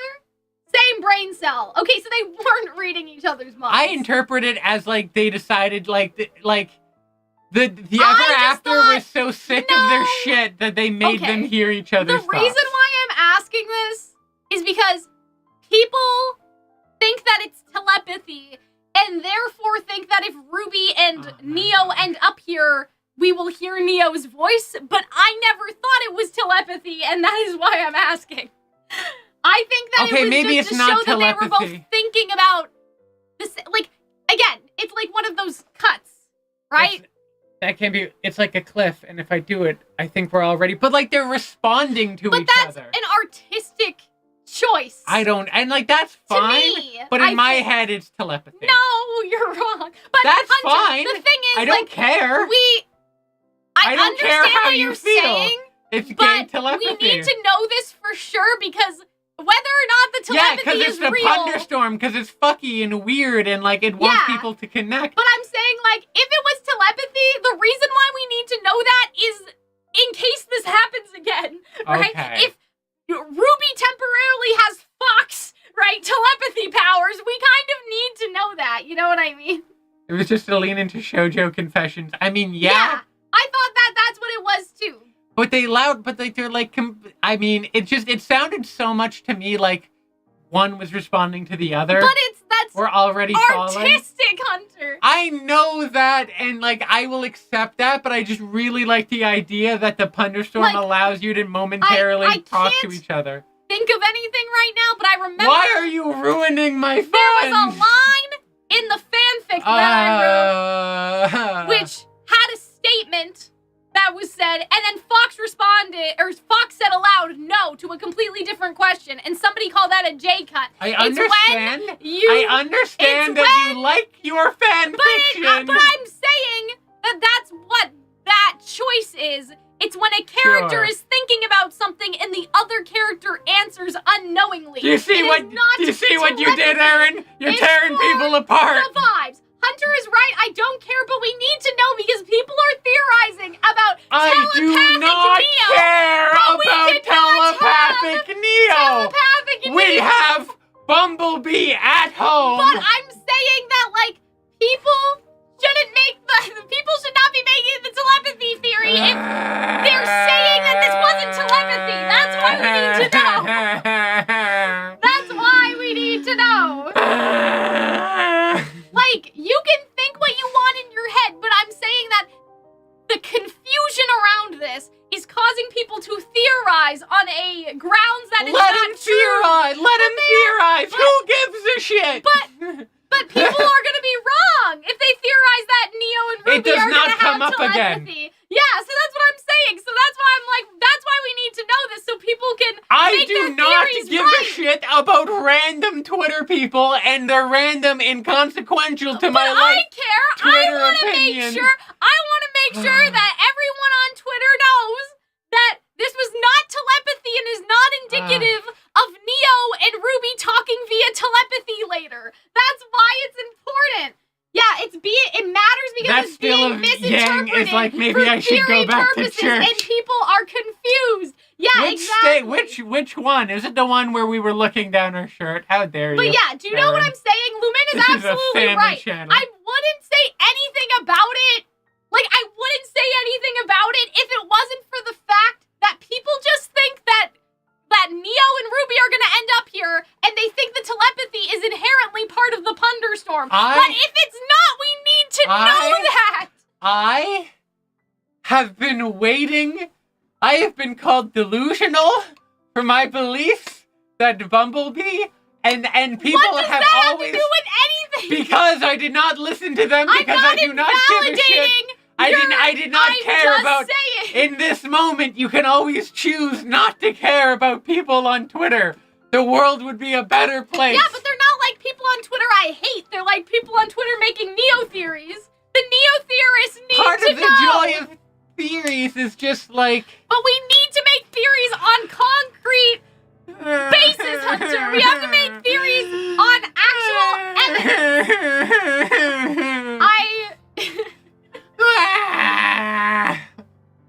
Oh, man.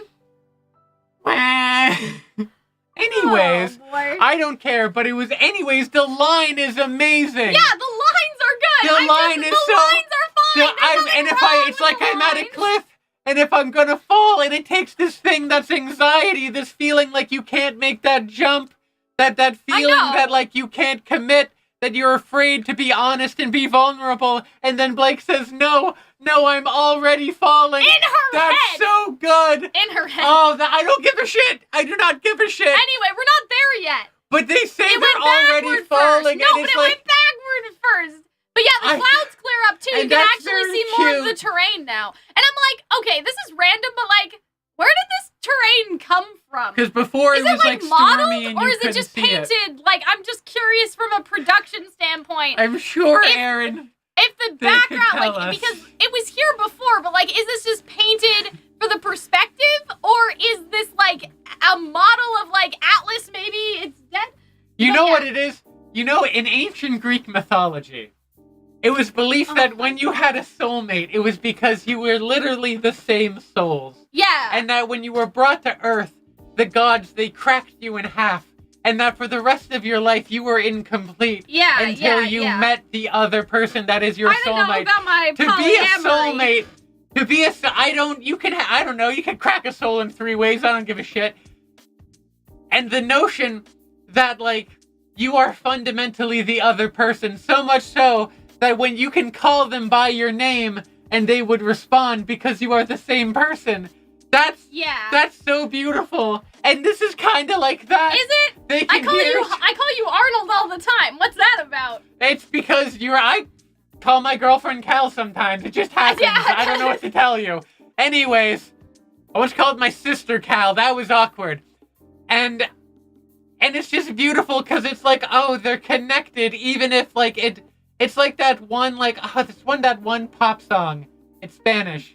I forget the lady who wrote it. telepatia. It's like the same thing. It's like you're so connected to someone, you're so in tune, you could read their mind. Yes, it's so gay and sappy and ridiculous, but like, oh, isn't it perfect, Hunter, Cal? if you want people, isn't it perfect? If you want people that they love each other so much that they can read their mind, that's what Fox and Neo is, and we don't need to make up gay telepathy. I also like Fox and Neo. I know, I'm I've just written kidding, 22,000 Hunter. I'm words just of Fox kidding, and Neo Hunter. fan I'm fiction. just kidding, Hunter. Caliuchis, thank you, Dar. I'm just It's kidding. that. It's like they can read each other's mind. It's so romantic. I'm God, just saying, I love it. you know what canon ship has people I know, reading it's not. each other's Listen, I minds? don't listen to a lot of Spanish music. It's like that. Frickin' like Livin' La Vida Loca and the Macarena. And maybe Despacito. I am not exactly famous for listening to Spanish music and being even remotely Can we keep cultured. going? No, you cannot. I know, I'm but not we're not over. done yet. We still have to keep going. Suddenly you're worried about I'm it taking not. too I just long. want to talk about things that you're talking about. I know, but it's so beautiful. Isn't it so wonderful? Because for so long, there has been like 50 scenes where I've been like, it's like when Blake and Yang meet each other after they were separated and they meet again in Volume 5. It's when they kill Adam in Volume 6. It's when you think they're gonna have like a lot of their like little like close together moments in Volume 7. It's in Volume 8 when after they split up, they meet each other again. It's earlier in this volume, you think that after they think they die, like they're gonna kiss, but it's like, no, they waited. The son of a bitch, they waited, and I almost lost the faith. I almost thought, oh my god, guys, please just make it canon. But they were waiting for the perfect moment, for the perfect scenario where you could get super, like, what's the magical realism It's also with a it. contrived scenario. Yes, but it's not contrived because everything about this place is contrived. Everything is wacky and I'm weird. just saying, like, If this happened in Remnant, that would be the contrived. only thing that You're wrong. Anyways, hold on, and it's hold perfect. And it's like, the only, I don't want to say it's a problem because it's not a problem, but the only problem I have in terms of this scene is I don't like it when characters are forced into a situation where they absolutely must confess to each other or they cannot get out of the situation. I would much prefer no, they could just wait it out. They could just wait it out. No, Yeah. really. Yeah, you could just wait it out. The storm? That's what John said. Either you have to come to a conclusion or you wait it out. But they don't know that because they weren't with John when they said that. That's true. But like, But that's like the situation they're in. But they don't know that. If they couldn't figure it out, if they were still trying to find passwords. But I'm just saying that they couldn't, like, I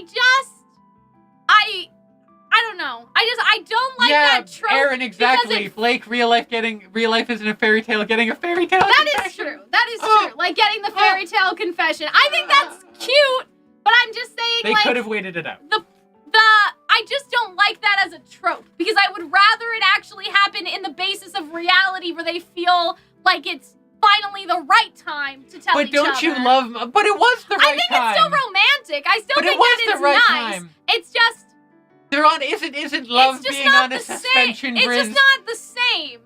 It's just different because they have to. They could have waited it out, I guess, but like they don't know that, so they have. But I love how it's like. But I love how because they're in this magical realism thunderstorm. I agree with Cal. They don't get a choice. Yeah, and that's what I'm saying because they don't have a choice in the confession. You people are really ruining my day right now. No, I'm not. I'm not saying it's bad. I'm just saying that like that makes it a little less to me. That's fine.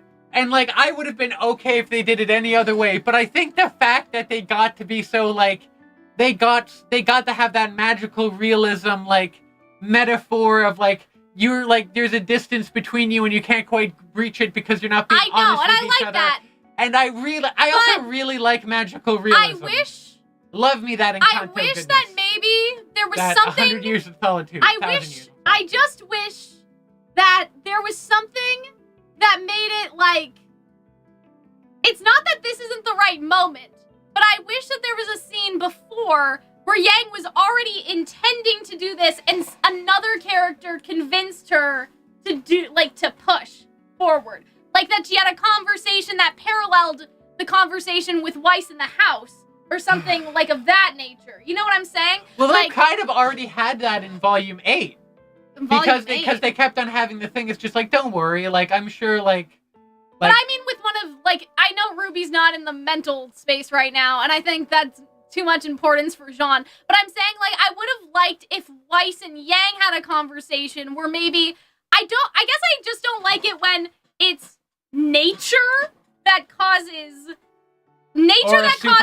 conflict or nature that causes resolution. I would have preferred for it to be a moment with another person. Like, for Weiss to have convinced Yang, like, you need to start being honest. Because, like, you know, we've already lost so much, you have to start being honest. I see that, and I understand that, and I think that's what I've advocated a lot for, and that's what I've previously predicted.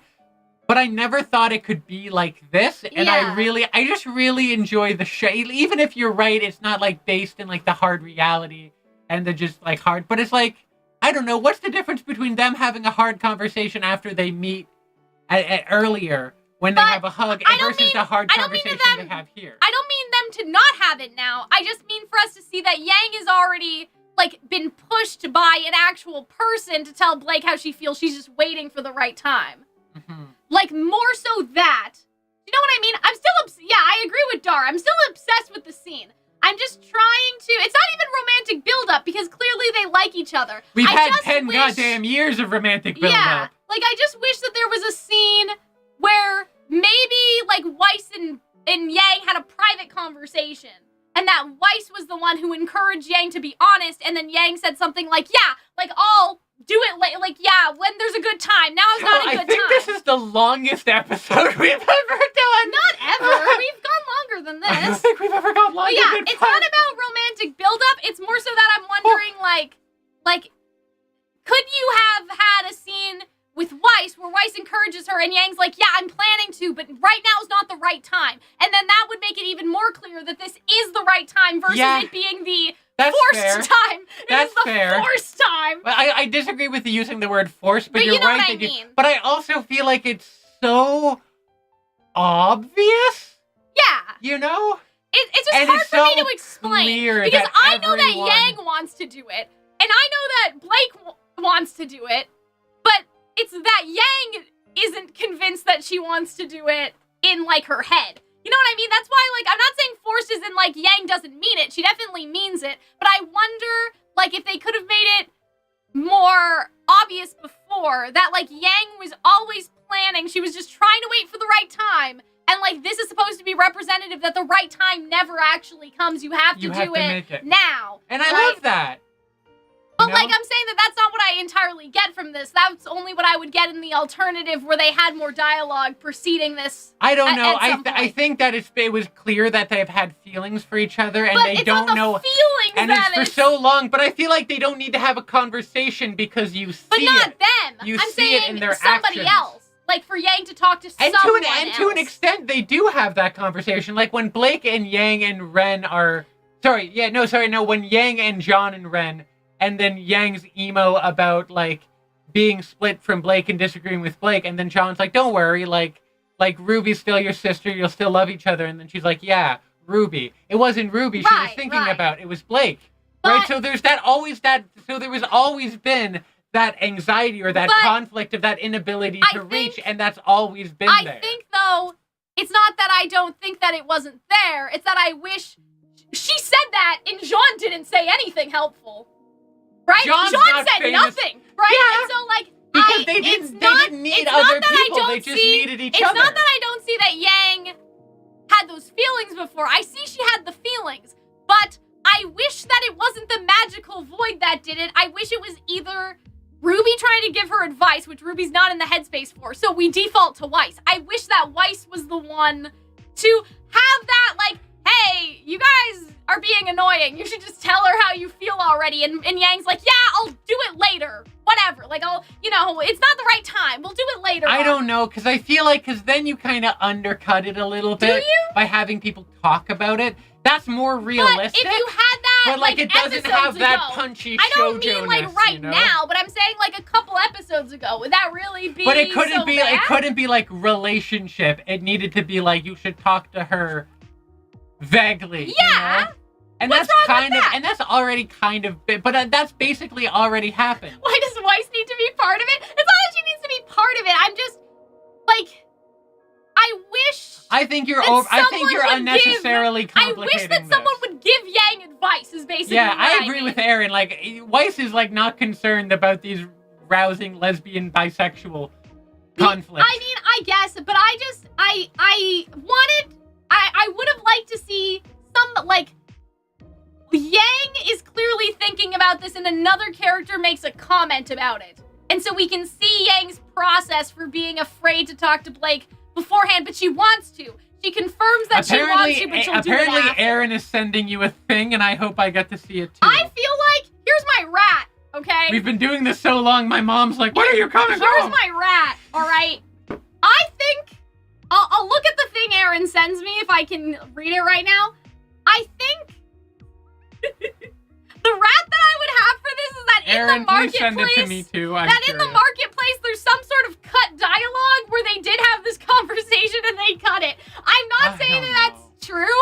I'm just sort of I'm not saying that this isn't where the confession should have been taken place, because I agree with Aaron in the sense that even with advice, Yang wouldn't do it, but we can at least see that Yang got advice, she denied it, and now she had, now it's like, okay, fine, okay, you called me out, basically. I think— No, it's way more dramatic than just fine, you called me out. But no, you know what I mean. It's punchy. Right, it's right, good. but I'm just saying that as the TLDR. You know what it is? Because you have been writing Hunter, novels? I want this exact same scene. Yes. I just want a scene a couple episodes ago where Weiss is like, you should really tell her, and Yang being like, yeah, but now's not a good time. Let's all I think, but no, but because first. the whole point of Blake is that she has difficulty, making that jump. Blake? You know? Sorry, Yang. Yang. I know, and so she So would still she wouldn't deny just- Weiss. She would still be like, no. She would still be like, no. But at least we could see that, she's been thinking. We are literally milliseconds away from the kiss. But yeah. I think it's unnecessary. That you're allowed to feel that way, but it's unnecessary in my opinion. She couldn't Moving care forward. less, but she gave Yang advice before, so it could be a nice, full circle moment. Sure. Where she gives Yang advice. Sure. Or you could have Lovely. it if Weiss— Unnecessary, hold on. but If, lovely. okay, but you could also have it that maybe it's the opposite, that Weiss and Blake have a conversation because Weiss is the one that had the conversation with— I like narrative symmetry. I like when you have one character giving advice to one character and then the other character also giving advice to the opposite in the pairing. Do you know what I mean? That's sort of that parallel that you can see, the same situation is happening on even That's unnecessary. both sides. But it's not, though. It's used all the time. Yeah, but it's often to show contrast. But when both people are giving the same advice, then But, what if it was contrast? There could have been contrast. Of Blake being I'm into it and Yang being I don't know. No. But That's I feel not what we don't mean, already though. need that. I'm saying contrasting the conversation with Volume 5 to now Sure. somehow. Sure. Right? Contrasting the fine. advice Weiss would give. But yeah, I know Weiss is busy. But yeah, some people were honestly, Cal, you're right. Thank you, I guess. But yeah, I just mean a little nod to the idea. A little nod. A little nod. I kind of want to see this explanation as well. That is a lengthy explanation. Oh, I thought this was going to be a behind-the-scenes explanation. I will read it. No, it's just their opinion on it. Yeah. I know what Send you that to me. mean, Aaron. I just want one little spicy dialogue, right? Yeah, and so that's basically what I'm thinking. I know, and I still think it should have happened here, and I still think that she wouldn't take the push if they were not here, but I just would have liked to The see Kingdom Hearts even a worms are little. inflicting Kyle's brains, and she wants brains, and she wants things to be drawn out for a decade. Ouch. But that's not true! A couple episodes ago while they're at the market, wouldn't have been that big of a deal. You know what I mean? It's fine. That's fine. I'm okay with that, but it doesn't impact my enjoyment of it at all. No, it doesn't impact my enjoyment But you also, either. but I'm not I'm just I saying, would prefer I that. could see. I would prefer. It's not I don't like this. I'm just saying I would prefer. 2 hours and 12. Oh, we're gonna be here for at least 5 hours. Anyways, what was the last 4 You know hour why? It's one? because you're arguing. No, it's because you always go on But always why can't you just accept that I'm You saying also always do that. in the You also do that a lot. when they I'm were sorry. walking around with the cat? That's fine. Why couldn't I'm trying to move have a on little to it. whisper? But I'm saying you could have just said, "Oh yeah, Cal, that's interesting." said that, but no, you're arguing. You could also just say, hey, you're right, Hunter, it's good. I'm sorry, motherfucker, but, like, you're not allowed to... If we did the tracks of who had talked more, it would be, like, 30% Hunter and 70% Cal. You're forcing me to agree with you, but, like, I could have just said I'm not disagreeing, but I'm just saying, I disagree with you and you can't let it be, and I want to get to the goddamn kiss. Can we get to the goddamn kiss? But I'm saying that if you were like, that's interesting, and didn't disagree, then I wouldn't keep talking. But you disagree with me all the time. Right. So it's like you can't be mad at me for doing the same thing you do. So why are you mad that it's taking up time? Because I have a fucking job I need to apply to later. But you know what I mean? Anyways. Like, if we're going to talk, we're going to talk. I'm energized. We're not gonna skip out on anything, right? I'm energized. I'm ready. Like, I'm willing to do this. Keep going. This is too little, like, to talk about. But I'm just saying, like, if we're gonna talk and we're gonna argue, we're gonna argue. If you don't want to argue, that's a different story. But I'm just saying, you can't get mad at me for doing the thing you always do. That's why I do it once. I do it once. You do it every time. I'm not mad. I'm saying, like, you can't do that and then just be like, let's move on. No disagreement, Cal. Let's keep going. Well, no, because we're not going to come to any, because we feel differently, and that's okay. Oh, yeah, we feel differently. I know. And I don't totally agree with you, and you don't totally disagree with me. Yeah. And we can just move on. I know. That's the argument I'm making. And now you feel the need to make an argument that something else is occurring. No. Because you're Italian, and all you know is conflict. But all I was saying was... From the days of the Roman Empire. Was that it, like... We've talked about it, and we can move on now, but for the stream asking me to move on before I was done explaining... Well, I don't give a fuck. Do you think I care about the stream? Yeah, I know, but I'm just saying, like, maybe you're not rude, but, like... Well, then why did you say it was me? Well, it was kind of you two. You were like, Cal, I don't think that's necessary. Let's just keep going. And I'm like, but I'm explaining why it's necessary, because I would like it. Like, you know what I mean? You tried to railroad me into... continuing or trying to move on a couple times. Yeah, because also people were also saying, please, Cal. Yeah, and sometimes you have a bad habit. Going to have to wait. No, because that's the thing, because you re-explain yourself sometimes. But I wasn't going to Bye, Aaron. I don't know if you're leaving now, apparently. But, like, I wasn't going to re-explain. They're just tired that we're having the conversation. Not that about how long it's gone on for. But sometimes you reiterate your points more than you need to. I mean... It's also Did Aaron say bye? I have no control of the... But yeah, like... I mean, I'm not here to attack you, but you brought it up. You're attacking me suddenly. What do you mean? You're attacking me suddenly. I'm okay to move on, like, because I like you. Too. I'm just saying I befriended an autistic person. I understand what that's like. Like earlier when you were like, Cal, there's nothing you could say in paragraphs that you couldn't say in a single sentence. I'm like, well... Am I wrong? That's how we're talking. People agree. Anyways, you've lost this argument. Moving. What do you mean? See, and when you say stuff like that, it's not fun, because then I feel like that I need to reiterate what we just went through. Oh my goodness, it's okay. It's because you're reiterating, and that's your issue. But you're saying I'm wrong when you just said before that neither of us are wrong and we just have a different opinion. No, I'm not. No. So why did you say that we're wrong? No, because you're wrong because you think that you're wrong. You're not wrong about feeling differently about how they could set up the Bumblebee confession. I'm saying you're wrong that you're saying that suddenly, like, that one, you don't sometimes talk in circles, and that two, you don't sometimes over-explain things. And that you're also mad at me for doing the thing that you always do, which is really take time on something. Even if we do that, it seemed like you were rushing me when we were taking the time. You can dish out. You can dish out. What do you mean? I wasn't dish out, but you can't take the criticism. I wasn't saying that. That's you were taking too long. I felt like you were rushing me. I think we've actually lost our mind. It doesn't matter. I think because also I'm rushing you because, Cal, there's the fucking Bumblebee kiss. Yeah, I know. I understand that you care, but I don't do Hunter, that a lot other times. I know, but I also, this is like the greatest thing. In the time for us to have the conversation, you could have been like, oh, sure, Cal, that line sounds great. I've literally said that I've wanted to move on like 5 times. All I'm saying is that you are talking about That's not what I'm crazy saying.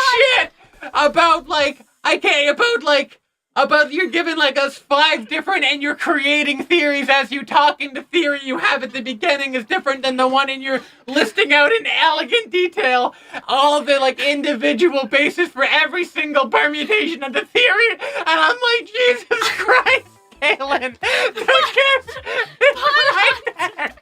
It's right there. I'm just saying, it's right there. in the time- and it's torture. In the time we had this conversation, I know. why did it matter? Why did you need to be like, no, but the scene is about how in the ancient Greeks, how they both feel each Because other's it's- soul. It's okay that you did that, but I'm just asking you. Because it's relevant to them falling in I love. know, and me thinking that it could have been done differently was too, and that's okay. But why do you turn around and say, okay, Caleb, they think you're wrong. Let's keep going. And I've only done it this episode because it's the fucking greatest thing in the world. But we're I not love even it so done yet. much. I haven't analyzed everything that's going on here. Like how Yang like awkwardly looks I down know, and brushes I want to through get her to hair. that. I know. And so But I'm instead, we're talking about very meta shit.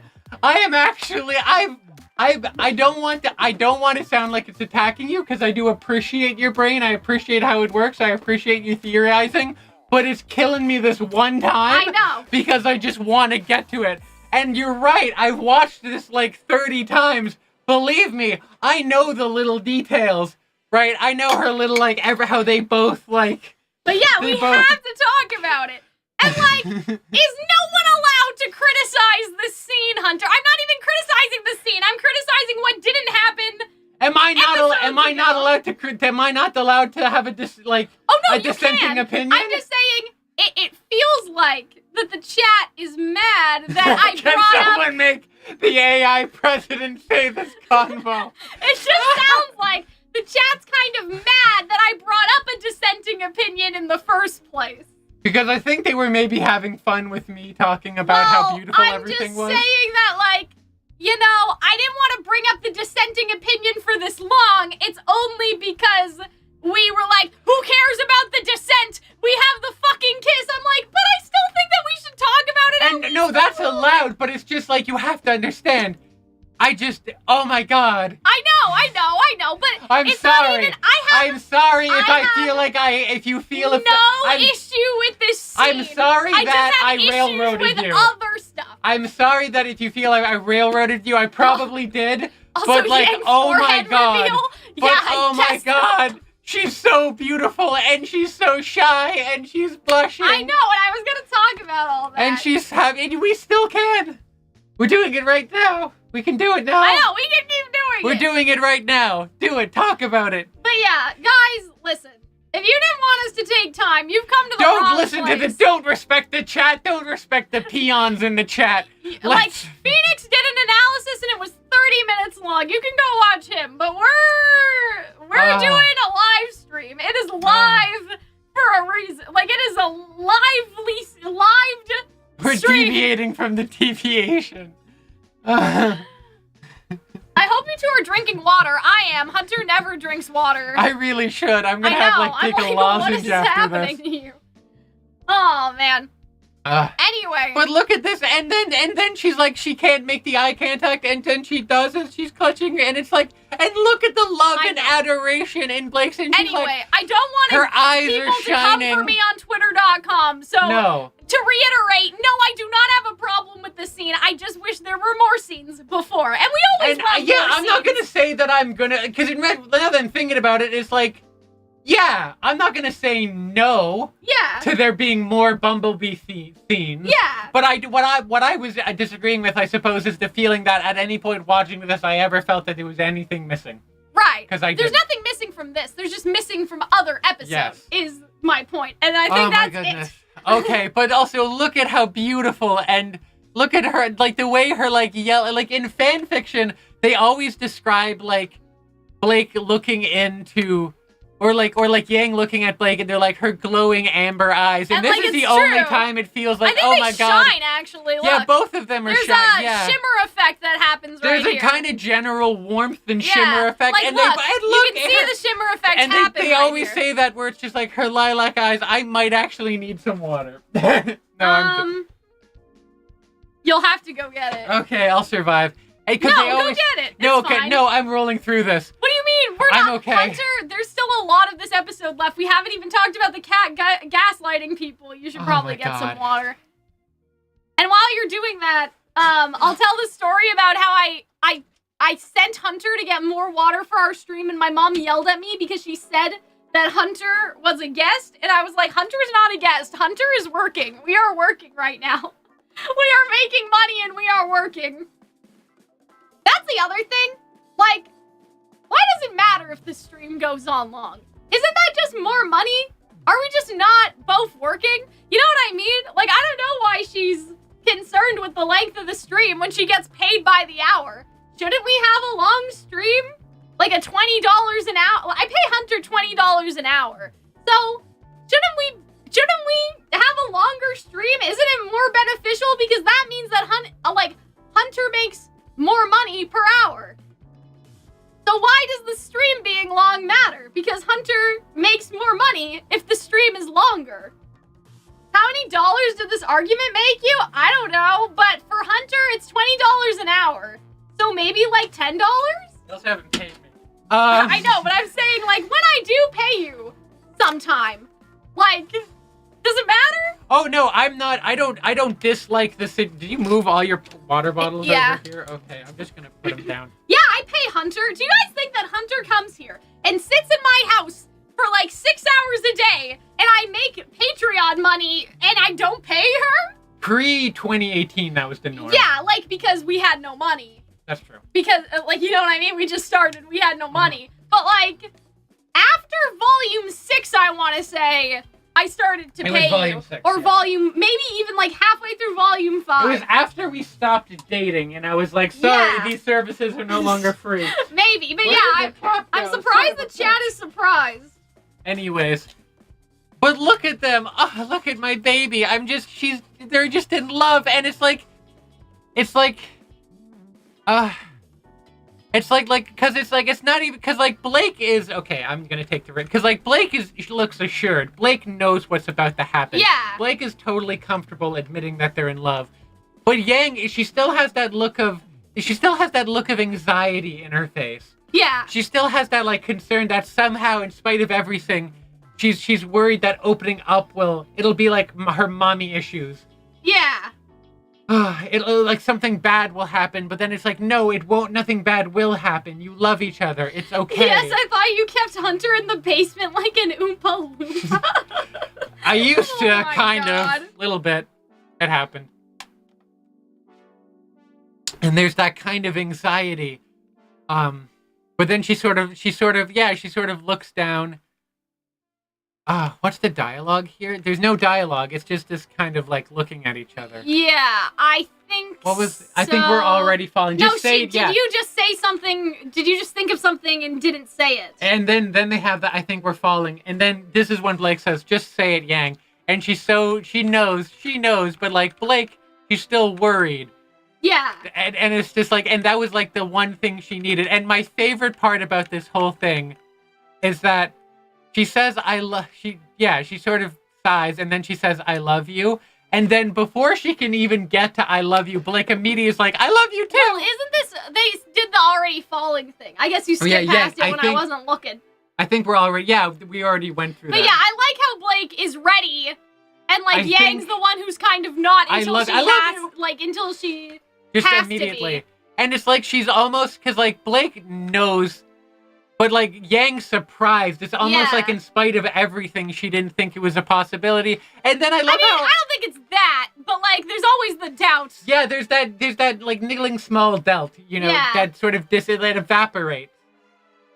Yeah. But then I also love how, like, that splits thing kind of, like, it goes from that, and then it quickly, even its color changes, it goes green. Yeah, the flower, it becomes a vine, and it breaks. Was nice. And then suddenly, and also, and I think the background that's kind of like becomes a a combination of the colors too. Yes, that's true. People have also pointed out that everything looks very both bisexual and like lesbian flag energy, especially near the late where they show you the And I like how Blake. Wait, I'm not done yet. I like how Blake's face is more red in the animation, but. And then they both look at my babies. And I love how, first off, that's like a wedding topper right there. Yeah. It's gorgeous. And then it's then it happens, and then they lean. I also like how it's almost like Blake's taking more of control, because she kind of like, because she's sort of just like kind of lowering, but her immediately is like the attack position, grabbing the front and not the back. She's been waiting. And then pulling, and she kind of pulls her in. Yeah, I don't know if it's just the lighting, but Blake's face seems more red to me than Yang's face. And so I kind of like that. But also I think Yang might just be paler. Maybe. But also my favorite part is that you can see Yang kind of puts her hand on her lower back and then eventually sort of pushes her closer. Or no, you see it here. And yeah, there's kind of that push close. Yeah. And then they kiss. I cried when I saw this. I know, Hunter. I was no, I'm in like, charge is this now. even a discussion? It's just gushing. Just grabbing her by the jacket. And also, like, you can kind of see that, like, Yang has her hand on her ass, which, what a champion. A little bit, like, on the side. Hip. That's side ass. No. That's the Bella booty a little that's bit. Like maybe. That's okay. like here. That's still kind of ass. The belt is in the way. I guess She's not trying to grab her ass. Or maybe it's later they're playing grab ass. But also, and so the flowers that show up are white lilies. Yes. And white lilies in flower language, they're typically used for weddings. They're also, like, they're meant to... Oh, you looked all this up? Yes, I did. They're meant to represent, like, rebirth. So it's, like, the rebirth of their relationship. And also, and this is my favorite part, white lilies are very sweet, and they attract a lot of bumblebees. For pollination. But yeah, I like the flowers blooming, too. I thought that was the flowers blooming. I think... Can I have a moment to explain this? Sure. I started crying when this happened. And I was just like... The Lord... You were like, oh yeah, but like, what did Alyx do? I wonder about this. I don't want to go off on too much of a tangent, but like... Oh, when has that stopped you so far, I know, that's what I'm saying, but like, I'm demisexual, right? And so I just wonder... You've never told me this. What do you mean, Hunter? We've talked about this before. You've talked about being bisexual. You've never mentioned being demisexual. I'm gonna get the receipts right now. Have you? We've talked about it existing. Anyway, my point being... I wonder if the reason why I didn't have the same reaction as Hunter, like, I was excited, but it's clearly a lot more personal to you. I don't know. Like, you know what I mean? And so I wonder if that's kind of You did not tell me you were demisexual. I'll find it later, but yeah, like, we've definitely talked about this before, So when you Hunter. thirst after Fox, do you feel like you have a close personal relationship with Fox? That's what we've been talking about. Oh, man. Yeah. I mean, oh yeah, white lilies are also poisonous to house cats, which I find amusing. So like, hopefully, Blake didn't like eat any of it. But there should be a bee. I hope that there's a later scene where they're like cuddling under a tree and then bees. Yes, and lilies are very common in like Yuri manga and whatnot. But yeah, like I just kind of wonder. I don't know. You tell me a lot of things. I like the fact. Later. Like, I like the fact that they kiss, if that makes sense, but I'm not, like, as... I don't know. It's hard to explain. Well, I'm not as emotional, I wasn't as emotional as you. Well, I also have that kind of connection to, like, them. Right. So, like, I'm a lot more maybe invested in this romantic relationship than you feel. Being sexual is insane. That's believable. Anyways. But no, so I should probably explain any. Yeah, she didn't eat any. Her mouth was a little busy. So like, if I feel like if demisexual is about having an emotional attachment to someone, for me at least, the characters I have are what I have an emotional attachment to. Whereas, say, I don't know, Jaune and Weiss or stuff like that, even if it was super well written or super well drawn, I'd be like, nah, and that's in the context of like smut. Like, okay, but matter. that's not you saying, Hunter, I am demisexual. I I feel like if being demisexual is about the emotional connection to someone. Yeah, but that's vague. For me, I could. the characters are what I have the emotional attachment to. It's almost like I operate better when Remember? people give me like straightforward instructions. Yeah. I mean, But, like, okay. Wasn't that But that was yesterday. No, it wasn't. When was that? A while ago. It was about Fox and Neo. It was about Oh. like smut, I guess. I guess I couldn't just read any smut. I need to be interested in the characters. Or like I don't watch Do other porn people because know I this? don't care about Do other people know? What I do mean, you I mean? kind of feel similarly. like I That's don't why I watch don't porn watch a because lot of I porn don't care either. about who's in the porn. Like why would I watch that? I never like really got that. We have had this conversation. We've had that conversation, but I also Multiple feel like times. there's a difference between wanting to have an emotional connection to the person and Yang, that's you what were- you get, and then being demisexual. Cal, you were also a Yang hater until 4 weeks ago. Yeah, that is true. But because I basically- okay. Yeah, maybe that's why. But I was just wondering, like, I'm glad that they kissed, but I don't know. It's not good.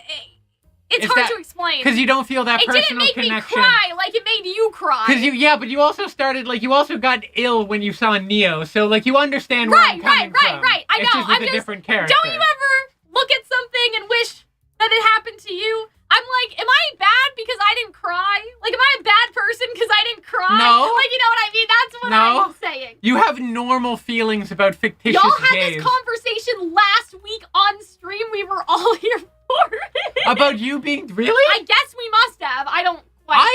I feel like because, like, Yeah, I feel like... we did. Because I feel like I also talk... Because I wouldn't describe myself as demisexual, but I also talk like that a lot of the time.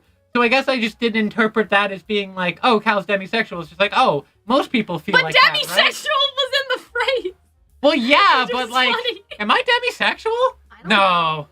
But No, yeah, I'm too anyway, horny to the only strangers. reason why Well, I actually, I am brought I? this up was because I was like, I was concerned about my own lack of crying, Am basically. I don't know. I was having a moment. This is like a couple months back when I took that Am I Because, Autistic test, and you shook Well, me up a bit. actually, that is what I was gonna say. So, again, this is random, I guess, but during the play, a lot of everybody basically cried at some point. Like, everyone who was in the play cried, just because the play got to them, right? But I was here like I was literally, I never broke character once, I don't think. And, like, at first I was like, oh, I'm so good. I never break character. But the more I thought about it, I was like, am I autistic? Then anyway, because I do get really I emotional didn't at cry. some things. I didn't cry, like, but it's also like, what? Because, yeah. like, a lot of people aren't autistic and they don't cry at everything. Oh, no, you know? that's not what I mean. I just meant, like, is there some, like, emotional disconnect for me? No. I don't know. Because Like, I feel like part of being neurodivergent is wondering, is this a normal thing? But and that's this what I'm is asking. And I don't think it's a not normal thing. I mean, I think people just, like, feel differently. yeah. Speaking about bees causing people to question their sexuality, now I get to talk. I was... Can I pee while you're talking? You can go pee. You literally went 15 minutes ago. I know. Are you peeing? Are you doing coke in there? Is this just an excuse? Is this why you have boundless energy when we do these streams? This woman pisses like a fucking racehorse, I swear to God. Anyways, I have a very strong feeling towards Bumblebee. And I think it's because... So I come into RWBY around Volume 2.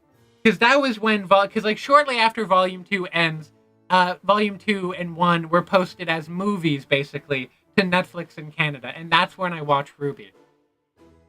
And shortly after that, Volume 3 occurs, and during Volume 3, I start reading a lot of fan fiction for RWBY. And inevitably, at the time, the biggest ship, and probably still the biggest ship, unless you talk to Cal and her insane Fox X Neo feeling, was Bumblebee.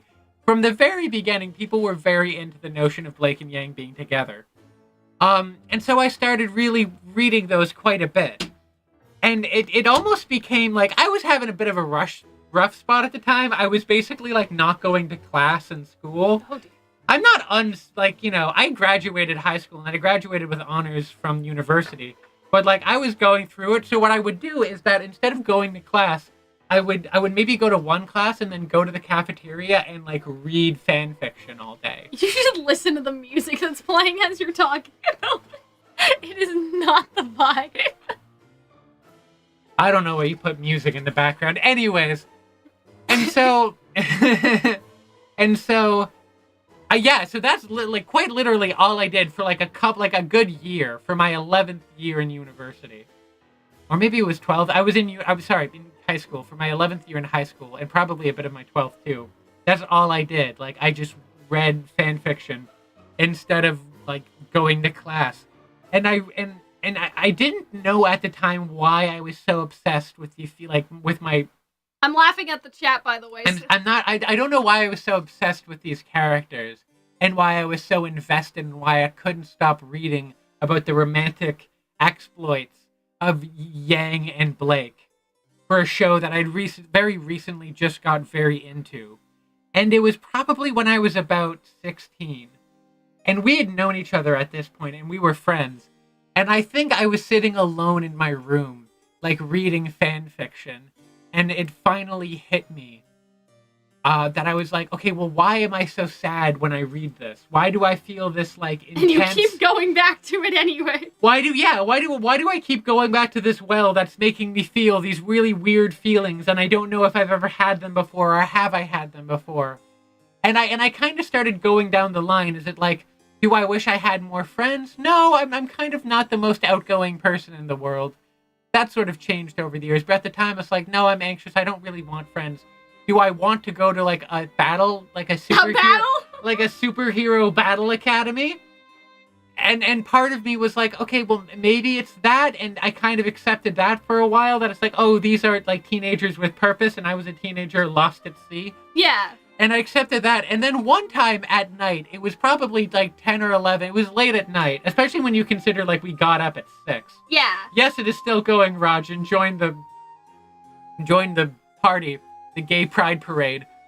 And I realized that like, oh, like, is it that I just want to be a girl? Do I want to be a woman in a relationship with another woman? Do I read all of these stories, endless stories about these women, about these girls, specifically because I feel that way, and this is how I vicariously get into it? And then I kind of paused a moment, and I was like, nah, that can't be true. And I'm like, wait a minute. Oh, dear. And I think I texted you that night, because I think you were the first person. Yeah, I remember. Where I was just like, I think I might want to be a girl. Or I think I'm a girl. And that was very difficult for me at the time, because I was very in the closet, and we went to like a Catholic school where people were very shitty. Do I need to hear this? Yeah, that's clown music. That's appropriate for what I'm doing here. And I remember at the time you made me lose my track, and it was because it was difficult, and it was like... Wait, what? What did I do? You made me lose my track when you showed me the clown music.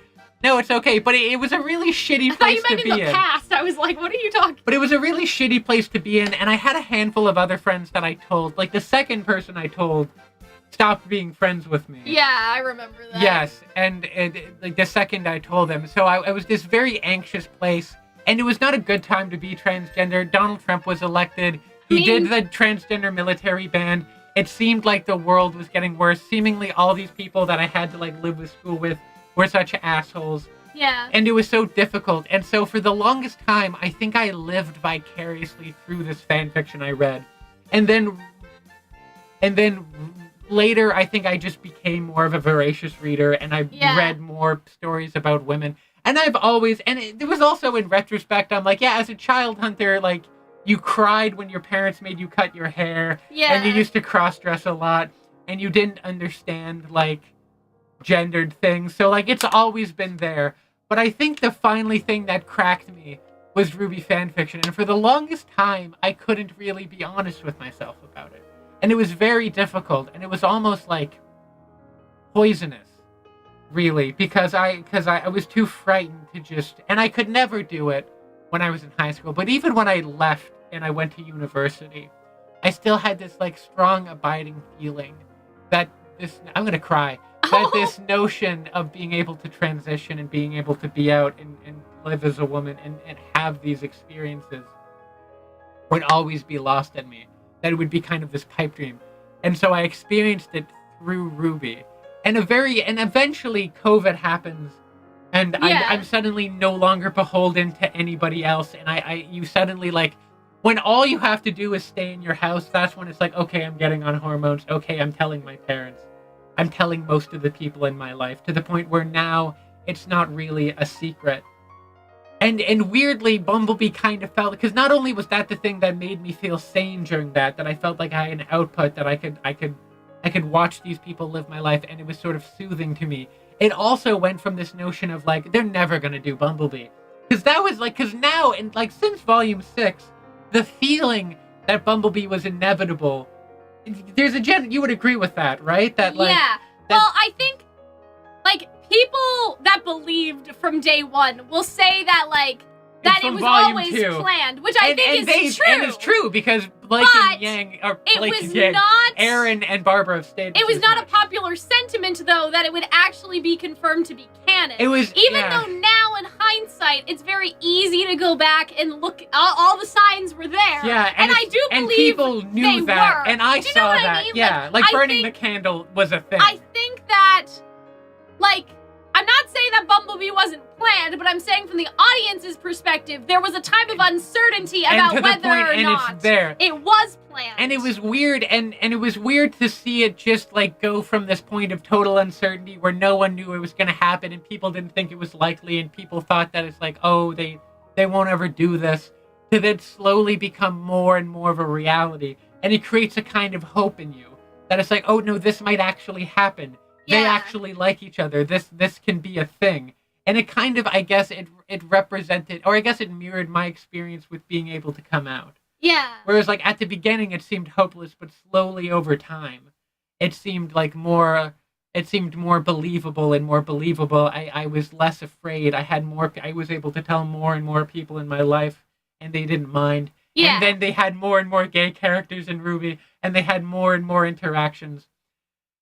And it's but just, yeah, and like, so, I think the chat's right. Like, I remember being around when people were like, no, it's crazy. It's never gonna happen. Like, Black Sun especially to the end. Volume 4, I think. Volume 4 especially. Was like, people thought they were never doomed gonna happen. in Volume 4, right? But, and then it's hard to say, but I guess seeing it come to fruition, it gave me a lot of the feels, because I think I was reminded back when that was an impossibility, and me embracing my own sort of fruitiness was something of an impossibility as well. It's like a full circle moment. It was this very full circle moment, which is why when this finally happened, I started weeping out loud. and I had a bit of a moment. It felt obvious from a queer perspective, but the audience gasped. But a lot of people aren't queer that watch this show. It's hard too, though, because, like, I definitely watch things, and I'm like, that's queer-coded. And it never happens. We've been hurt before. And so you wonder if whether or not it's your fault. Yeah. You know what I mean? Like, I remember a couple weeks ago, I watched... Oh, is that the Story of Good and Evil, or the School of Good and Evil? Yeah, the School of Good and Evil. And they kissed on the lips in the movie.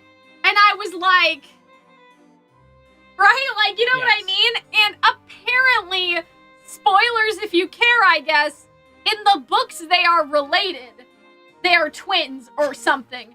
But like switched at birth, half-sisters, the movie, like they, like, I don't know what they would do if they got another movie, but they could be half-siblings, but one of the actresses is black and the other is white, so they are clearly not twins in the sense of identical twins like they are in the novels. And so, as someone who watched the movie, I would have never thought that they were siblings, or that they were identical twins, right? They're kind of teeing it up to be a romance. Anything that was sisterly about them, but I would have gone onto the internet myself into watching things. Like, I would have probably gone on the internet shipping them and called a pro shipper or something for shipping the siblings. But in the movie, there is no indication that they are related, and they kiss on the lips in the movie. And the whole point of the ending of the movie is that they don't need a man, they have each other, is kind of the vibe of the movie. Like, that true love's kiss is through a woman, right? Not through one of the male characters. But in the books, they're identical twins separated at birth or something. Whereas in the movie, there is no indication that they are not gay, and she dresses so gay. And so, is that my fault? Or are they queer baiting? Like, you know what I mean? That's kind of the question. Like, Howell was saying, I watched that too, and I was surprised that they weren't gay. And so that's what I'm saying. Like, it's hard because sometimes we do queer bait ourselves, but whose fault is that? I think that movie, they queer baited that movie on purpose. I think that they made an intentional decision to try to capture the gay audience. So they and queer people baited did it, and the so movie. You never know. This is related to RWBY because like you never really exactly know. Right, and so that's what I'm saying. And sometimes you never know. In response to Howell saying like, but the gay people saw it, and we knew it was gonna happen. It was the straight people in the fandom, but at the same time, it's like, but sometimes, how do you know? Like, how do you know? So there was a period of great trepidation. I thought they were gay too. And to see it come into fruition, it gives me a great deal of like solace of like, okay, we all made, and maybe I just imprinted way too much on these fictional characters at a kind of like young. And it's the School for Good and Evil guys. Mm-hmm. I just looked them up and they look nothing alike. Yeah, I know. Here's the thing. I don't think they planned to do all 5 books, and so they just didn't care. Like, you know what I mean? They just didn't care about, but the ramifications of the choice. Very unrelated. Like, there's no incest involved. Right. I'm just saying, like, that was the movie where there was a blonde, bubbly lead and a dark-haired, angsty lead. And I thought they were gay and they weren't gay, is what I'm getting at right now. Yeah, and so it's like, we've been burned many times. I was there for Voltron. I was there for... Yeah. Yeah. And so rough. I think that's kind of the context too, is that even as queer people, we may see it, but like whether or not they will do it and pull the trigger is always the question, I think. Yeah. Yeah. Or like, there's probably other ones that I watched and I was like, oh, you're not gay? Oh yes, Rain, back in when they made the 2 Sailor Scouts cousins instead of lesbians. Like, I was thinking about that there are Barbie movies where I'm like, you guys are clearly gay, but there are men here. That's very interesting. Like, yeah, you know, I guess like, was I reading too much into it? But yeah, kind of. But anyways, so now I think the School for Good and Evil would be better if it was gay, but that's another story. So before you move on, now it's that sorry, I need to cancel so they get a better look at it. But now them kissing is like the lock screen on my phone. I don't know if they can see that. I guess we'll have to wait a while. I mean, I'm sure that they believe you. I think we can move on. And they believe you. And it's just it's very deeply meaningful. But yeah, like, I was still excited to see it happen. Here's the other controversial thing I'm gonna say this stream. Yeah. Hyping it up to the extent where we all knew what was coming, I feel that was, like, in retrospect, personally for me, I don't want to go as far as say ruined, because ruined is a strong word, and I really don't want people on Twitter to, like, take this stream out of context or something. But the fact that they hyped it up, I wish they would have just kept it a total secret, because that, I think, has something to do with the difference in our reaction, I think. Yes. Right? Because while you were still unsure, I thought about it from sort of the analytical side of my brain, being like, there is absolutely no way that they would hype something up for it not to be the kiss, because that is social media suicide, right? And so, from your perspective, I was kind of worried, because it kind of reminded me of, like, but they've done that before, like with Crow and Clover, right. where they seem to hype it up, but then they don't have a relationship. So part of me was just like, yeah, like, they fucked it up before. I just wish they didn't say anything, because even though Hunter had doubt, I was like, okay, Barbara is tweeting, and no, like, other people aren't. If this were about Summer or Roman or something, why is Barbara and Aaron the ones so invested, right? So I feel like that it was, like, I don't know, like, it was obvious what was going to happen because of who was tweeting about it, in a sense. right? Because at first, when I think Eddie just said to be excited, I think that's how it started, to warn us to turn off Twitter. Yeah, like, when Aaron said that, I was like, that could be about Summer, that could be about Roman. I don't know if people care about Roman We that also much, just but, learned like, about when Jaune, Aaron- so it could be a yeah, big Jaune like, thing. when Aaron had said that, I was like, it could be anything. But, like, when more people started chiming in, it became very clear what it was. Yeah. And I think because I was expecting it, I just wish they didn't. Like, I wish that they didn't do that. Because I was in the reaction with the part. Like, basically, I had the party popper ready. I knew what was going to happen already. It doesn't change how it made me feel, but I was surprised, but I wasn't shocked. And I think I don't like that. I like to be surprised. You know? It's like if they were like, I don't know, if Eddie tweeted out, you guys are gonna want to tune in next week, you know, for... Kissing face emoji. No, I'm saying this about something else. Like, for next chapter, if, like, Eddie posted something and was like, it was explicitly so clearly, I don't know, is there a cigar emoji? If Eddie was like, you're gonna want to tune in next week, and put the bowler hat emoji, like, that would obviously be with Roman. Yeah. You know Someone what I mean? also said that you could actually tell from the title, because it's like the whatever and the confession, yeah. Yeah, and then it's like the tryst and the miss. And that would have been fine, reference. Because you could think confession was about other stuff too, but I think the problem, like, I know that we've expected it many times before and we've been wrong, but, like, I actually expected it this time, not because, like, the times where we pulled out the party popper were based off of our own, like, oh, it's time, it's ready, like, based off of our own feelings. Yeah. The reason why I pulled it out this time was because it was so obvious by how everybody else was I guess tweeting. I didn't totally buy it in the same, but you're right. But yeah, I bought it immediately. Was, yeah. I was like, there's no fucking way that they are hyping this up just for it to be Roman or Neo backstory or whatever, because literally everyone thinks it's the kiss. It would backfire so badly that it had to be the kiss. So I don't think, I was excited to see it happen in the context of how it was happening, but I knew that there was no doubt in my mind it was going to. Right? It was like, it's not about the journey, it's not about the destination, it's about the journey. But, like, I wish they didn't spoil that the destination was gonna happen either. That's true. You know? Because it was a lot of hype.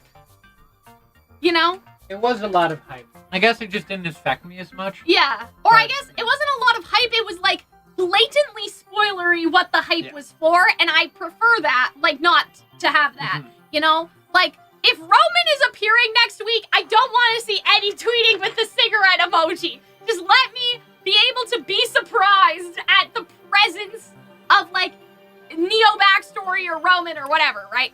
Anyway. But let's keep going. Then we have the cat. I thought there was more to the story. You're accusing me of something. Same page now. Oh, wait. Well, first he says, this time you're in the first place I looked rather than the last, right? And so Jaune told us, I thought there was more to the story. So that's the cat basically saying Jaune's lying, right? That there's more to the, maybe it's like, it depends on how he said it. Like, he could be saying, I thought there was more to the story. You're accusing me of something now. Like, I thought there was more to the story. You don't want to follow me anymore because Jaune told you something. But it could be a double dipping of a line where the cat is also saying that there's more to the story about what Jaune had said. So yeah, like, it's a little bit of a double thing, I think. A double entendre. I don't know if you think that way, but I kind of think that it's a double meaning. Yeah, and I mean, I've There's bought more into to Jaune's story. I've been sort of, I've well and truly bought into the idea that everyone's sketchy here. Yeah. Except for T. But yeah, I like the idea that, I thought there was more to the story. That's why you left me. But also, I thought there was more to the story, Jaune. Like, I like the subtext of that, right? But yeah, I kind of like both of it. You're the one who gives Ever-Aftians to the tree. Why haven't you been telling us the truth? When Ever-Aftians get all piggly, I help the return to the ever after, yes, but you're not ever aftians. I'm not taking you there to ascend. I'm taking you there because you all had such delightful information for me, right? And so that's interesting because, like, I think he's telling the truth. Truth? Because they did ask to go to the tree. But I don't think that humans can't ascend, basically. I think they can. That's just not why he was taking them there. He was just taking them there because they asked. It's kind of like a non-denial denial. He's not saying that won't happen. I'm just saying that's not why I'm taking you. Exactly. So I think the cat is sketchy, but he's also not sketchy. You pretended like you never heard the story when you met us, but John had already told you. But yeah, when you think about it, that really is a... But yeah, he did say... Because he's not saying that, because it's not that he's saying that won't happen to you. It's just that's not why I'm taking you there. But the cat never pretended he never heard of the story. He said, Alyx, like the Alyx, how do you know her? He never denied ever meeting her, I don't think. I can't remember. I would have to look.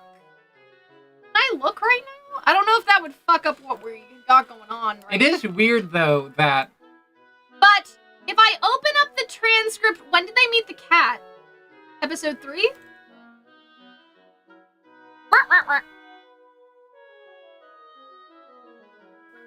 Come quickly. Good thing I dropped by. Humans? You're not nearly as interesting as the others I met. Okay. Okay, yeah. Okay. They didn't say it in this episode. It must have been the next one. Must have been episode 4. What I find interesting is that seemingly, wouldn't Jaune have told, did Jaune not tell them about Salem and all of that stuff? Because it almost seemed like Curious Cat. They were from a different time. They wouldn't know about Salem. I know, but Jaune did. But Jaune wouldn't. But Jaune probably wouldn't tell them because it would scare them or fuck them up, right? That's true. You know what I'm saying? That makes sense. But yeah, so the cat says, Alyx, how do you know her? Are you friends of hers? Right? He never says that he never met her. You know what I mean? He never says that he never knew her. You pretended like you never heard of the story when you met us. That's not true. He never pretended like he didn't. He knew. He said a book. Is it well liked?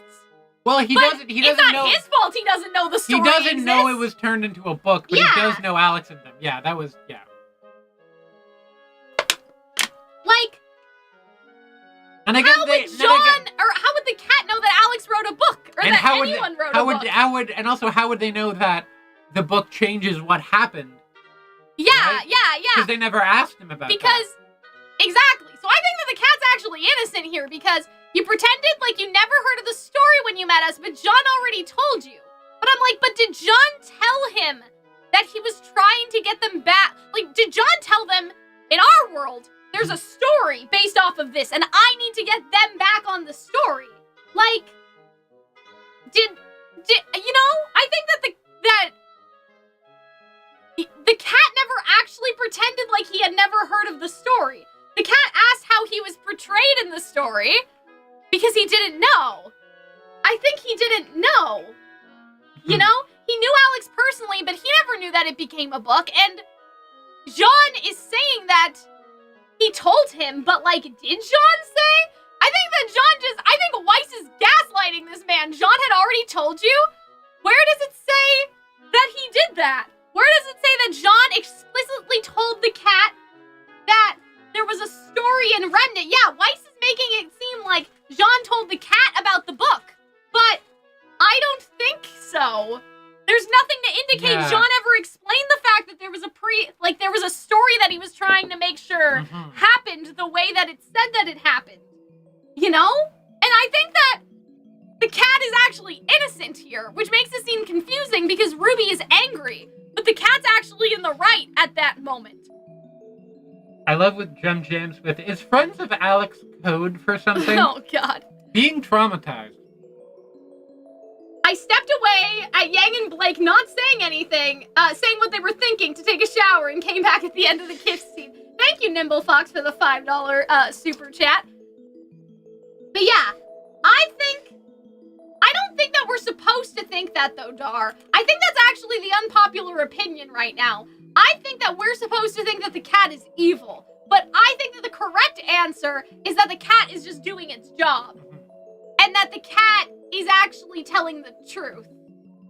But yeah, I don't think Jaune would have told Alyx and Lewis that there was a story about their adventures here, because that could fuck up the time travel. So I think that, I don't think that Jaune ever told them that there was a story.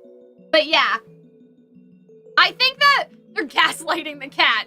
What happened when you took Alyx and Lewis to the tree? I don't know. She told me she'd take me with her through the door to Remnant, but she tricked me. So see, who said there was a door? Right? That's a very strange... This is where things are strange. Do you think it's maybe the door that the relic is?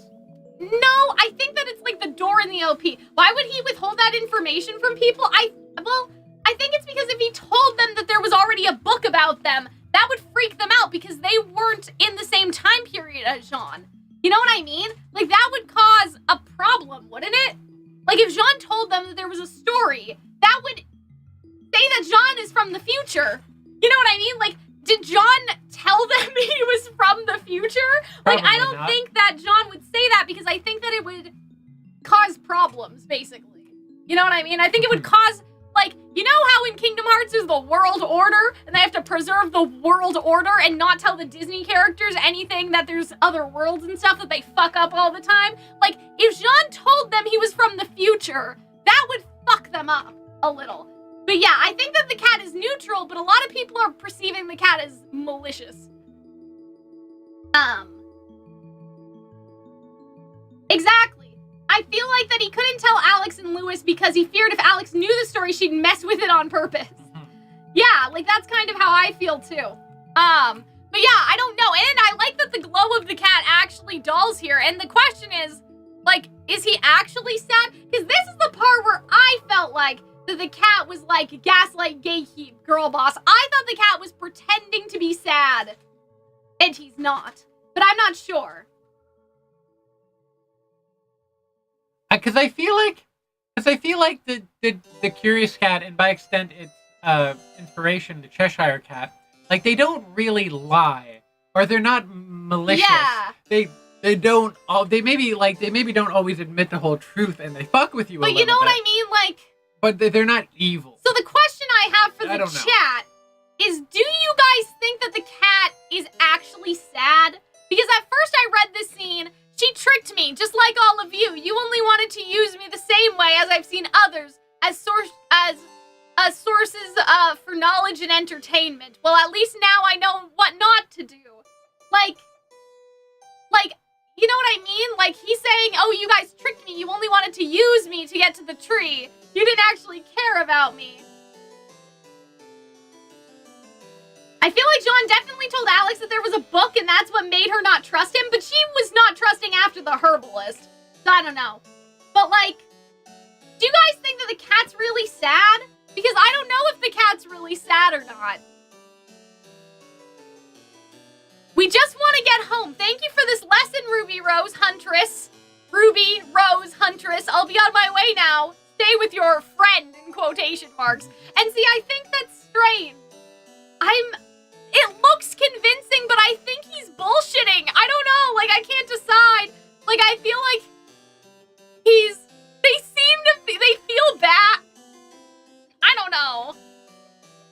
Like, when I first read the scene, I thought that the cat was doing a Mother Gothel. You know what I'm saying? But maybe he is genuinely sad. I don't know. Yeah, I don't know, guys. It's hard to tell. I mean, I think it's ambiguous on purpose, for sure. Mm-hmm. But I think you're meant to feel like confused and anxious watching this scene. But I think, here's the thing. Like, the cat was disappointed, but is playing it up. I think that's the correct answer, actually. I think that that's right. Like, that makes the most sense to me. I think that the cat is actually distressed, but is playing it up as well. Mm-hmm. Right? And so I think it's both. They didn't care about the relationship as much as they are disappointed as, like, where things have been going. Like, you know what I mean? But I think that the point is a lot of people are seeing Jaune in the right and the cat as being in the wrong.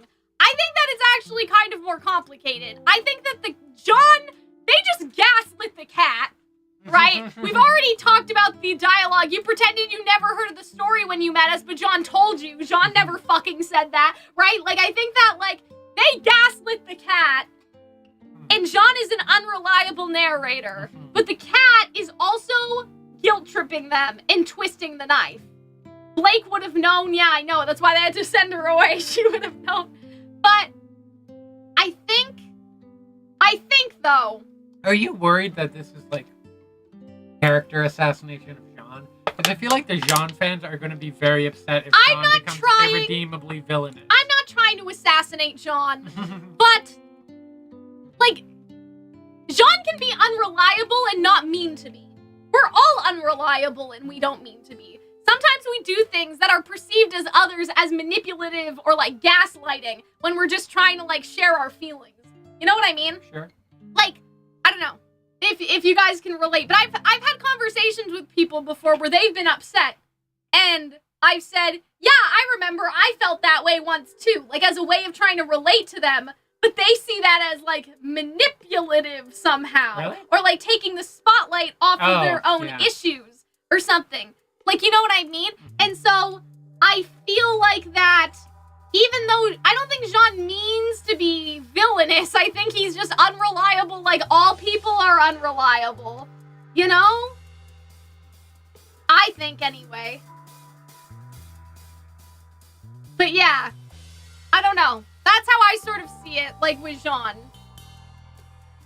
Yeah, Jaune is being an unreliable narrator, while the cat is, like... The cat's not lying even by omission, it's that no one's asking the cat the right question to get the answer. I think.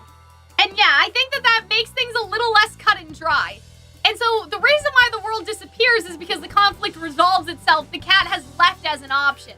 However, I'm going, we'll make a separate video about this, and we won't talk about this too much because the stream is long, but I do think the cat is going to go to Neo. Yeah, which I think we talked about that earlier, before. Yeah. Like, the cat is going to go see Neo and go help Neo find Team RWBY, and that's going to be its new job to do. Because I think part of the reason why it's so sad, the cat, is because its purpose was to take Team RWBY to the tree, so now it has to find, like, another thing to do. So I think that's also part of the sadness, is that the cat had a job, was doing his little job, and now he's been replaced by Jaune. He feels a little resentful that they chose Jaune over him, and so I think he's going to find a new person to help, and unfortunately, that'll be Neo. Yeah, exactly. No one called Jin manipulative for answering what people asked for, and no one called Ambrosius manipulative for making the portals one way. So yeah, it's exactly the same. Also, my favorite... But yeah, let's talk about this. So, I love Weiss is surprised. RWBY is surprised. She makes a little noise. RWBY does a little... Little is looking. Little makes a noise too. Little says I think he's something copying RWBY's noise. Like, is a little... But I love how, like, first off, they have been sucking face. I guess. For so long. But it probably wasn't that long for them. It was probably when the storm disappeared for everyone, they all got yeeted back. But in my head, I like to imagine they've been sucking face. Homosexuals! Yeah, I know, right? And I love that Blake's like little... no, can you return, please? I love that Blake's little like foot's like kicked up. She's popped her foot. I like that, like... I love that, like, Yang is very defensive about her hair. But let's Blake touch it. Jump Jams, your comic about Little killed me, where, like, Little's homophobic. And they're just like, nah, I don't like this. But, oh yeah, the fact that Blake can touch Yang's hair and no one's allowed to touch Yang's hair, but Blake can, it's like, that's peak romance. That's peak connection. But yeah, RWBY doesn't look happy. I mean, I don't think she's unhappy. I think she's just surprised and we don't see her reaction. Oh, say it one more time, please. All we see... Hold on. Like, all we see is RWBY being surprised. I don't think she's unhappy. And then John's like, I feel like I've been waiting forever forever for that. Like, which part of me wishes it wasn't Jaune that got the quippy but thing. why? He's literally been waiting forever. He's waited 20 years. Which is true, but it's also But, like- meta. But part of me wants it to be like I know, but Weiss makes it. I guess how I've they're seen both people- I love how she's blushing a little I've seen bit. people complaining about that. I think you're wrong. Jaune has literally probably spent the last 20 years wondering, No, that's like, fair. if Blake and Yang were finally, you know what I mean? That's Like, fair. he knew that they were I gonna guess fall, I- so I I guess guess- he knew that there was stasis, that it wasn't like time was moving on without him. But he's probably been thinking about this for, like, years. You know what I also just, I mean, you're right, that works. I'm not against it, but I guess I also want to see, like, everyone react to it. But you know? everyone did. No, but, like, I just want, like, Ilya to see them, and, But like, Ilias! I know Ilya's not here, Hold but, on, like, hold I on, just hold want, on. like, Weiss to Ooh, say look at something. He has a tongue. A mouth or something, Yeah. I wonder... No. The gays! Do we see Alyx smile with teeth? I don't think Because it would be really cute If she had if she butt had kind of, yeah. don't And that know. could be another hint. I'm sorry, can we just have another moment where they look at each other and then they just... Oh, I love how, like, Blake looks back, but Yang doesn't. I think the Yang's, other thing like, so lost. is that Ruby maybe like, are you fucking kidding me? This is the bigger thing that they had to work out right now. Y'all couldn't have been with us here in the cat. What Like, was you know what I was mean? the line again? It was, I feel like I've been waiting forever for No, that. but what did Yang Did we say? miss anything? Did we miss anything? But it's yeah, like, so I feel like perfect. that, like, I wanted that shot to be in my phone lock screen, but I couldn't fit it in. but like, you know what I mean? I think that Ruby kind of resents the fact that, like Jaune said they had something more important to do, and that was what was fucking more important. Like, I feel like Ruby is annoyed, right? But, like, she's not annoyed because she's not happy for them. She's just annoyed because Both that Little. was the more important We also bullshit. learned that Little's homophobic Oh my because God. they learned it from Ruby, Oh, dear. who's also homophobic. But yeah, Paper Village, Neapolitan. Not good. And Neo likes... I'm not gonna say that Neo enjoys burning things down, because I But she think that has it's done it. only in the context of the mansion, but she says that it's pretty in the novels, which is giving arsonist, even though I don't think that she would necessarily think that if it was, like, It's any giving other situation, like if it was like, you know, she probably doesn't burn stuff she actually cares about. Some arsonists do that, right? Like, it's because she doesn't care about her parents' house that she thinks it's pretty. At the same time, it's giving arsonist the fact that she thinks the fire is pretty. So I think that, like, this place is toasted. Yeah. Going back to what you said earlier, I'm agreeing with some of the people in the comments where they think, like, it's not that Ruby resents it, but it's almost like she's so dead inside that she can't be happy for her sister. I don't think it's that. I think that, like, some people are saying that Ruby's jealous now, that, like, Yang cares more about Blake than her. I don't think that's it. True either.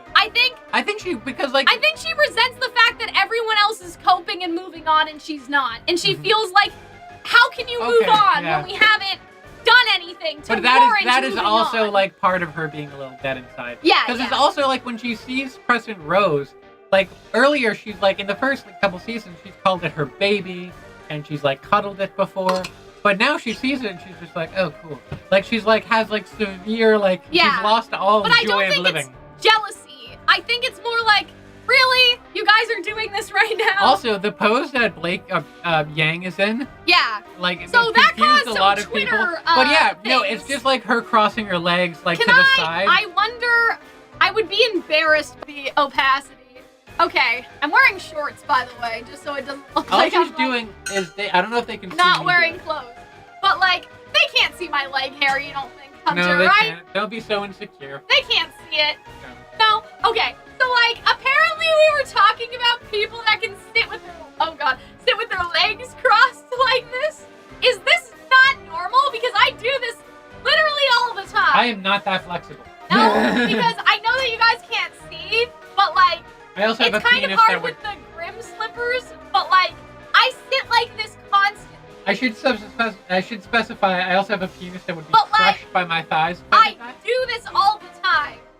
And I do it, like, tighter than this. The slippers are in the way, but I don't want to show you guys my feet. So there was Twitter conversation Where people where I people saw were that, like, where they were doing that. this is abnormal and some sort of condition of like hypermobility, but I'm like, can that cause you problems? You know. You know what I mean? Can that cause like actual health issues? Because no, like, I just thought that it was, you know what I mean? Like I just thought that it was like, right? But when you actually like look at it, it's not too weird. It's just like the framing. But I'm just saying it was funny that there was conversation about this. I'm like, I literally sit like this all the time. And apparently, I'm gonna ask, there's somebody on Twitter, I think that their name is pronounced like Kira. Yeah. And so they were the one that was, or I think he was the one that was talking about it. So maybe I'll like ask him later if he can check the timestamp. I think they use he, they. I'm not sure though. I can't think about it. I'm sorry if they don't. But yeah, I may ask them to check the timestamp because I'm like, oh, is that weird? Is that gonna cause me issues in the future? But anyway, Also, look at my babies. They're all... Yeah, I like how Weiss always just has tea, but she's kind of... Look Weiss at is this. happy. This is such a great little animation character moment. Blake and Yang are holding hands at a fire. But, like, look at this. So Weiss takes a sip of the coffee. She glances in her peripherals. She smiles and keeps drinking her tea. That's such a good, like, character moment. And then you got RWBY, right? Because she's like... I don't think... Everyone's so happy and gay. It's hard and then to, like... sad RWBY. She's like... thinking, and she's like, huh. But yeah, I think it's RWBY's seeing her teammates be confident in who they are, and she doesn't have that right now.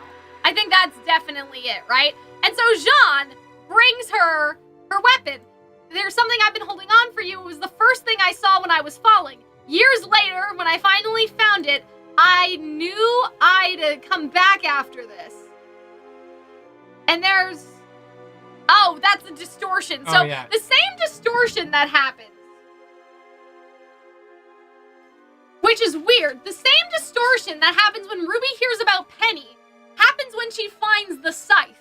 And everyone else is happy about this, but she's not. So does anyone, like, have an idea as to Maybe it's because why? the last... Because I was confused by this, too. Maybe it's because the last time she saw this... was when Neo talked it off the cliff. Or yeah, but like it's when like her friends were all getting murdered and everything failed, and so it's kind of traumatic to see it now. Potentially, I feel like because we see RWBY go with her scythe, like for her scythe a couple times, but I sort of wonder if the reason why she reacts this way is because she doesn't want to be the hero anymore, right? Like she kind of got comfortable just sitting back and letting like Weiss, Blake, and Yang fight. Like in the game, that's what happens because RWBY has no weapon. In the market, they fight for her too. And she does reach for her scythe, but I think that she's almost okay with not having the responsibility anymore. So the reason why she reacts like this is because suddenly it's real. It's kind of like It's kind of like what Herb said. She has to... Like Herb's like, don't you want to not be Ruby Rose? Yeah, like... And it's like, then that Crescent Rose is Ruby Rose's We weapon. still haven't gotten the line where someone asks if RWBY would like to hang up Ruby Rose like an old coat or something. We also haven't gotten... we got that yet. And we also haven't gotten... we also haven't gotten the Salem scene where you briefly see Salem in the trailer. The Salem trailer footage. I wonder... Here's my crack. Okay? The line about wanting to hang up Ruby Rose like an old coat, I think RWBY is going to have a nightmare about Salem. And that is why we see Salem in... Okay, next episode starts, right? The blacksmith, RWBY hears in her head, what if you could like hang up Ruby Rose like an old coat, right? And RWBY's clearly having a nightmare, okay?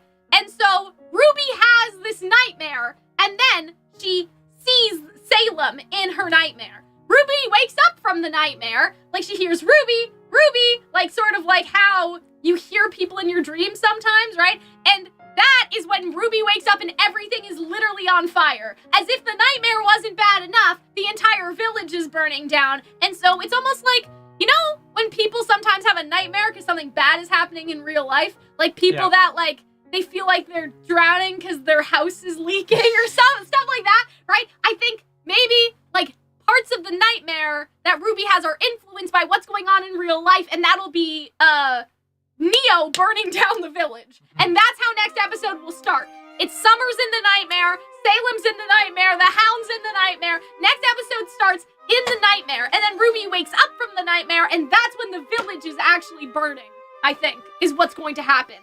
I don't know. I'm pretty confident, I guess. So then, I think that's why Ruby doesn't want it back. I feel like she doesn't want to be the hero anymore. I love how everyone's excited by for her. having the weapon, she has to be Ruby Rose again. She has to be a huntress. Maybe she doesn't want, she liked it better when the burden wasn't on her. It's kind of like sucking the energy out of her, kind of like what was happening with her. Yeah, the penny reaction. How do you think she gets out of it? Well, because everyone's like, Ruby's going through it. How does she get out? I don't want to be that person. But she doesn't. At least not in this. But if she has the nightmare, right? If she has the nightmare and immediately Neo comes to burn down the village, could it be possible that through whatever Neo stuff we're gonna see, that's kind of, it's hard to explain because I don't want it to make it seem like that Neo's the one that gave Ruby the pep talk. That's not what I mean. But seeing whatever we see of Neo convinces Ruby to fight. Whatever that means, I don't know. Yeah. It's hard to explain, but I basically think that the nightmare is going to freak Ruby out. And then, if the Punderstorm people are correct, I don't know if they are, but I definitely do. All that I am certain of is that next week Neo is going to be relevant. There are only 4 more episodes of the volume. They need to do something with Neo, so I think that,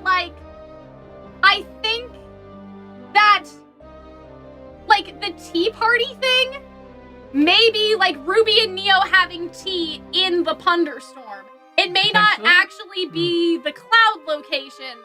It may be something like that, and maybe, I don't know. It sounds stupid to say that maybe Neo can help her, but I don't mean that Neo's trying to be helpful. Yes, right? So Neo helps her, or it helps her. And also, I feel like they're teasing a lot of Summer. Yeah. So I feel like we could get something Summer related. So I feel like the nightmare will happen, and then the burning of the village will happen, and then Neo and Ruby will be caught in the storm together.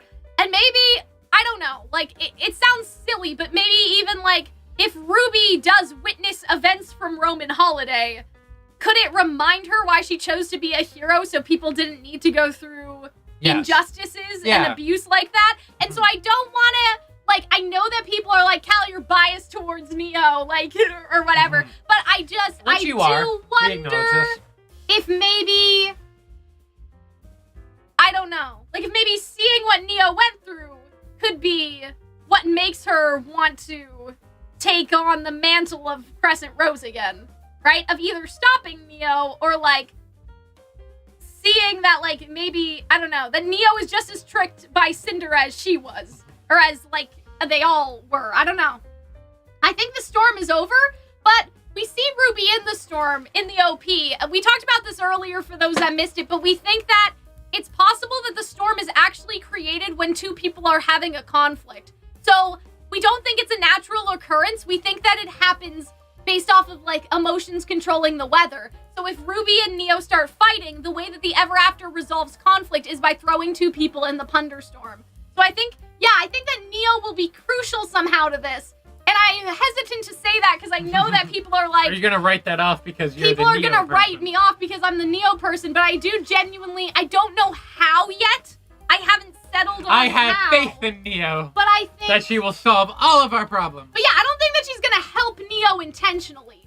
I think that something about her interaction with Neo will change something with Ruby. And maybe it's as simple as, we've both lost people that we loved. This is why we need to band together instead of fighting each other. That could be Ruby dialogue. It doesn't necessarily need to be, that's the outcome. But Ruby could still say that. She could still, I don't know.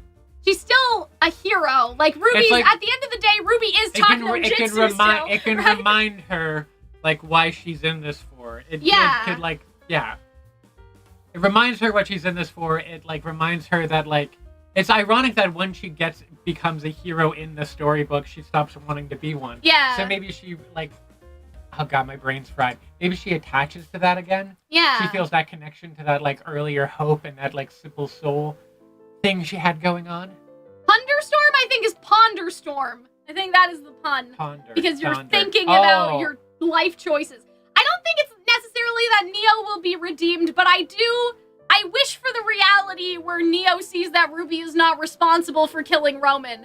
And whether or not they come back to Remnant is whatever, but I think that, like, I want the scene where RWBY is like, we have both lost people we cared about, and it's not my fault that that happened to you, it's Cinder's fault. Okay. And so redirect your anger onto Cinder. And I think that's how it could happen.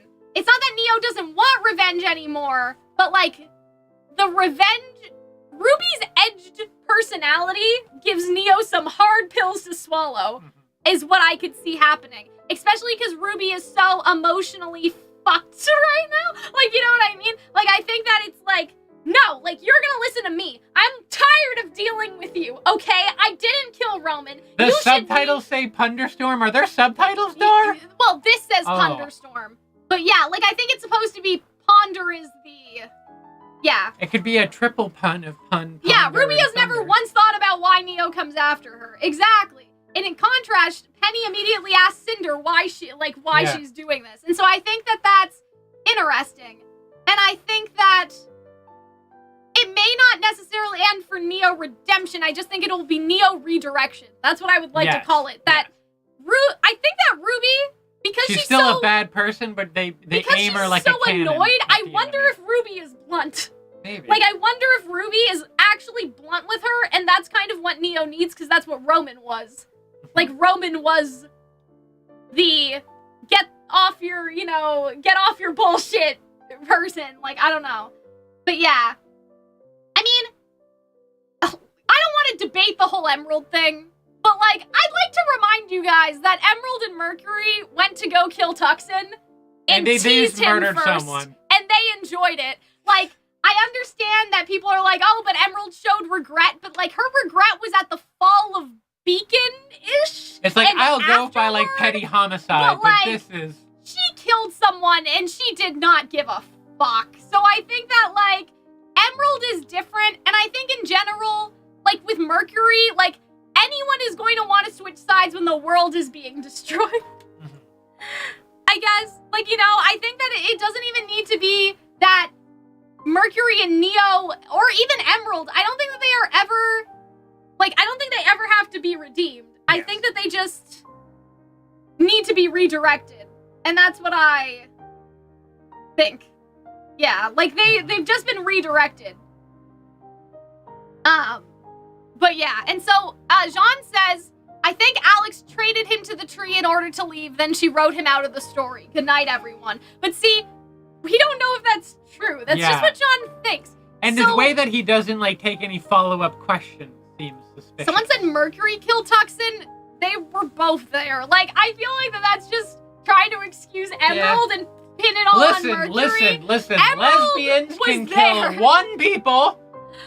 Like, Emerald was there and Transgender taunted people him get arson? and didn't feel bad. Like, And I don't know. bisexuals get grand larceny. But I'm just Stay saying, in your lane, Cal. like, you know what I mean? I'm Yes. just saying, like, Emerald didn't, like, she didn't stop Mercury from killing him. She smiled after it happened. She was Yeah. not regretful. And that's okay. But yeah, I think Jaune's interpretation is a red herring. I'm just not sure if it's a red herring because the tree isn't the way to leave, or if it's because again, we'll talk about this in a different video, and I think we have to go, but I do think that Lewis is the one that made it out and not Alyx, at the Yes. very least. But I think that the second red herring is that the tree is not the way home, because the cat says something about a door, which is not the same as the tree. But yeah, I think that the biggest red herring is Lewis. I don't think Alyx was the one that made it out. I do definitely, like, I'm very convinced in the fact that she's the rabbit.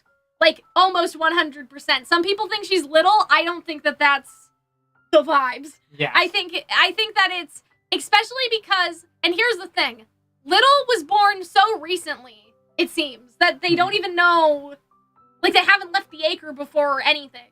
And that seems to me like they are something that reincarnated recently.